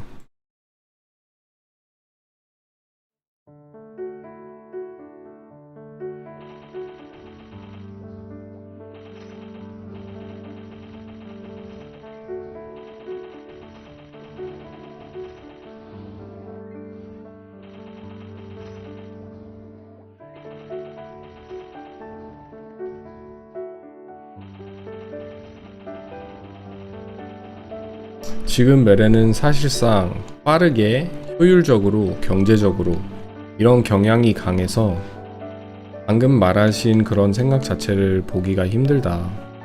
아쉬운 현실이죠. 그래도 이런 환경 속에서도 메이플을 소소하게 즐기시는 분들이 굉장히 많기 때문에 그런 분들과 알고 지내다 보면 또 그런 분들과 끼리끼리 모여가지고 뭐 퀘스트를 진행을 한다던가 아니면 같이 그냥 모여서 효율 따지지 않고 파티 사냥하면서 이런저런 얘기 나누면서 할 수 있는 분들이 있기는 해요.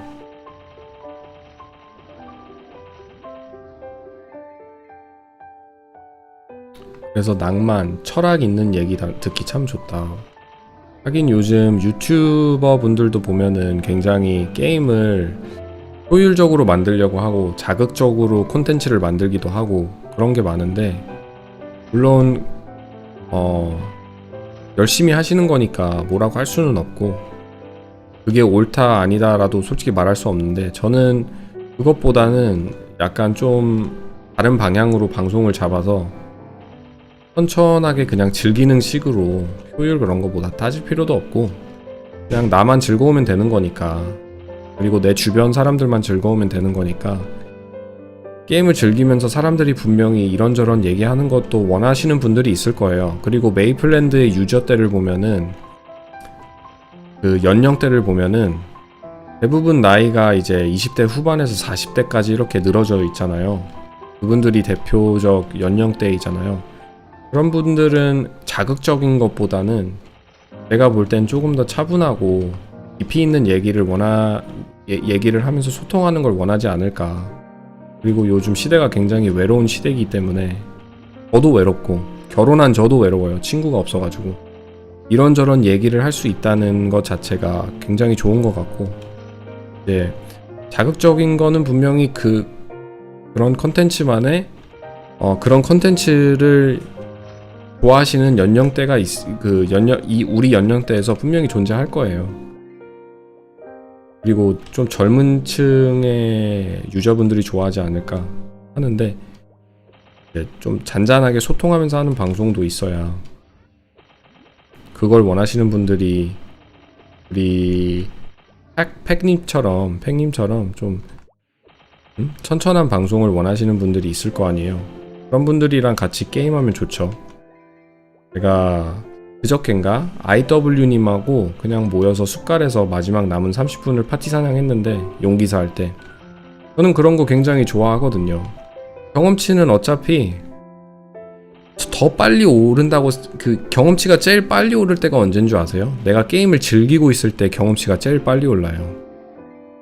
게임을 뭔가 쫓기고 있다 아니면 내가 이 정도 효율을 내야 된다 자극적으로 콘텐츠 내기도 좋고 뭐 내가 망둥이 쩔을 받았다 아니면 남둥 쩔을 받아서 1시간에 뭐 70% 올렸다 이런 콘텐츠도 좋고 다 좋은데 그것보다 정말 경험치가 제일 빨리 오른다고 생각할 땐 내가 게임을 즐기고 있고 뭔가 나만의 공간을 찾아가지고 나만의 그 플로우 스테이트를 찾아서 젠이라고 하거든요. 젠 나만의 젠을 찾아서 이걸 그냥 아무 생각 없이 이 순간을 즐기다 보면은 어느 순간 업해 있고 어느 순간 10% 올라 있고 20% 올라 있고 시간은 엄청 빨리 가고 그런 걸 저는 더 추구하기 때문에 더 찾고 그래서 파티 사냥하는 것도 좋기는 하지만 그리고 이제 길드원 분들이나 시청자분들이 저한테 많은 좋은 에너지를 전달하기 위해서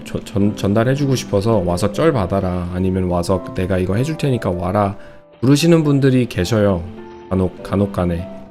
근데 그럴 때마다 이제 예전에는 그냥 받았는데 좋아요 한번 가볼게요 하고 받았는데 이제는 한 번 두 번 더 생각해서 내가 정말 그런 식으로 방송을 하고 싶은지 그리고 어제 느꼈는데 어제 망둥이 쩔을 받았거든요.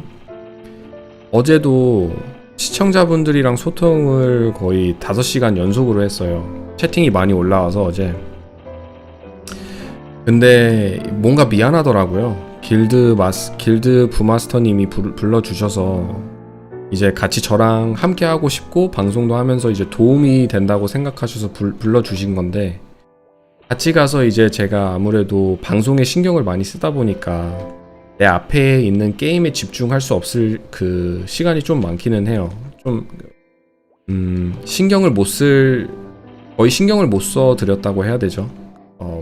부마님한테. 그리고 거기 같이 계셨던 또 친분이 계시는데, 시청자분이 많이 도와주신 분이, 그분들한테 약간 신경을, 내 앞에 있는데도 신경을 못 써드린 게 좀 마음에 거슬리긴 하더라고요. 근데 나는 일단 게임을 즐기려면 사람들과 소통을 하면서, 그 순간에 있는 거기 있는 것들도 좋긴 하지만 일단 방송을 진행하고 있기 때문에 방송에서 이런저런 얘기를 더 많이 할 거 아니에요. 그리고 방송을 우선으로 두어야 하기 때문에 될 수 있으면 이제 어디 쩔 불러주신다거나 아니면 뭐 도와주신다고 한다고 할 때는 한두 번 더 생각해봐서 이게 맞나 라는 생각을 해보고 그렇게 진행할 것 같아요. 그게 메이플의 본연의 가치 아닐까요? 탐험하고 언제나 즐매입니다. 탐험도 좋고, 이제 사람들과 모르는 사람과 만나서 같이 파티 사냥하면서 이런저런 사소한 제가 방송하면서 소통하는 것처럼 파티 사냥하면서 다른 사람들과 이런저런 얘기할 때 시간이 제일 빨리 가거든요. 물론 옆에 넷플릭스 켜고 뭐 그렇게 해도 되지만, 그런 게 지루할 때, 그리고 약간의 인간의 냄새를 맡고 싶을 때는 파티 사냥을 하면서 사람들과 소통하면은 그만큼 시간이 빨리 갈 때가 없기는 해요. 이게 어이야? 아이야? 오케이, 나이스.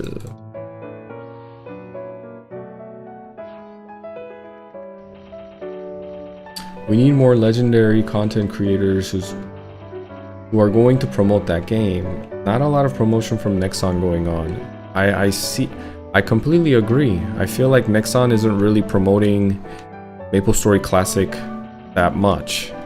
Maybe they understand, or not understand, but maybe they are thinking that it'll be hard for them to get new players into the game, so they don't want to spend the money. Maybe they're tight on budgeting and finances. I'm not sure.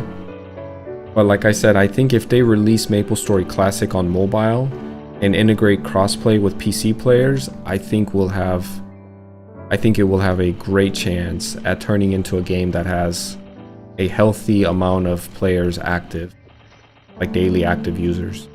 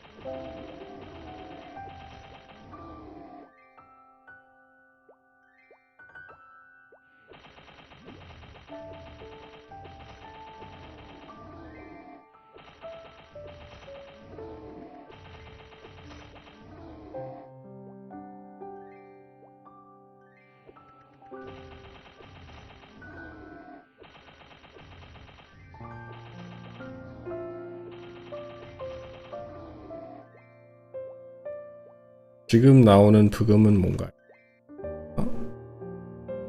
예, Flower and Wind라는 부금인데 한번 볼게요.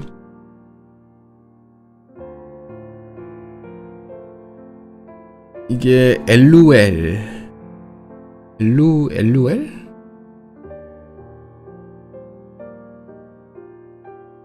Wind and Flower LUL 메이플 스토리라고 나와 있는데, LUL이 뭔진 전 잘 모르겠네요. 어느 에우렐 에우렐 아시나요? 에우렐 부금이래요 이게. 부금 굉장히 괜찮지 않나요?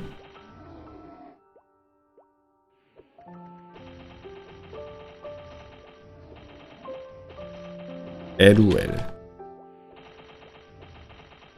지역인지 직업인지 저도 잘 모르겠네요. 직업 부금도 요즘 많이 나와가지고 직업을 대상으로 한 부금.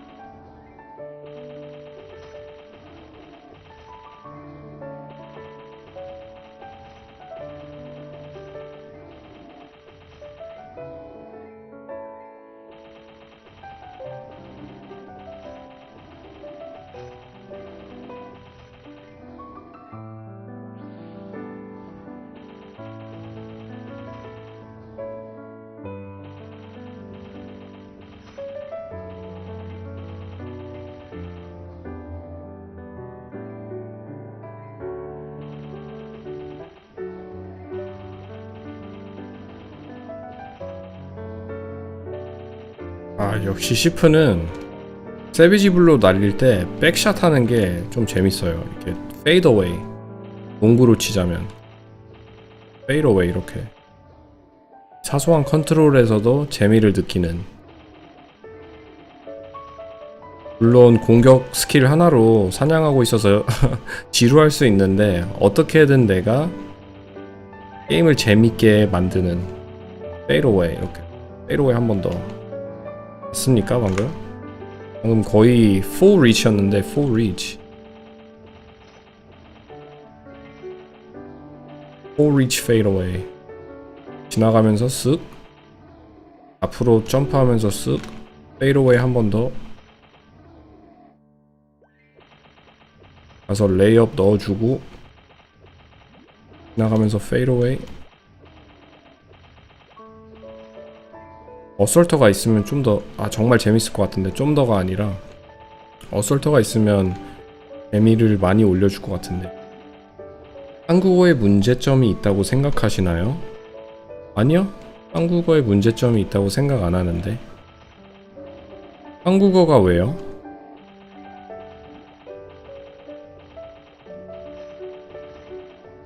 한국어로 정말 대화 수준 높은 대화 주제들 있잖아요. 뭐 정치라든지 경제, 종교 이런 얘기를 한국 언어로 다른 사람과 소통을 할 수 있다는 그런 것만 봐도 굉장히 대단한 언어죠.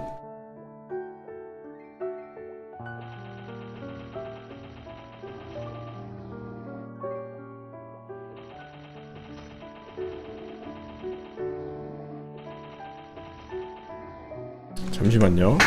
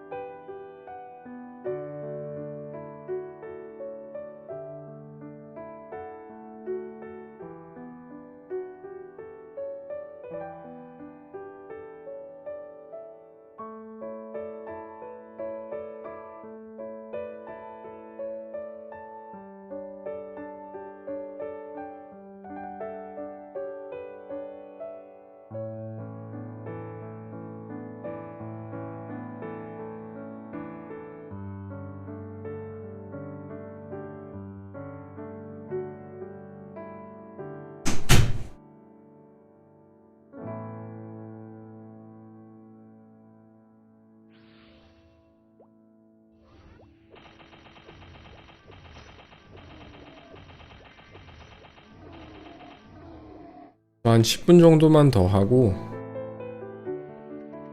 나가보도록 하겠습니다.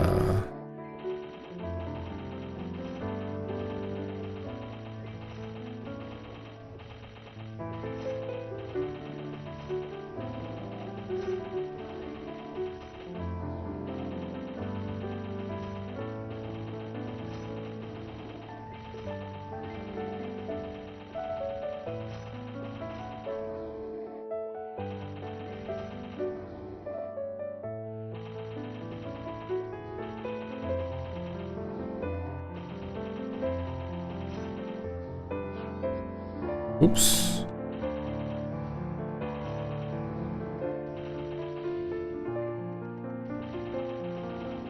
근데 4차 하면 부스만 쓴대요. 아닙니다. 그거는 이제 개개인마다 다르기 때문에 부스가 물론 효율이 엄청 좋고 딸깍 사냥하기도 좋고 돈 모으기도 좋고 한데 저는 부스를 쓰면서도 그냥 재밌게 내가 원하는 스킬 써가면서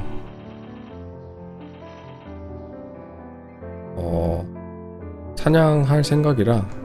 이 부금이요? 제가 알려드릴게요. 아니, 걱정 안 하셔도 됩니다. 귀찮지 않아요. 이거는 Verdel Town? 안녕. Arc 클래스. 아크 클래스에 이렇게 치시면 나올 거예요, 아마. 메이플스토리 부금.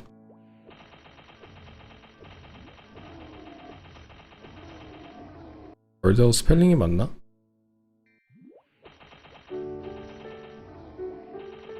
일부러 섞어가면서 해도 상관없죠. 뭐 젠컷만 내면 상관없으니까. 세비지도 쓰고 어설터도 쓰고. 파사하는 경우에는 일단 파티 사냥 형태가 구조가 대부분 섀도워들이 들어가는 뭐 다크 와이번이던지 아니면 블루 와이번이던지 레드 와이번이던지 와이번 같은 곳이나 아니면 뭐 협곡 같은 데도 간다고 알고 있는데 그 섀도워나 시프마스터가 그런 곳들은 일단 사냥터가 개조될 때부터 만들어질 때부터 그 부메랑 스텝을 고려하고 구조된 파티 사냥의 그런 곳이기 때문에 그런 곳에서는 일단 남한테 피해 안 주는 선에서 내가 하고 싶은 대로 개인 플레이를 하겠지만 나중에 가서 솔플 할 때도 뭐 시간의 신전 나오면 솔플 많이 할 것 같은데 고래분들 그럴 때는 그냥 어설트하고 뭐 세비지 섞어도 되고 그냥 내가 즐기면서 하는 게 중요한 거니까 부스만 쓰면 좀 지루할 것 같기는 해요. 근데 어설터는 참 좋은 스킬인 게 스킬이 이게 데미지용으로만 쓰이는 게 아니라 이동기로도 굉장히 좋은 스킬이라 저는 어설터는 진짜 많이 쓸 것 같거든요. 부메랑 스텝하고 어설터 이렇게 두 개. 그리고 세비지 블로우도 괜찮은 게 물론 이 스킬은 아직 효율이 많이 떨어지지만 뭐 픽파킷이라는 스킬이 있어요. 시프가 3차 스킬에. 근데 픽파킷 스킬을 사용하면은 몬스터들한테서 이제 매소가 이렇게 막 떨어집니다. 돈이 떨어지는데 그걸로 매소 익스플로전 하면서 다수기 스킬로 사용해도 재밌고 근데 아직 데미지가 많이 부족한 건 사실이지만 매소 익스플로전이 픽파킷이랑 매소 익스플로전이랑 뭔가 조합이 잘 되면서 이제 콤보로 들어갈 수 있게끔 업데이트 됐으면 참 좋겠는데 그게 데미지가 많이 부족하더라도 그래도 그 매소 익스플로전 써가면서 세비지 블로 써가면서 이제 픽파킷으로 동전을 떨어뜨리고 그 돈들을 나중에 이제 만약에 여기서 제가 사냥한다면 이 밑에 있는 플랫폼이 다 매소 10원, 20원짜리로 덮여져 있다고 생각해보세요. 거기 이제 위층을 다 클리어하고 밑에 내려왔는데 골렘들이 막 엄청 많다? 거기에 매소 익스플로전 쓰면은 세비지나 부메랑 스텝이나 아무래도 두세 마리로 아마 부메랑 스텝이 3마리로 알고 있는데 한정되어 있는데 메소 익스플로전을 쓰면 6마리인가 8마리까지 데미지가 들어가거든요. 그래서 어느 순간에는 이제 그 픽파킷으로 쌓인 메소들을 메소 익스플로전으로 써가면서 다수의 몹한테 데미지를 넣을 수 있는 스킬이니까 그렇게 해도 굉장히 재밌을 것 같고, 그렇게 해도 효율적으로도 나쁘지 않을 것 같고, 그런 상황이 있다면. 근데 메소 익스플로전이 데미지가 좀 상향이 되기는 해야 되는 것 같아요.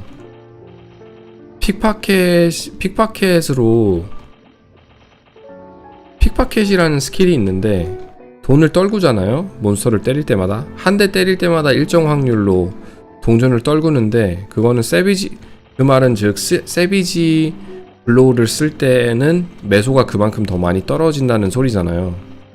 그래서 메소 익스플로전만 조금만 더 상향이 돼서 데미지가 업그레이드 된다면 시프들도 그냥 부스만 쓰는 게 아니라 어설터, 세비지 블로우, 부스 다 써가면서 사냥할 수 있을 거라 생각하는데, 일단 메소 익스플로전이 픽파킷에서 나오는 동전으로 메소 익스플로전을 하게 되면은 데미지가 너무 약해요, 솔직히. 제가 마지막으로 해봤을 때는 그렇게 느꼈는데, 지금은 어떨지 한번 3차 돼서 해볼게요. 제가 여기는 어떻게 바뀌어서 나왔는지. 픽파킷이라는 스킬이 분명히 메소 익스플로전과 함께 콤보로 사용해서 써라 라고 내놓은 스킬 같은데, 설마 픽파킷이라는 스킬로 돈을 벌어라? 이런 느낌으로 차라리 그럴 바엔 메소업을 주는 게 낫지 않았을까. 근데 메소업을 대체하는 스킬로 픽파켓을 준 걸 수도 있는데, 솔직히 그 메소 줍는 거 굉장히 귀찮거든요. 그리고 제가 알기론 펫이 먹지를 않아요. 픽파킷 된 메소를 펫이 먹지를 않습니다. 그런 것만 봐도 픽파킷으로 메소를 뽑아내고, 몬스터를 사냥할 때 메소를 뽑아내고 그거를 메소 익스플로전으로 써라, 이렇게 개발진의 의향과 그런 의도가 있지 않았나 라는 생각이 드는데, 그럴 거면 이게 확실하게 그런 방향으로, 그런 아이디어로 픽파켓하고 메소 익스플로전을 내놨으면 좀 더 데미지를 높였으면 어땠을까. 지금 제가 알기론 제가 마지막에 섀도워를 키웠을 때 한 120? 124 그 정도, 아니다, 한 130까지 키웠나? 예전에 프리메이플에서 하나 키웠어요. 근데 그 확률이 1대1, 그 경험치도 1배, 드롭률도 1배, 아니면 2배였나? 기억이 잘 안 나는데, 옛날 메이플 스토리를 구현한 프리 서버에서 옛날에 어렸을 때 잠깐 했는데, 섀도워를. 그때 픽파킷 쓰면서 120대 이제 메소가 쌓인 것들에 픽파킷을 쓰면 세비지 블로우는 막 방당 몇 천씩 들어가고 부메랑 스텝은 뭐 만까지 나오는 그럴 때였는데, 픽파킷에서 된 메소들로 메소 익스플로전을 쓰면 데미지가 3자릿수가 나오는데, 그럴 바엔 그냥 안 쓰고 말죠. 데미지 3자릿수 나오는 게 얼마나 정말 얼마나 약한지, 다수기라고 해도 그 정도로 약하면 안 쓰게 되거든요. 그래서 그냥 재미삼아 썼던 기억이 있어요. 재미삼아 메소 익스플로전을 픽파킷 어차피 찍었으니까 그때마다 동전 떨어지는 거 터트리면서 게임을 했던 그 기억이 있네요.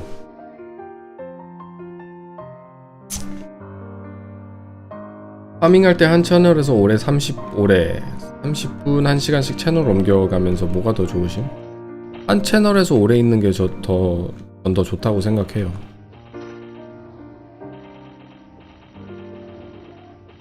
일단 채널 옮기는 것도 귀찮고 해가지고 일단 제 마인드가 득템이나 그런 거에 대해서는 나올 사람은 나오고 나올 때가 되면 나온다라는 마인드가 강해가지고, 채널을 굳이 좋은 채널이 있고 안 좋은 채널이 있다, 굉장히 재밌는 개념이고 재밌는데 믿지는 않습니다. 그걸 따르지도 않고.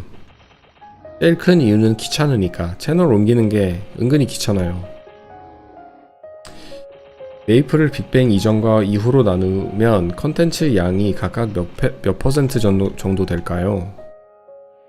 빅뱅 후에 출시된 컨텐츠가 확실히 더 많죠. 엄청 많죠. 비교가 안 될 만큼 많죠. 2대8? 2대8? 2대8 정도가 좀 맞는 비율인 것 같아요.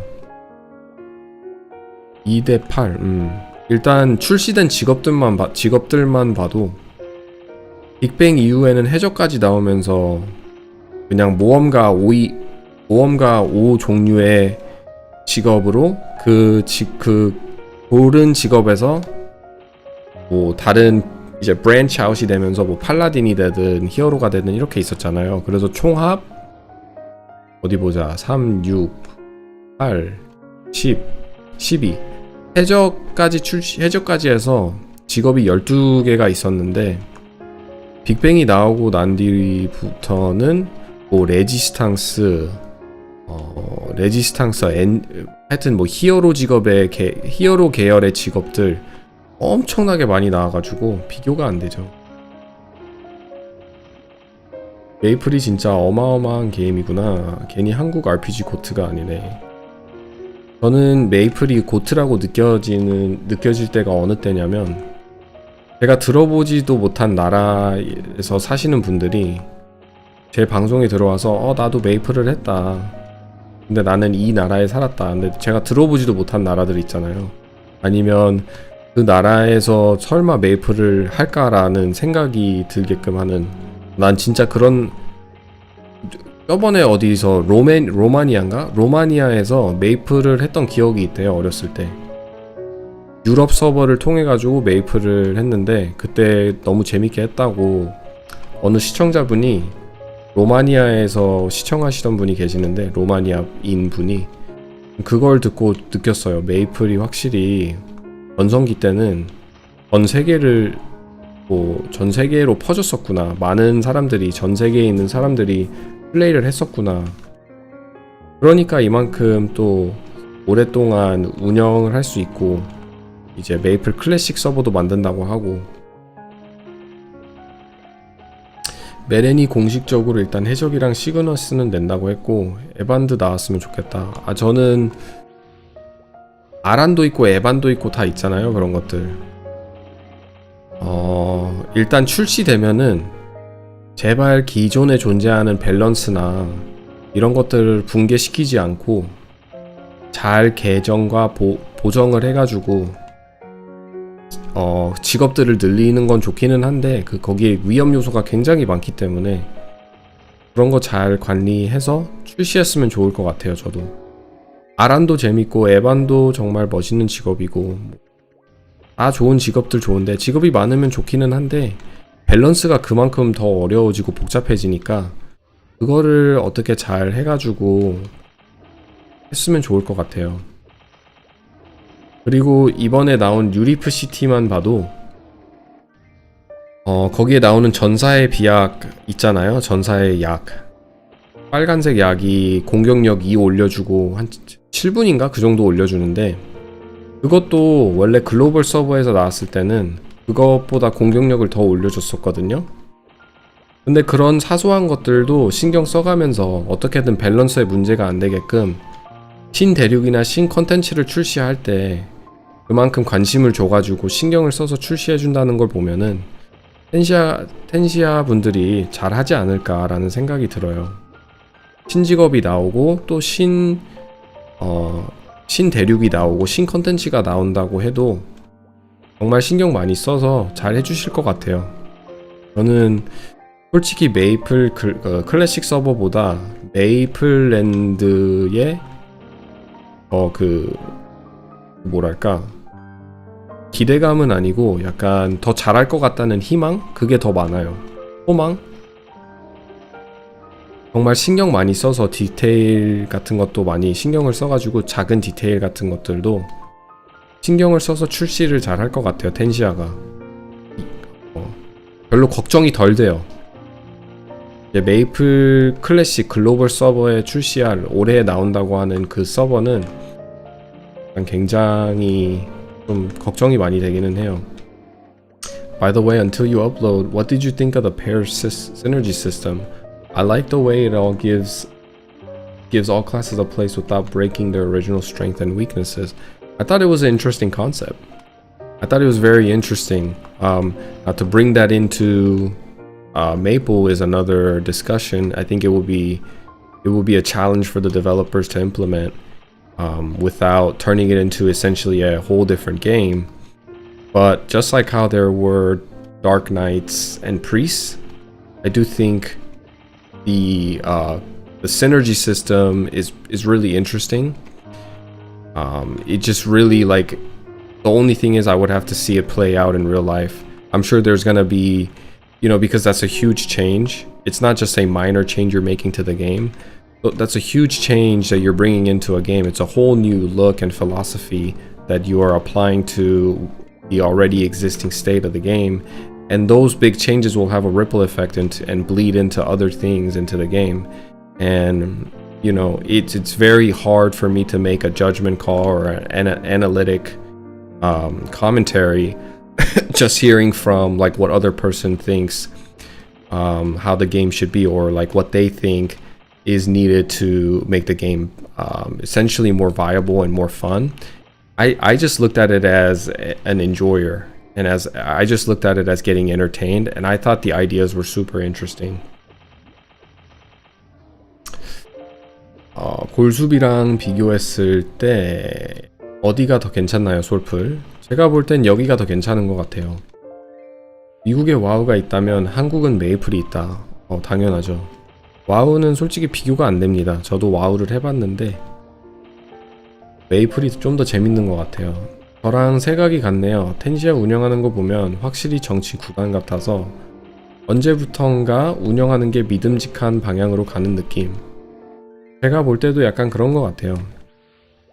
운영하는 방식을 보면 그래도 생각을 많이 했고 어떻게든 밸런스가 뭉개지지 않게, 기존에 존재하던 시스템들이 뭉개지지 않게 잘 출시하는 것 같아요.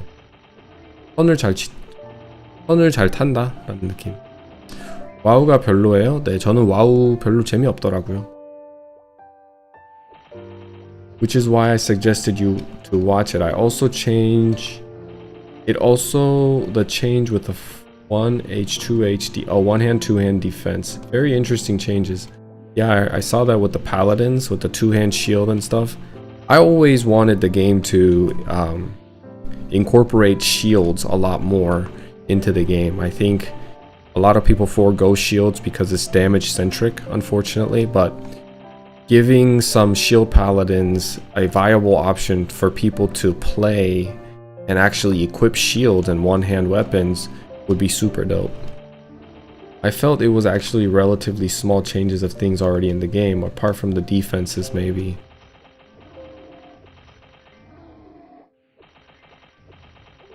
Well, the whole structure of the game would change, right? Because now you have codependencies of one class with another.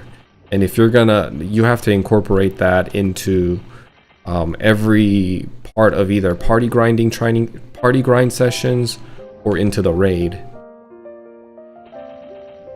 And like I said, it's really hard to make a judgment call on how that will play out. It's a really cool idea though.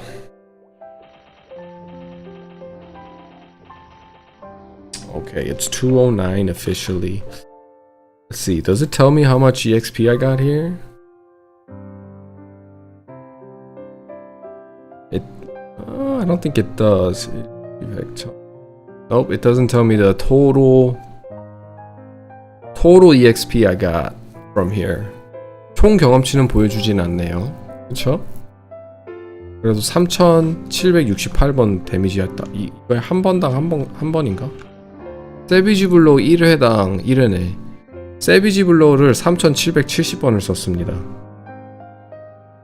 아닌가? 더 많이 썼나? 이게 지금 1시간 28분 한 것만 보여주는 것 같은데 오늘 한 4시간 했거든요. 여기서 4시간 하면서 주문서를 못 먹은 게 좀 아쉽긴 하네요. If we can get the 99 cap, one hand should technically be better, especially if we never get pirates and speed infusion. Yeah, speed infusion is gonna make a lot of people play two hand, right? But there's gotta be something unique for the shield users that it can't be damage specific, and it has to be on the game side. The game has to require you to have a high defensive, or maybe a shield paladin could have, you know, some sort of a protection buff. I think Kedor said that in the video. But you gotta have, oh my gosh, she's glitching out. Did you see her? That was really scary what she was doing. You gotta have like you know, mechanics within the raid or endgame games where it's viable for you, where it makes sense for you to take a paladin with a shield and that can buff the party one way or another. But yeah, I think it was a cool idea.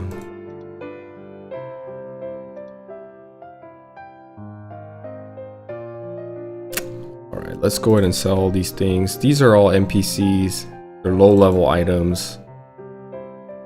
I'm gonna sell these for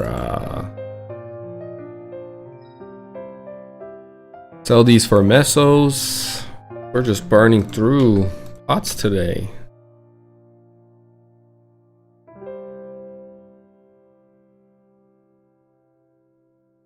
There we go. And apparently there's a market for these, so I'll have to look and sell these. Alright guys, that is it for me today. Thank you everyone for joining the stream. Make sure you like the stream and subscribe to my channel. I will be on tomorrow at 9 a.m. around 9 a.m. EST, maybe a little late. But I'm gonna try to relatively come within a reasonable time of like around 9 a.m. It really depends on how my family's doing, how I'm doing, what I'm doing, all that stuff. Or around 9 a.m. Eastern Standard Time tomorrow, I'll be back on. Everybody have a good day. Thanks for tuning in, and I'll see you guys tomorrow. Bye bye.